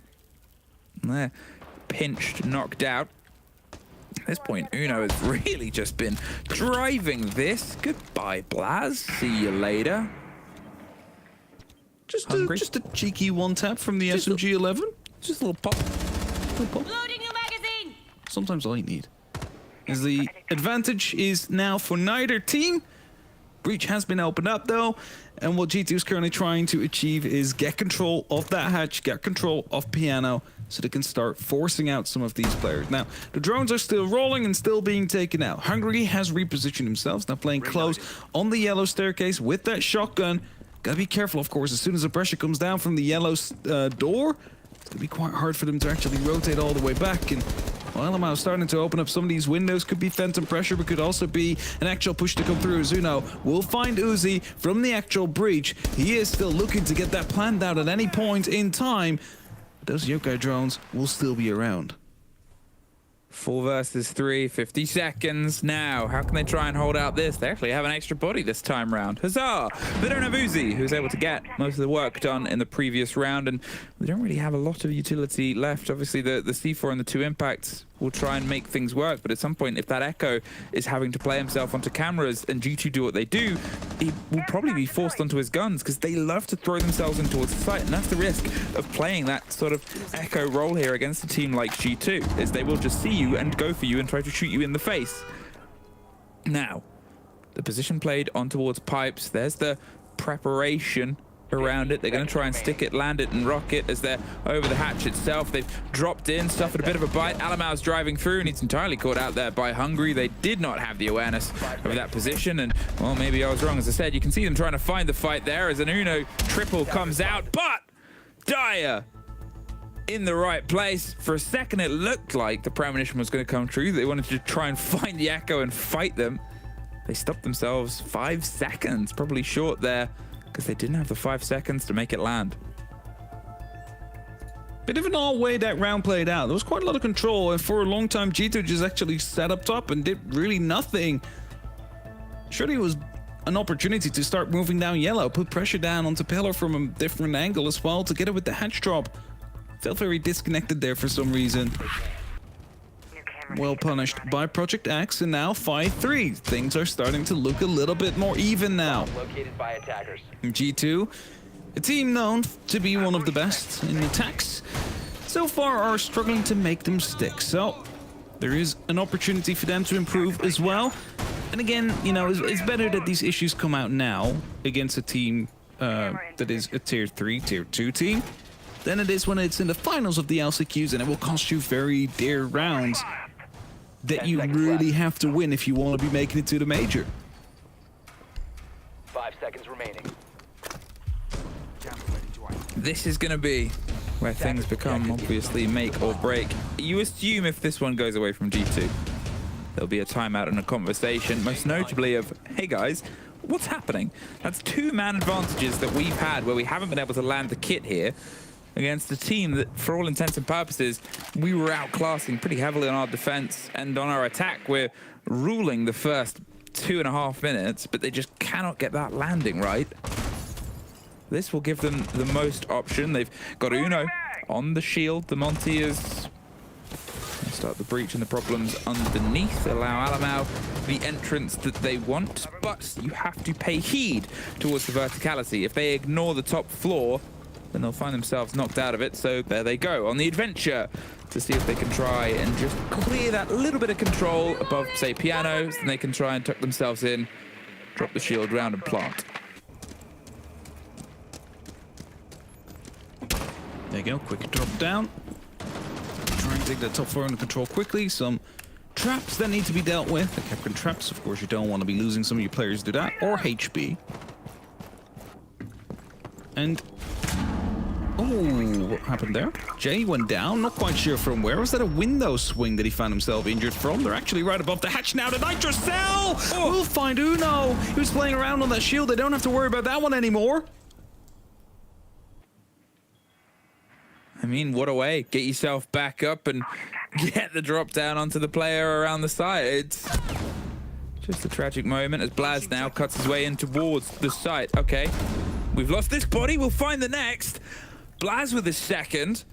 again, G2 getting control around this mid round and the start of it and pulling themselves back into this leading position. But Dire, great positioning here. Retake it above. They've got to go get that kit. And that is entirely what they are trying to defend here. How close do they know?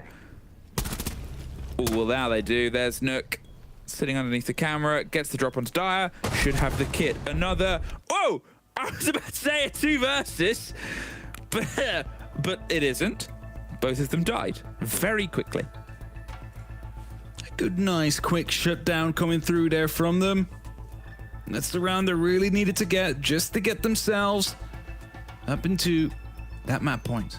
Now pressure on Project X. If they want to keep this one going, if they want to keep this match alive, you gotta try and keep on fighting back. I mean, it's 3 rounds. It is definitely doable, but it's also at the same time a full rotation. Great C4, by the way.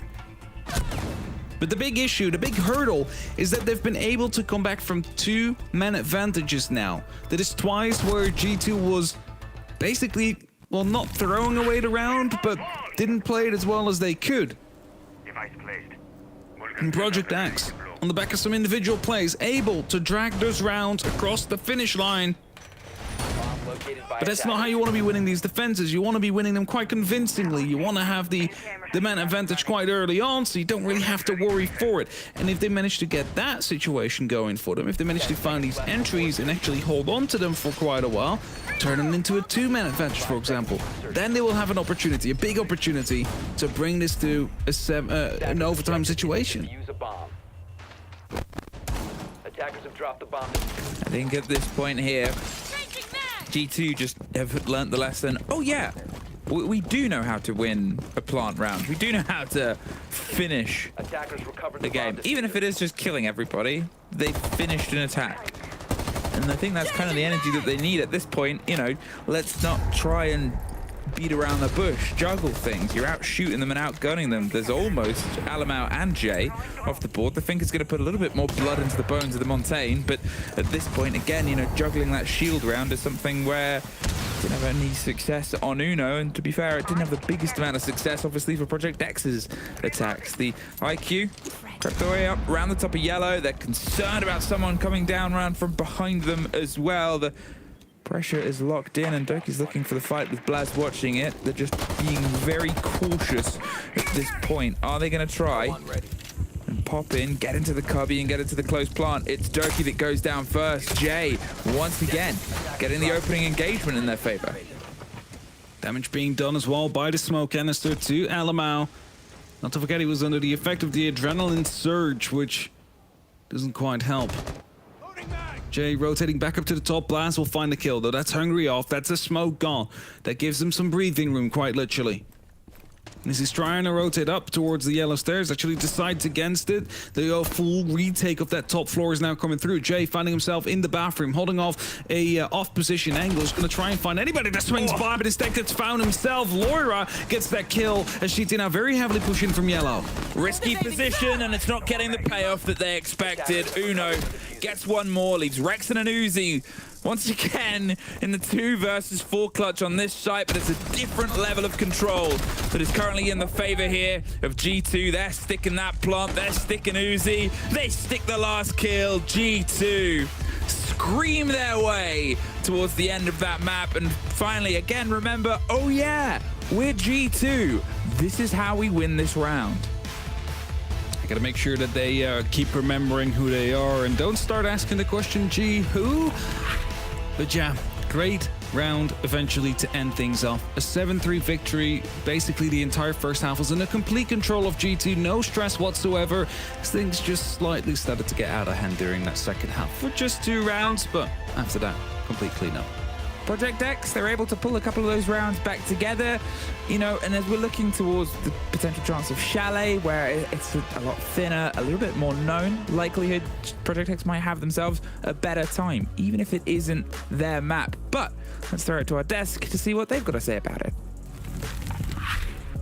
Thank you very much, Hap and Emmy, for our first map here of the series between G2 and Project X. And I think it kind of shows why G2 is a tier 1 team and Project X is the tier 2 team, because G2 seems to be better here today on almost all kind of fronts that we're seeing here, especially starting out on the attack. It is not easy, or starting out on defense, sorry.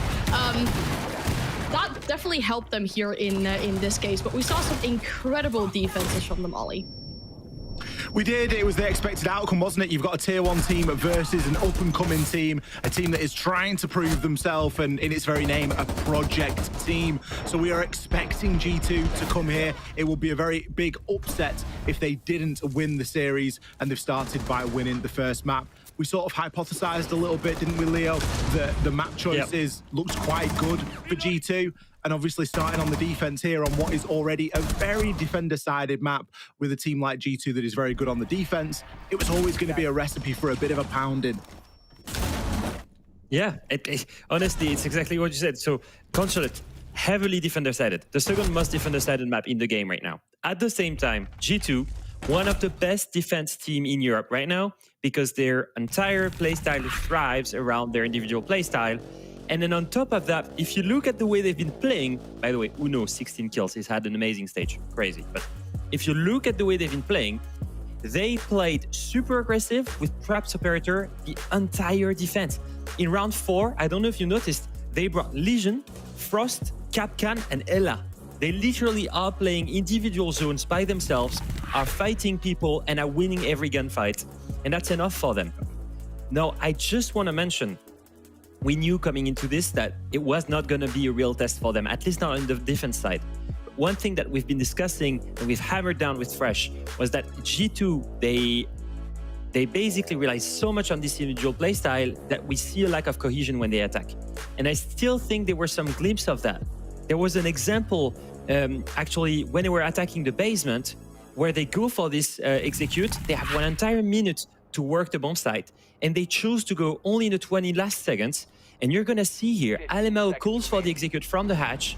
And if you notice, no one is using, he's dropping by himself in the crossfire here. By himself, no one is trading him. So he's just there to die. Uno doesn't go for the plant, he goes sleep instead because there is a yokai drone.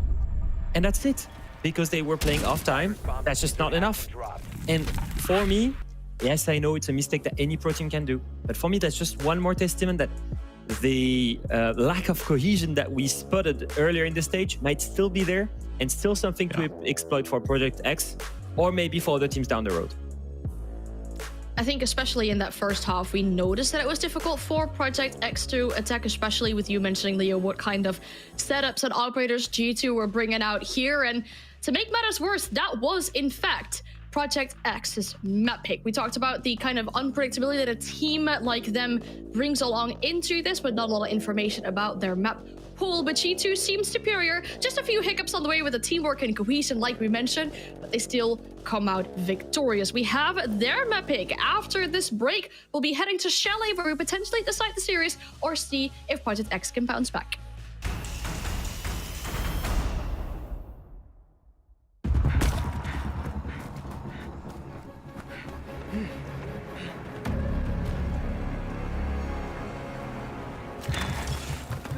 Come in. Are you still tailing Deimos' men from the Heartbreaker?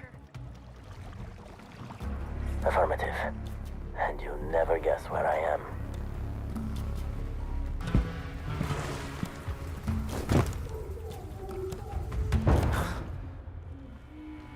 Thunderbird, we have hostages. I'm a few minutes out. We don't have time. They don't have time. Go. I'm on my way.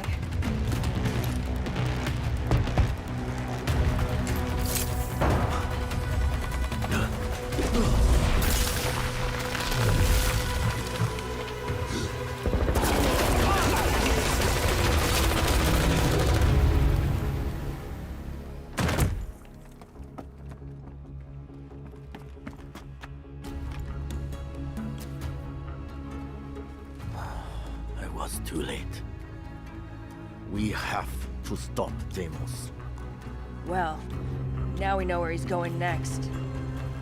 Emerald Plains.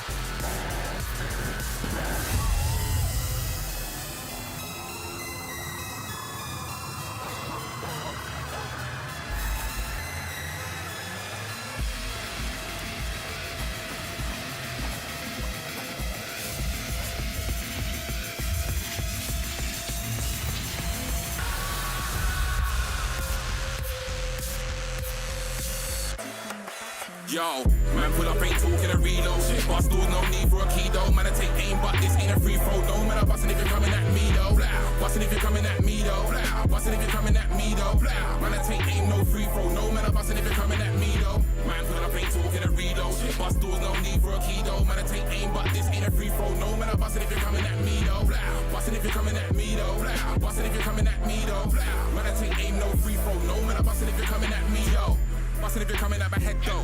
Fuck sexual innuendos. At the door like I'm coming for the rent. No, man's not running like I've got no legs. No, no, me, I'll bring it to you first. Not a coroner, but I bring it to your hearse. Man, I'm on full, man, I put you in the dirt. Man, plotting on the best and I bring it to your worst. Always had a comeback, no banter.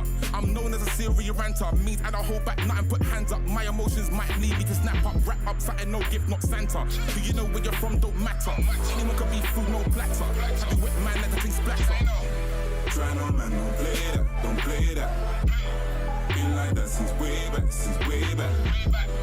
Man, roll around and spray that, and spray that.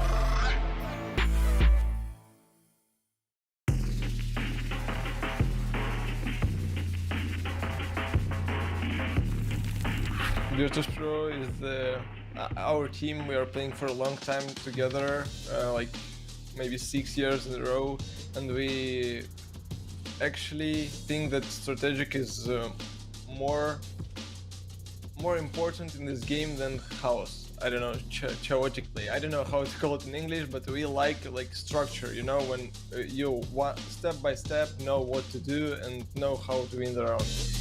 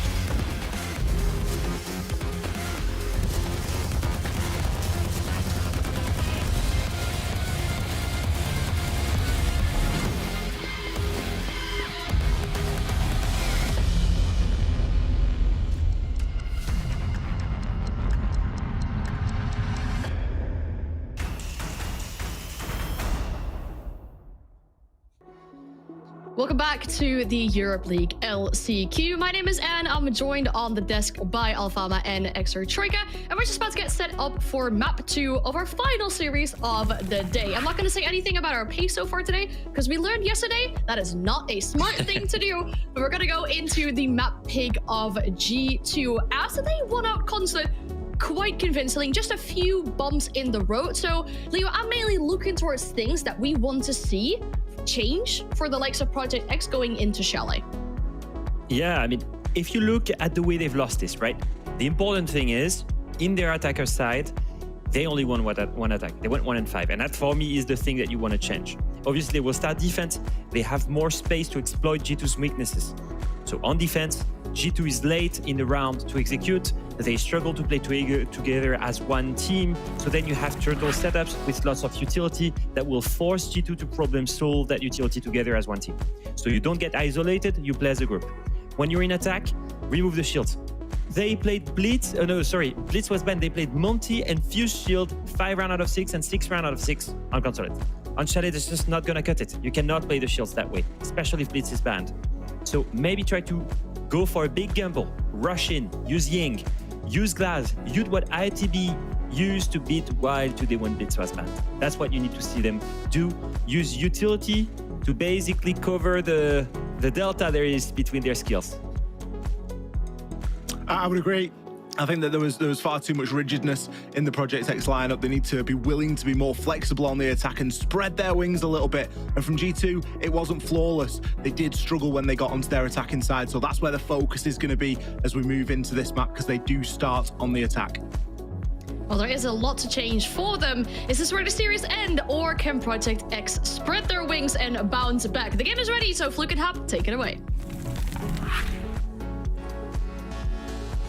Ooh, we will. Sorry, I forgot to unmute myself there for a second. Yes, for one last time, potentially, or if we could see some magic from Project X, they have to try and find something that, let's be honest, was not there on that last map, Hap. Yeah, I mean, there was 2 rounds of it when they showed some magic, bringing it back from like a 2v4 disadvantaged position. But again, as I said, you cannot keep relying on winning rounds like that. There's mistakes being made by your opponent that you punish well. And as we get back into the banning phase, I'm expecting a bunch more shields to be removed, at least from the G2 side. One of them will not see play in the first one. Deimos gone again. Oh no, Doki will be in the chat again, I think. I mean, no. I was going to say, it didn't slow him down a huge amount last time. Technically, actually, it kind of did in some ways. He was 0-3 on the entry game, which is obviously where he loves to sort of be the loudest and be the most aggro, and he loves to do it with Deimos. Monty's gone this time, so instead of there being no Blitz, we will have no Monty, but I'm assuming we will still get some shield shenanigans.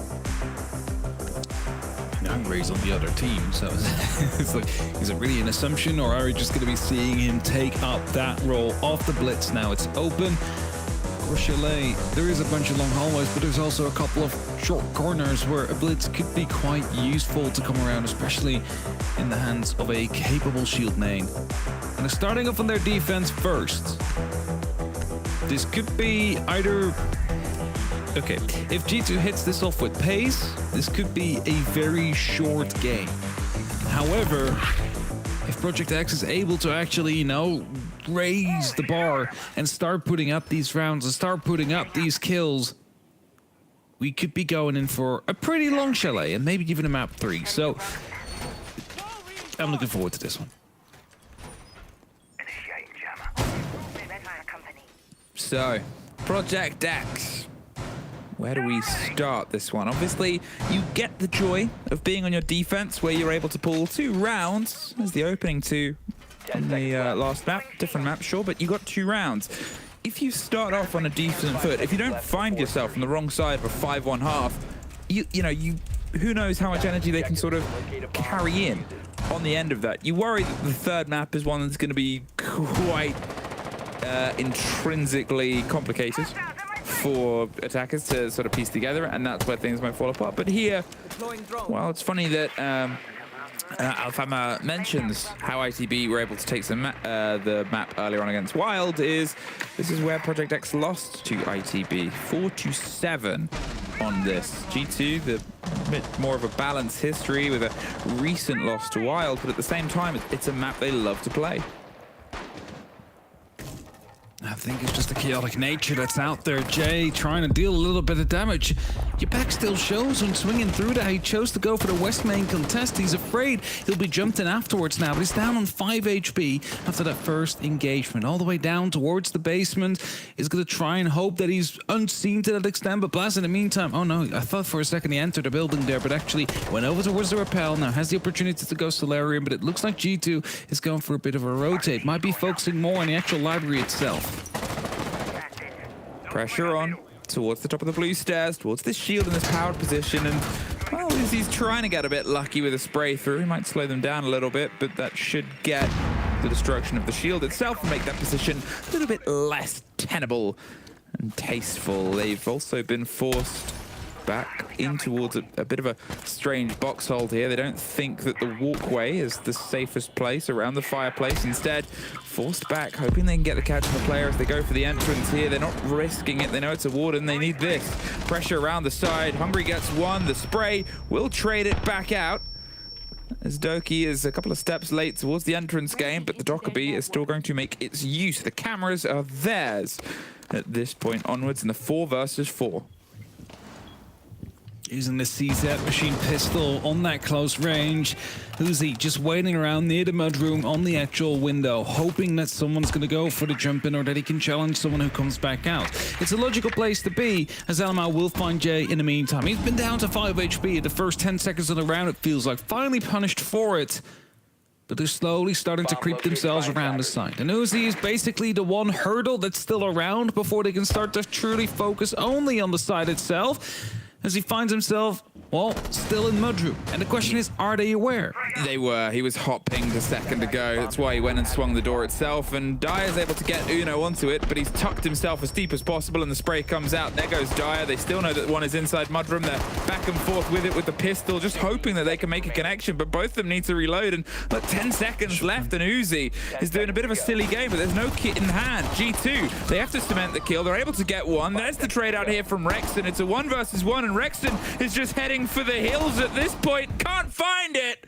And I cannot believe a player in mudroom sprinting back and forth like one of those arcade duck machines at a circus is the defining moment of that round, because they just couldn't kill him.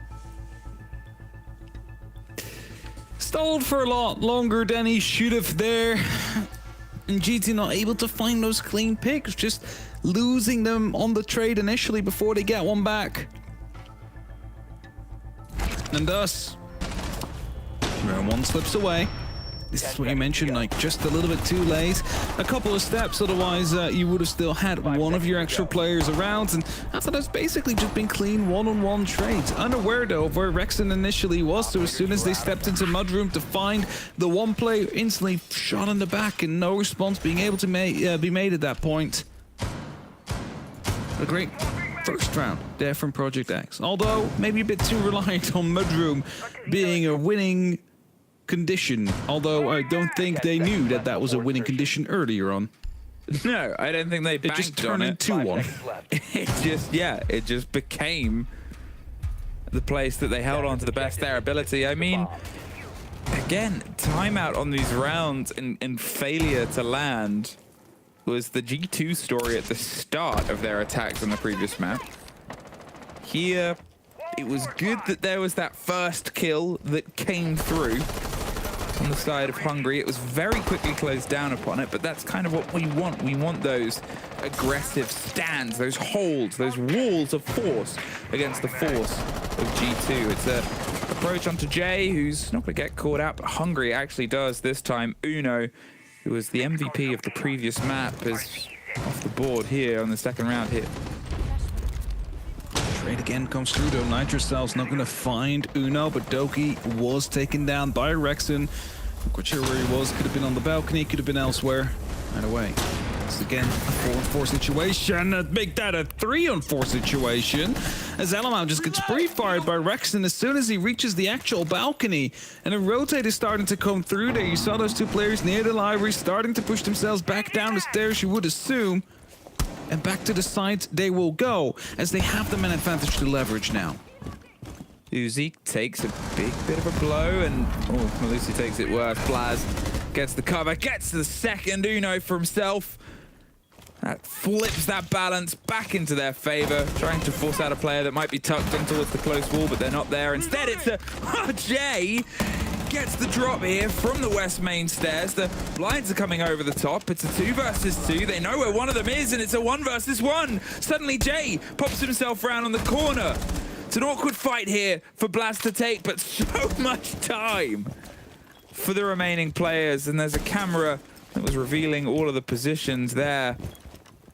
Now he's going to try and swing this, gets himself a bit of drone intel. There's the spray through. They've retaken inside. Good motion here from Jay. He's just keeping himself a little bit at arm's length. Pops open the mirror window. He's hoping for the fight, but that gives the Legion a bit of a pop-up play here as he demonstrates that example. They're slipping and sliding either side, either way, and the Ace just cannot get himself a pocket of safety here. There it is. A missed throw. The Selma might have defined it at this point. They're able to loop themselves round, and they're still playing pop-up Pirate here. But as he gets himself close, he's going to pre-fire around the corner. It's the Legion that wins it out, and Jay, you can see the smiles. 3 kills within about a 10-foot square radius. What is this for a round as well? It's just like, it is so goofy with how these fights just take place. And we just see like a 1v1 prolong for 30 seconds long, which is basically just whack-a-mole. There's some goofy siege. It is some goofy siege. But it lands a second round over towards Project X. That feels like a Lynx com. Like when we're playing goofy together. Like Goofy Siege. Goofy Siege. I don't know. Is Lynx a goofy Siege player? I think or is he like a try-hard? Siege could get goofy if we play with them. Okay.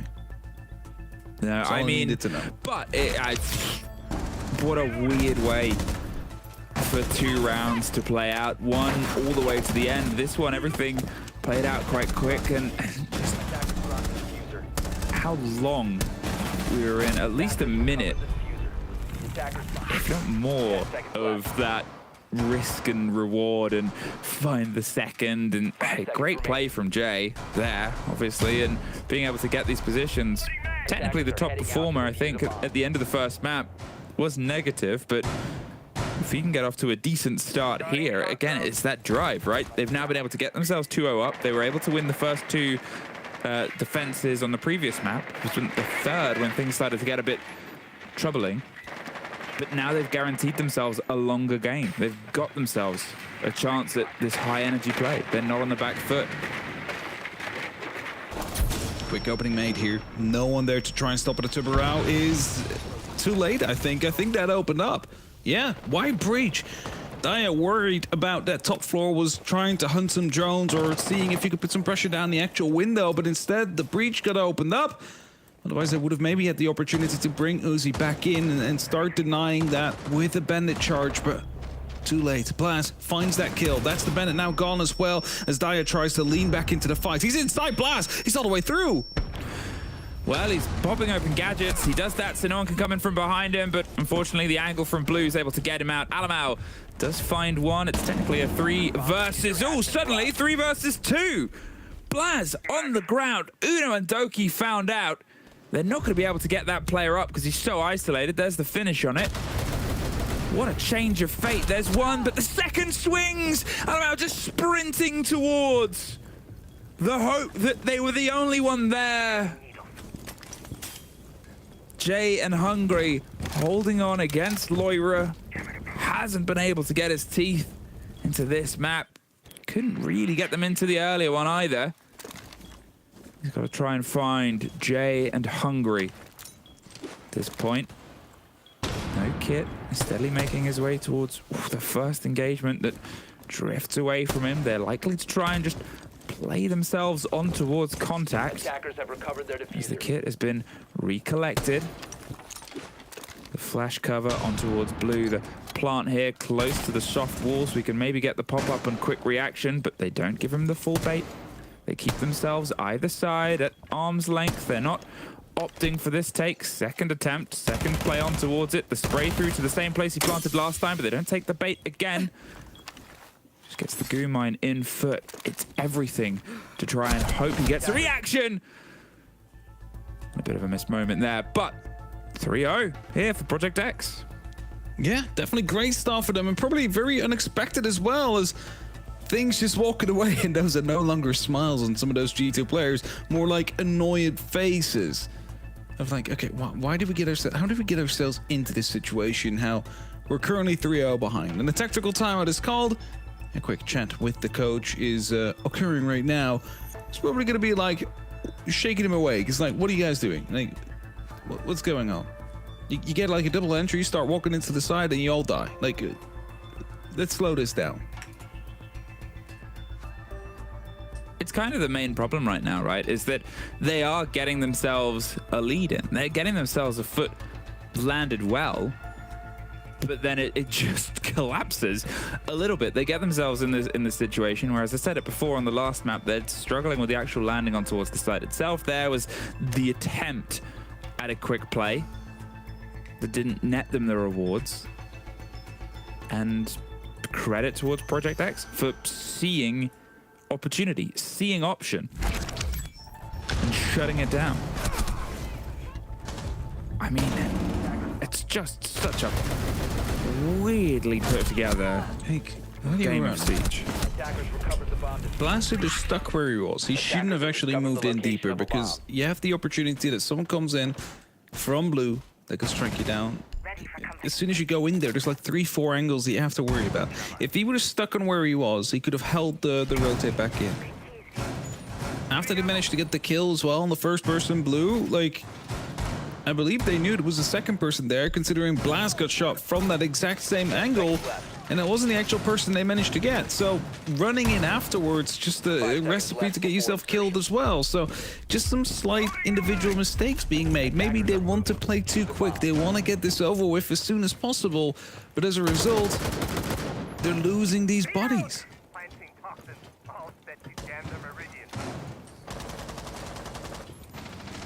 3-0. Project X. G2 used their timeout. I mean, we kind of expected a quick second map here. Not in this way. I mean, it's the start on their defense. It's obviously not the preferred site, and they will get the benefit. But as Leo sort of put it on the desk, Alfama said, you know, they need to try these quick plays, the drives with the Ying, the opportunities when they're on their attack. The more they get here, if they end this half with a 4-2, they have the confidence to try those moments. You find it a bit tougher and shakier when that divide of how far back you are gets wider and wider, but here, instead, with what they've been able to build together, they'll have the option to try those things, take them by surprise. Talking of, there's the bolts, force out Hungry's position. He tucks in, ducks and rolls, and also does Alamel get rolled out by Rexon. Hungry's trying to step up against Doki, who can't quite cover the divide. He's trying to get closer and closer without being caught by the sprint, but Rexon's underneath. There goes Hungry, finally dropped, and oh, so is Loira outside of the piano window in the cross. Doki gets one before Rexon finds the end of Blaz. Uno's picking up the big rotate there onto Loira, but it puts us into a 3 versus 3, and with the slip away, there's just a second waiting for it. Here is Jay. If he has gone unchecked at this point, if they're not sure about his position, well, they are now. Sprayed through, tried to get lucky, could not connect. The catch will come through. He's opened up the hatch if he wants to make a quick escape. Now they're surrounding him. With a minute 10, they have plenty of time to go for the hunt if they wanted. Yeah, for sure. But look at the HP on the sides of G2. Just 1 HP on that blitz. A goo mine would be enough.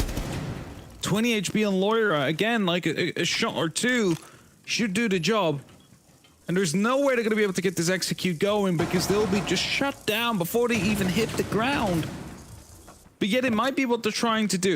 As Loira actually rotates down, is going to try and play this horizontally. Does a little bit of damage to Dyer, but nothing too noteworthy. Just 15 points. And with 35 seconds, at least they are aware of their position, but there's still 2 unchecked players in that moment in time. There's Dyer getting one. Uno gets the trade right back out, puts us into a 2 versus 2, but Doki's on 1 health and his teammate is down, so it's 4-0 right now for Project X. And I mean, what do you say about it at this point? How are things falling apart this way for G2 on their map? That is the big question here, and I really think it's them just trying to go too quick, not fully respecting Project X. They find those openers, and then they kind of throw it away to some extent. I mean, Blaz walking a bit too far in not the round that we had previously, but the one beforehand. You can understand him trying to make a little bit more happen there and truly open up, but instead he got himself caught off because there was no support with him, there was no support structure, and it's just a free kill. And then people start running into the breach as soon as they've lost control, again resulting in kills to come through for the side of Project X. They're just perfectly punishing the way that G2 is currently playing, whereas on the previous map they had absolutely no way of doing so. 5 seconds to insertion. What we have here is obviously a huge show up from their guns as well. Jay and Rexon especially, between the pair of them, have just been dominating the positional awareness on towards the G2 players, who, similar story last time, when G2 were able to open up on their defense, they were able to pretty heavily drive that game, but you know, Loira's missing at this point. Alamau, who was one of the star players throughout the split, UL hasn't quite got themselves fully into the series, and Uno, who had like about a 3.0 KD by the end of the last map, sitting a bit on the back foot. The pressures of attack haven't quite netted them anything here. If they don't get these two, they might find themselves in a tricky situation. There's always that risk, though, obviously, that what we're going to have here is just a very long defensive game, because Project X struggled with their attacks. G2 were running sort of rampant on the previous map, and yes, I say they might have more confidence, but also G2 will as well. Surtur is just going to slightly momentarily force them out of position. The flashbangs come in, but hey, it's a Warden. He doesn't really care about any of that. As Jay went for a very quick jump out there, back in the bathroom already, does nothing to worry about, but people right underneath him.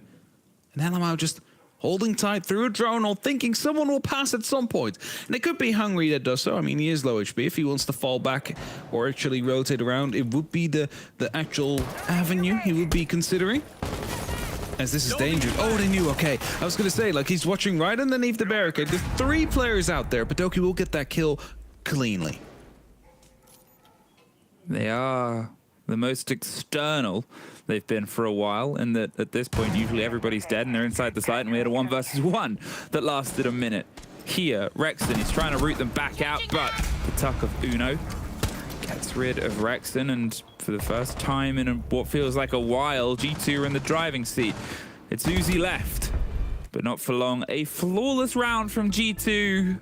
So they've at least stopped the bleeding, but if they don't get this next one, and if there can be some fight back, that's just going to give more momentum towards Project X, who go, okay, well, we've lost them and still pulled it back. The sky is the limit. Big opportunity here for Project X still.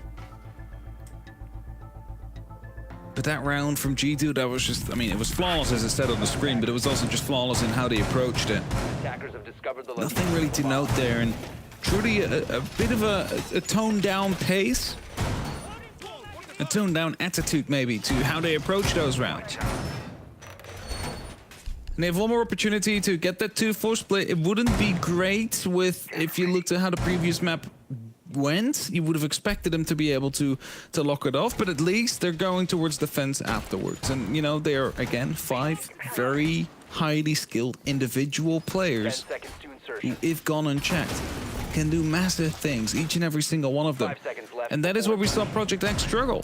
Their information network, non-existing, relying too much on the shields without actually putting the pressure up to use them properly. So that might be where the difference. And the turn comes in as Doki read the jump out there from Rexon and instantly took him down. Took a risk, Rexon, and fair enough, they're feeling themselves. They were 7-3, now they're 7-4, and maybe they've had it the second, and that's that conversation of confidence I talked about when you're in that situation to try things. Do it, screw it, try things. Oh, oops. That's a cheeky Twitch drone that's able to get at least the 1 claw. I don't know what the second thing it tried to get there was, if anything, but the other claw is on the hatch itself, so that will still stay solid unless they try and rotate it off. But the proof caught on the stairs. And now, 2 minutes 10, that wall is a little more malleable for them.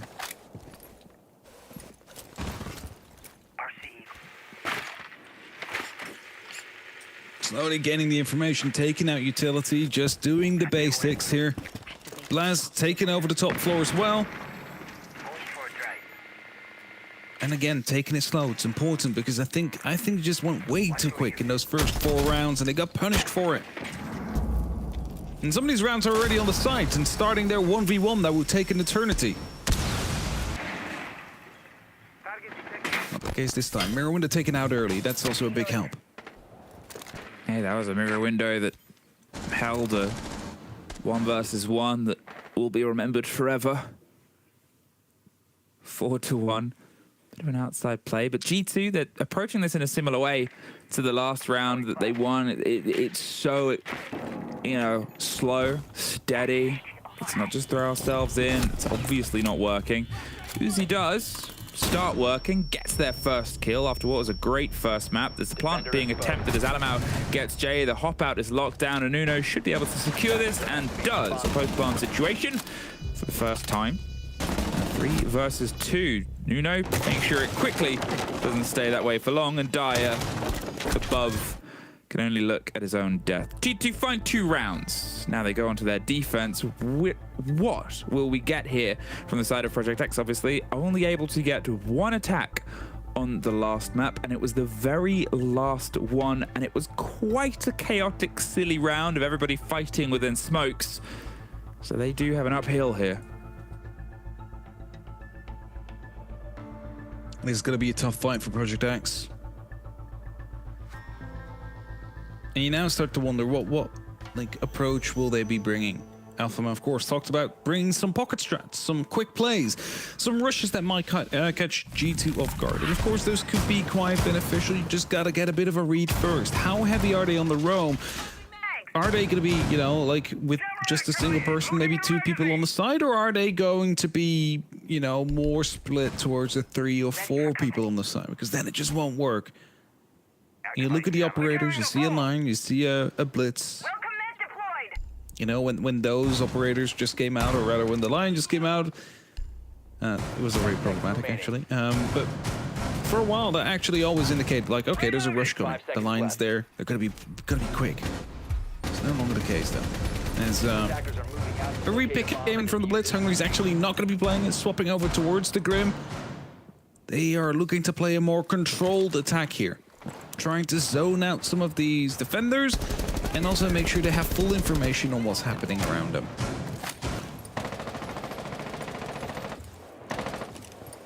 Project X don't have the shields in their pocket as of yet. Something that I'm sure Alfama is excited about, the prospect of seeing what they can do without it. As it was pointed out, 5 of the 6 rounds last map, they brought Fuse and Monty.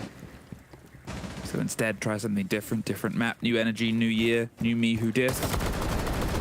Who dat, as Doki takes care of Dyer. The buck gone, all that soft destruction and the chance of cutting your way across. You need that for the clarity on towards Library, just making sure that you can get these wider angles, these rotates and these positions to transfer yourself between these engagements early on. Rexon is now just sat watching, wishing and hoping.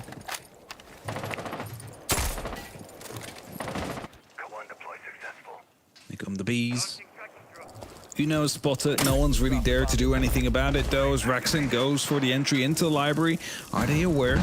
Do mine definitely popped. Uzi will find one before Elamau gets that trade. And now you have it. 2 people looking towards the library. There's the initial approach, but Elamau stayed into that fight for a little bit too long. Got himself caught up by the 417. And now Doki's actually rotating around. Doesn't want to have anything on that fight. Deciding to play it safe rather than risk another 1v1 engagement. 3 versus 3, just over a minute left here, and Jay, he's been on a bit of a tear so far throughout this game. It's just going to creep and clear their way towards bathroom window. The Lesion, for a second, was maybe gettable as they prepared themselves on the approach, but that'll just make Jay's entrance a bit trickier and stickier here. Loira, the only player so far in the server who hasn't been able to get themselves in the positive at a gunfight. It's prepped, held up on the back line as Doki's making some rotations underneath the bounce of the bees. The control of Piano is about to come through. If they can try and smash and put the pressure onto this technical 3 versus 2, just clear themselves that little bit of space onto the half wall before Doki can show up, that's the drive. But Doki is about to show up. There's the first, gets himself a second for the round. He's trying to get the rotate out. The camera's revealing all of that point, and that was why it was so easy. But then Loira, what are you doing? drifting across the open play space. Jay gets the free pickup, levels things up, and it's 10 seconds left. Now, as Rexon tries to drive themselves towards this last fight, they have the ping on the reveal of Doki. They know where he is, and the grenade will keep him at bay as they just try and get the plant. And there's the death of Blaz here, trying to fight his way forward. He's not going to be able to make it in time to stop the plant, so it's Doki with everything to do, spraying his way back and forth. But the two remaining players of Project X have pulled themselves out. G2, what's happened there? How did they lose that? Lawyer, what are you doing as well? It felt like it was almost just daydreaming, just floating around the map, not really paying attention to the surroundings, and it gave the opening that was needed for Project X to make that execute stick. Hey, we're 2v2 at that point. Let's just go for the side and see if we can get that plan down. They knew where Doki was, so it's effective 1v2 that you're challenging on the side itself. That must be such a annoying way to let a round slip. A 3v2 even, like, you just... Why do you even, like, walk in front of the window? Just hold the doorways. I don't know what they were trying to do that. So, okay, you have this 3 versus 3 situation, and as I said before, there's 2 on site, and Doki is trying to act so they can sort of pull attention away. Doki gets the kill and jettisons out of there. There's 15, 20 seconds left. It's now a 2 versus 3, and they need to plant. But they were still held up in the same positions. It wasn't that Doki caught them as they were rotating in and trying to put the pressure onto it. Especially as Doki had left the ground and had moved away, I just don't know what they were trying to retake at that situation or where they were trying to go. But Project X, 5 to do here, 2 to get done. And they'll find themselves pushing into the 3rd map, and I'm a little bit lost. It just feels like there's some daydreaming going on or something. Like they're not fully in this game, and some slight mistakes are being made. A Capcan trap. Okay, yeah, will be found by Uno. For a second, I was like, ooh, we might actually try and chase that Bravo drone and just get blown up, but instead, takes all 3 out. It's a bit unfortunate you lose that utility, but at least you're not losing a player to it. So he was there at the right time. G2, you gotta clean this up. That just isn't done. You have the advantage. You can literally sit still and do nothing, but yet you're floating around. You get yourself killed. Hungry. What? I don't know how that grenade landed in front of him. That must have just bounced back on the actual window frame, but he is in now, trying to make the pace stick. Dyer gets Blaz, gets the opener here, and that's pressure over the top of blue stairs. Now the C4 won't quite catch the blitz that wants to just charge and scream its way across. The shield could have some usage here in the hands of the right operator, and he was able to get a couple of kills of Monty, even if they couldn't confirm the rounds themselves. But as they try and wrest some of the control above, it's Uno that steps back in, gets Jay. Uzi's trying to hold the fight and make sure that he's not the second to fall to it, but Uno and Alamau, they drift themselves away. Back in, watching the vertical. Uzi's a bit concerned as to where the pinch is, but there goes Doki. Rexon, massive step up. Again, as a lot of the team has, to be fair, but when you have these gunners getting themselves more involved, you're getting the rewards out of it. Bit of a burn, bit of a problem, a bit of a catch and a wait here as Loira does finally find his first kill, but Uzi gets it traded out as Uno gets 2 of his own. Alamau versus Uzi for the end of this. They're inside the site, another 1 versus 1 with huge amounts of time. The pre-fire, and a player that actually has a castle working for his favor at this point. Alamau's going to try and charge himself a little bit closer, but he doesn't pull off the plant. He's looking for the fight. He doesn't know where the player is. Now he does. And Alamau is able to win it against Uzi. A crucial round G2 managed to take home there, but again, it's almost just one that slips away. Although smiles are slightly returning to the faces of G2 now as they win the round, but it's not looking great for them. It's looking very sloppy, and Project X are just able to seep through time and time again and punish those mistakes. Although this time, the 1v1 comes out in G2's favor.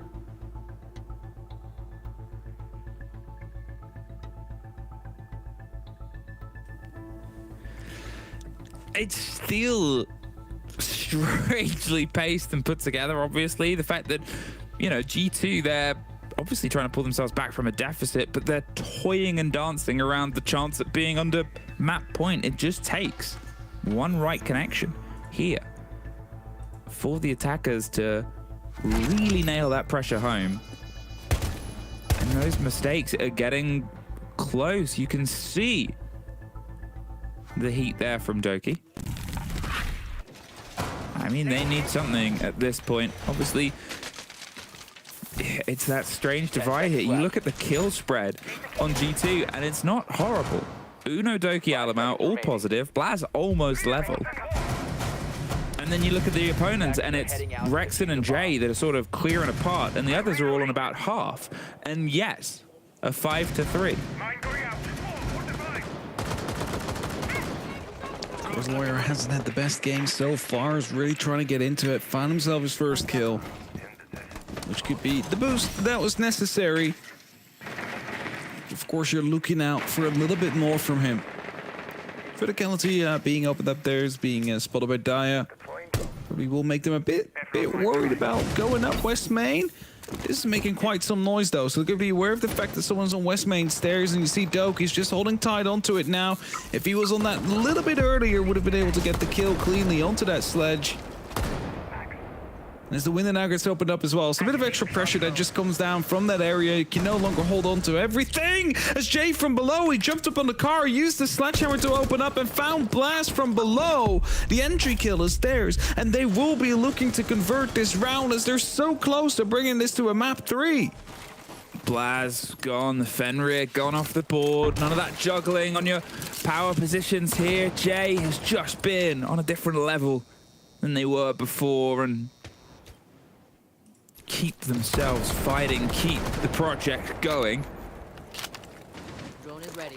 At this point, G2 need to make sure that the next fight isn't one that's, you know, at the body disadvantage here. They've been good, rotating themselves in, trying to find a fight, pulling themselves back out. Rexon's not taking any second chances. We saw that camera net itself for reward last time round. Not here.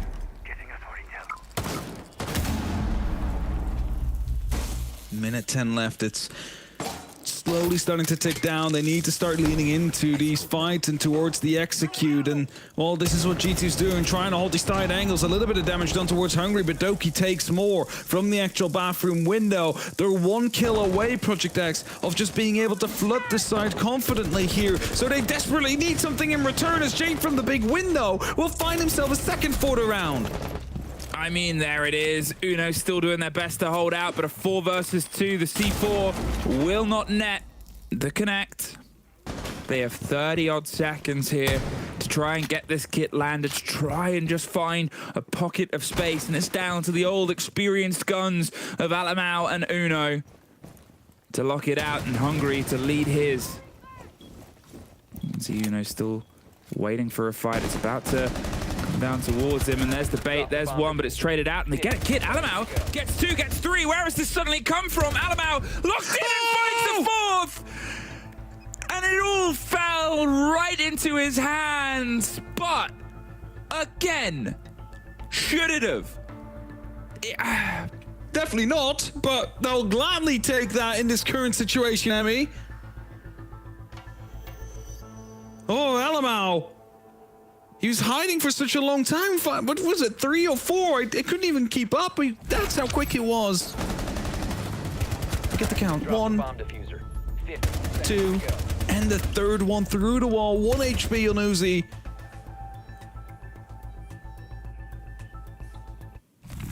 Doki's definitely starting to live up for these clutches that are coming out from the side of G2. But G2, you are that tier 1 team. There's ex-world champions, or actually world champions, on your team.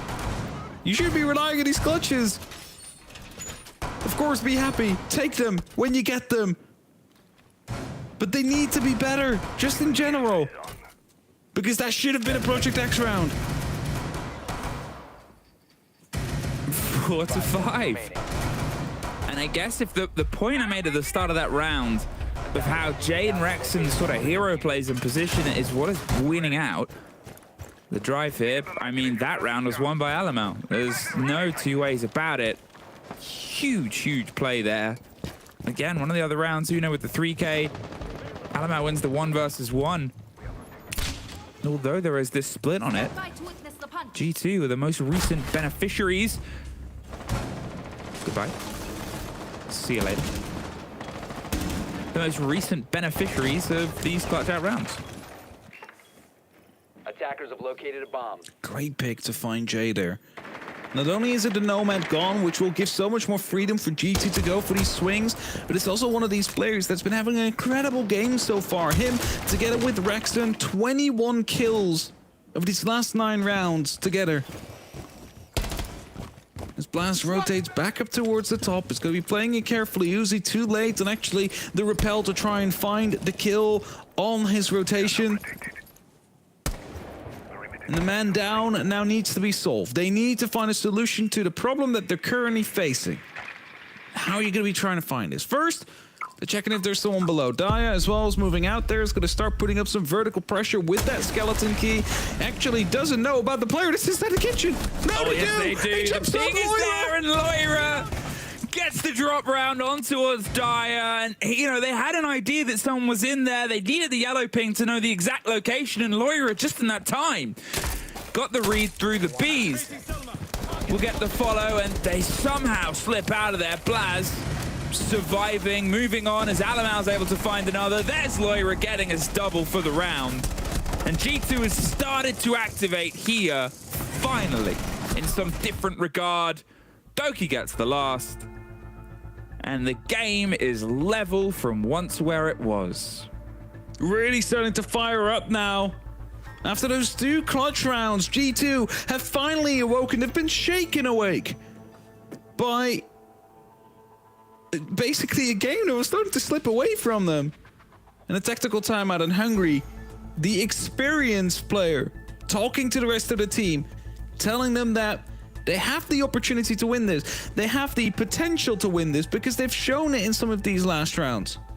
They just need to bring it back out again. G2 fought back from being on such a deficit against Project X, and I don't think anyone would have expected this. And just for it to be them on the back foot, finding their energy, finally having this time, to be honest, the timeout is probably good for them as well, to go, look, we have found some success, okay? We can just push this over the edge now. It was the same conversation they needed quite late on in towards the last game on Consulate, where those couple of attacks, they were just a bit slow, a bit stunned towards the end of it, and then they went, oh wait, we can just do this. This is how we can play this. Done. That's that experience coming out now. This is where we hope to get that confidence coming in. Project X, they were so strong on their first half. They were so close so many times on this half as well. Though statistically, it was obviously, you know, started to peel its way back in, and they've only got 1 to the 3. They could have had 2 of them. They could have been pushing this into map 3 already. They know that. They've got to believe that they can do it. And it's the diff. Well, this is reinforcements, by the way. You seen that? They're reinforcing Big Garage. I don't think I've ever seen that in actual one of the strats. Are they going to hold on to this aggressively? I mean, they have the clash. The thing is, it's on the challenge to get open, right? That's why it's sort of not really done. And where else would you use those reinforcements? I'm curious what they've left free. Obviously, the double on this wall. You assume the double on the trench wall as well. Dubrow will buy themselves some time. They're not trying to trick it as far as I can tell, but the claw should activate. As the thread through of the EMP, that's what they're baiting against the time. Nope. No. There's the EMP play. There's another waste. I guess they just don't have the claws. So a Kali, I don't know if... Oh, Kali's all answers, so I'm not quite sure what happened out there. I have no idea what happened to that claw. Is that breach... Did that just open weirdly, or was it... I don't know. I think it's okay. Okay. Doki with the shields, with the clash, is holding on. Now they have half of the wall and an ankle hold done. Open on towards this side, but Doki's about to find a Kali, and Kali loves Clash, because they can do that. And the Clash isn't going to stick around, neither is Jay. Loira, very slow to get into this game, but if they can keep shutting down Jay, and they can start cooking, G2 should be able to put this over. They were a bit of a distance away, unfortunately, against everyone in the kill game, and here, over the past, I think, 3 rounds, they've been able to get all 4 of their kills. What a time to start to come alive. The pop of the fuse charges on towards anyone that's inside. At this point, you can see, I think Project X just trying to work out what this hold is. The C4 gets the down onto 1. Surprisingly did nothing to that Kali. Saved by a very well-made sofa. And a Clash that doesn't want to toe-to-toe with the Kali. Fair enough. I mean, the Kali cannot get the shots chained quick enough where you can actually get the kill as well. However, the issue is when there's a second player around. The shotgun definitely does love the Kali because, you know, down that close range, there's nothing that the Caesar X is going to be doing. And now a 2-man advantage for G2, who are looking to get themselves the series point after they've struggled so much in the early parts of this game. The fuse charge is activating, will force them back out the site, but at this point, there's not really... Oh, actually, no, it's been turbo out, so it's not even doing it right now. Uzi, Dyer, and Hungry, the 3 players that are sort of a bit on the back foot, are going to see if they can try and make this one land and stick. That's the play. Have a fuse charge on the opposite side, but the C4 won't catch Dyer. Just too far away. The second is the follow through. That makes it a 5 versus 2. The fight over the top goes into Uzi's way. They're trying to flood on towards this Clash, who's being forced out the door, but if their attention is on you, then who's watching the kit? At this point, they need to try and back and forth and keep Uno covered. Oh no, it's a counter defuse. And suddenly we find ourselves on a G2 map and series point. As it looked like it was going away from them, something just clicked. 2 clutches, followed up by 2 rounds afterwards as well. 4 rounds in a row now for G2. Only needing a single one more to get themselves confirmed for the semis of this LCQ. Of course, they won at this stage 1. They'll be looking to do that again, probably hoping that they have a bit of a better time at the major this time round, as I don't think they really liked Manchester that much. Just wanted to go home as quick as possible. Well, closest for some of them than we've had at a major for a while, to be fair. British major. G2, 1 round away from setting themselves up for a showdown with ITB tomorrow and potentially a final if they can make it. But let's be honest, ITB have probably been watching this series today, rubbing their hands together. They can't wait to get into a showdown with whoever wins this. After how they were able to play today, after how they were able to take themselves, they want that rematch. They want to try and set themselves back up against, likely at this point, obviously G2, but you know, it was a 5-7 loss during the stage against them on a best of 1. At this point, yeah, I think G2, they're just, you know, they'll need to remember who they are, step back in, because between them and ITB, that's 2 teams who desperately want to get to Montreal to get some much-needed SI points, to get themselves feeling confident, calm, moisturized, in their lane. 6-5. G2 here against Project X.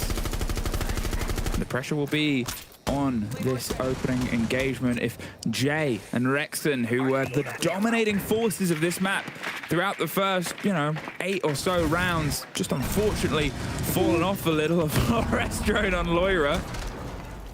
Would have been a way for them to lose their life, but they just flicked off the cam at the right second. And they can sit, survive a little bit longer. Very heavy hold here around the actually library side. 1 inside, 1 on mezzanines. We have Uno playing around near the blue stairs, who quickly hop back up to provide some support, or maybe get in a nitrocell from below.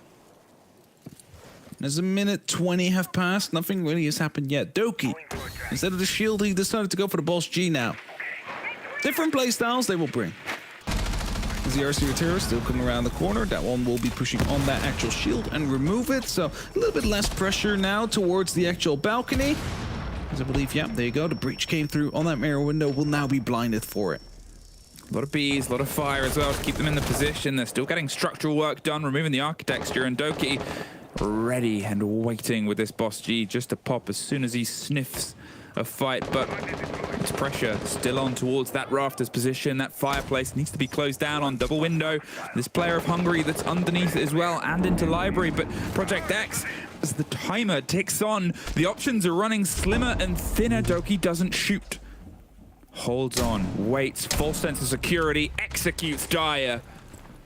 And could this be the start of the end? No, says Rexon. He tears his way in right through the core of the site, looks to try and find a second fight, but the kid is not that far behind him. However, it needs to find a safe place to plant, and the pings are coming out of the players underneath. You've got to react here, Hungary. He's going to stick it. G2, they go for something surprising, and they're just too late. Doki gets one, Rexon gets one of his own. A 3 versus 2 as Ono hits the ground. Now, Alamau and Doki, two power players with great KDs, are going to see if they can try and push this over the edge, but they've got Jay and Rexing at least to go back against it, and Uzi, they go for the pickup. Level it out as Doki gets his third for the round itself. Jay and Rexon, the first is caught by Alamau. It's all down to Jay to keep the projects alive. Do they have the X factor? The defuse is coming. There's one, there's two. Downs the man, 11 seconds. He's gonna have to hold the kit. Oh, he gets the spray. Is he in time? He is. He has this. I am certain of it. And G2 get it with 0.3 on the clock.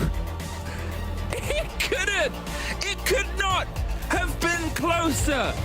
Project X, they fought so hard on that second map from where things were before to where they've gotten to now. And what you're looking at... I mean, Doki, celebrate with your loved ones. But also, if it wasn't for Doki that round, G2 would have found themselves in OT. Let's be real. G2, they've got a stronger opponent tomorrow. Project X gave them a great fight, but it's world champions against a tier 1 team tomorrow. They've got to show up. They're definitely going to show up, and there's some stuff that they have to do to clean up on, especially that first half just looked poor from the side of G2. So back to the drawing board, because maybe ITB is very keen on playing Chalet against you tomorrow after seeing that performance. Well, if the first map broke Alfama, I'm curious to see where this has left him. So let's go check in with our desk.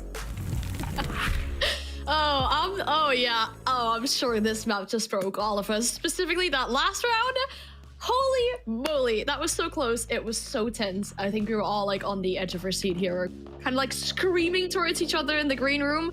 What a way to end the series though. A defuse like that, so close on time, but G2 do pull it off in 2-0. So a good series, but I guess a well-deserved result for G2 in the end, Leon. Yeah, I mean, well-deserved, I don't know, to be honest. Like, yes, okay, they were the better team, clearly. Everybody knew that. Like, shouldn't it have well, that was a difficult phrasing in English, so I'm just gonna say it. It shouldn't have been that difficult. It shouldn't have been that difficult. How come it's gotten to Doki, like, clutching this crazy, almost going for the ace, for them finally take it in and prevent them to go in overtime? And what is it with these teams unable to attack? Like literally, the only thing they can do is win defense rounds. I don't know if we've witnessed like one of the biggest fragfest ever, and I think it was something so consistent for both teams, that inability to attack, that ability though in defense to be super contesting on all of the extension all the way on the border of the map, and fall back to both sides and abusing that mana advantage. And even there, like another clutch, a 1v4. I think if you count the 1v1 in the first round, I know it went down to time, but I counted it in a clutch in my heart. That was 5 rounds, if I'm not mistaken. 5 rounds with clutches this game. It should never be that close. But at least, you know what, Oli? It was entertaining. Entertaining is one way of putting it, Leo. It was a lights out game. It should never in a million years have been this close. And there's still a very real worry for G2. This is LCQs. We never like to big up a victory too much because there's a longer road ahead. There's a whole day tomorrow where teams are going to be, well, where we're going to be covering all 3 best of 3s. So there's a lot of siege to get around tomorrow. And if you think that G2 played that way today against Project X. It was a 7-3 on Consulate. It was very decisive. Chalet, 7-5, 1 round away from going to an overtime. It wasn't just that, it was the manner in which G2 won a couple of those rounds. You've mentioned there, Leo, the clutches. Individual performance was a huge factor here today for G2. Now, that's fine. However, it's not to be relied on. We continuously say this on the desk.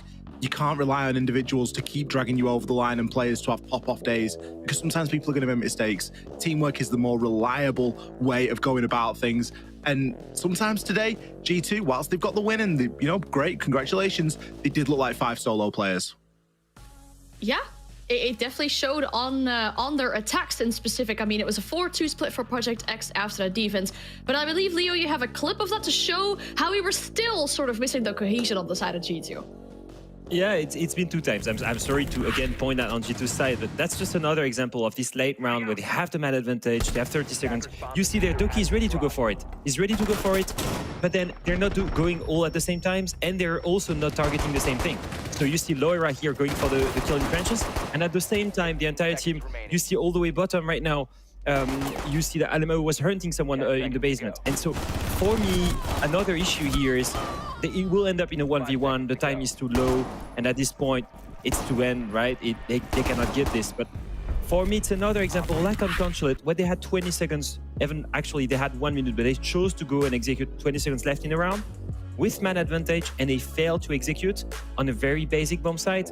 I know it's not easy always as you clear library and then to go and bar and execute, but that's something that's quite classic for most professional teams. And to not be able to do it consistently is a bit of an issue for me. It wasn't enough for them to lose against Project X today, despite them going 2-4 in the attack side. But against a better opponent, that's going to be a ceiling or a limit for sure. Yeah, okay, that happened, but let's look at the positives as well for G2. I mean, a few rounds were decided by such close moments. It was like 3 1v1s that we had following up, and then round 9, Ollie, a super important play from Alamo. So the thing that's really nice about our clips here is that they're kind of polar opposite, right? Leo's gone for like missed opportunities. I've gone for clutches. This was Alamo's moment to shine. By the way, I have no idea how he killed Hungry. Even we've watched this replay back a couple of times. He just clipped the head, but Alamo had 2 serious rounds back to back. And at the last minute, obviously, you can see how much this means to Doki. They were acting like they'd won bloody SI at this point, but we had to put the Doki clutch in there as well. 3 kills on the round, this final kill. Now, honestly, if Doki had lost that, you could have really put him as target for fraud of the week, because it was a 3 versus 1 and his 2 teammates, well, one of his teammates swung, the other one was diffusing in kind of a bad spot, and Doki had the pressure on him then to pick it up. So it's kind of nice because Leo's clips are like the missed opportunities. My clips were the opportunities that were taken, but everything that it boils down to is that team play wasn't really on the cards today for G2, and it was very much down to individuals. Alamo misses a couple of shots. Doki doesn't get that wallbang on that final kill. All of a sudden, we're thrust into an overtime. I get what you mean, Ollie, but I wouldn't say it too loudly because you might as well just be listening. The person who you just mentioned had a huge play in the final round, and we have him on the line for a winner's interview as well. We're joined by Doki. First of all, congratulations on the 2-0 here today. A good result, but it did get close at times. Yeah, I mean, we practice those guys a lot. Like, they're very stressful to play against mentally. Like, just the whole playstyle is just fucking crazy. Sorry, excuse me. It's just crazy. So, I don't know. I understand your criticism about the team play, but I actually was pretty happy with it today. I think the first 4 attacks on Chalet were a bit disorganized, but, like, our game plan was good. Like, we said we should be 4-0 up right now. Like, every round went so crazy. Like, things that you don't see, maybe like small miscommunications in the round that just completely destroy a whole round. So I'm actually happy with how the team played. We knew it was going to be a very stressful best of 3 because of the nature of the team. So I'm actually happy to put this one behind us and we can move on to ITB tomorrow. Hello, Doki. Yeah, I mean, I was about to ask you the question, right? If you look at the results, you might think that, oh, well, you just went dark there. Oh, you're good, but I can still hear you. You know what? Let's just a voice interview. Let's just a little bit of ASMR, Doki, okay? Okay. Please no. We pointed out obviously that we fail that the attack, especially the late rounds, were a bit of a problem because of the results. But to be fair, do you think it's more to do with the play style of Project X, that they're really forcing you to be playing these late round executes and it's tough for you to execute properly, rather than you be like having a team cohesion global issue? It's probably more the matchup of Project X, right?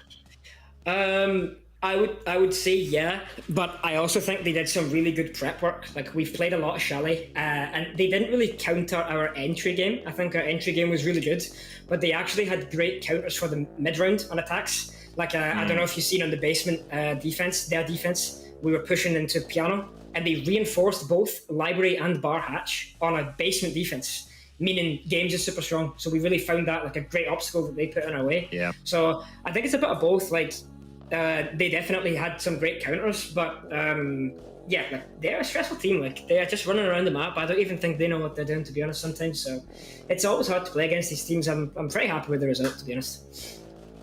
Yep, and do you feel like one of these cheesy plays was probably, I think in attack on Consulate, I think they played Monty and Fuse Shield 5 round out of 6 and 6 round out of 6, and you guys countered it perfectly. Like, what was the strat? Let me just say, we scrimmed them many times, and they actually also played Blitz, Monty, and Fuse on Consulate every single round. So that's why you had the Blitz plan. Yeah, like, we had the Blitz plan, and we knew Hungry's this kind of guy, like a cheesy guy, you know. So we were ready for that. But yeah, we were pretty ready for that. That's all.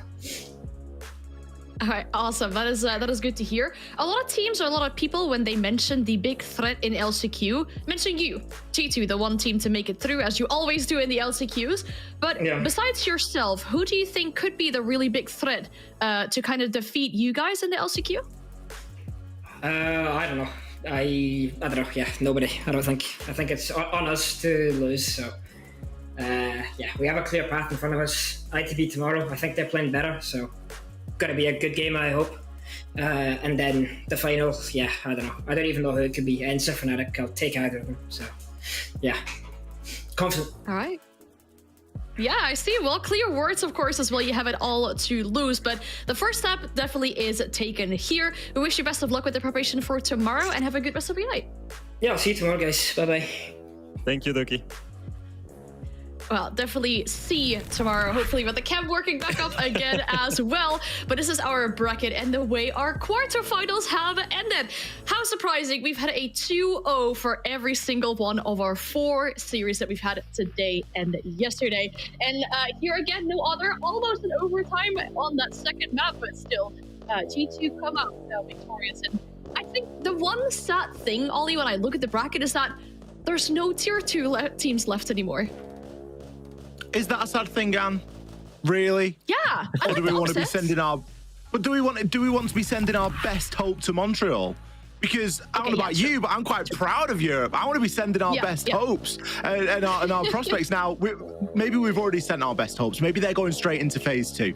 So maybe in the LCQ, we're looking for someone that either should be there, a team like G2, or a team that we would want to maybe get a bit more experience at an international level. And you're going to be looking at someone like ITB or Fnatic for that instance. So, you know, either or is a good possibility, because one strengthens the region a little bit more long term because they get more international experience. The other is kind of an expected value because you expect G2 to be at these events. I think Doki needs to stop playing Vigil.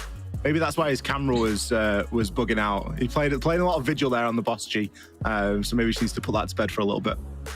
Oh, yeah, I think he will take that trade anytime. Not having his cam in the interview and then dropping a 1v3 clutch with a Boss G and a wallbang to hit the finish. Yeah. No. Every day he's going to take that trade.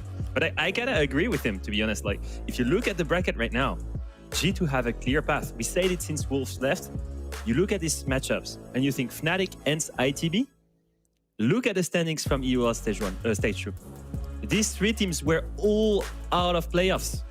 You're looking at the worst teams in Europe on paper after the end of this stage. So obviously for them, they are expected to win it.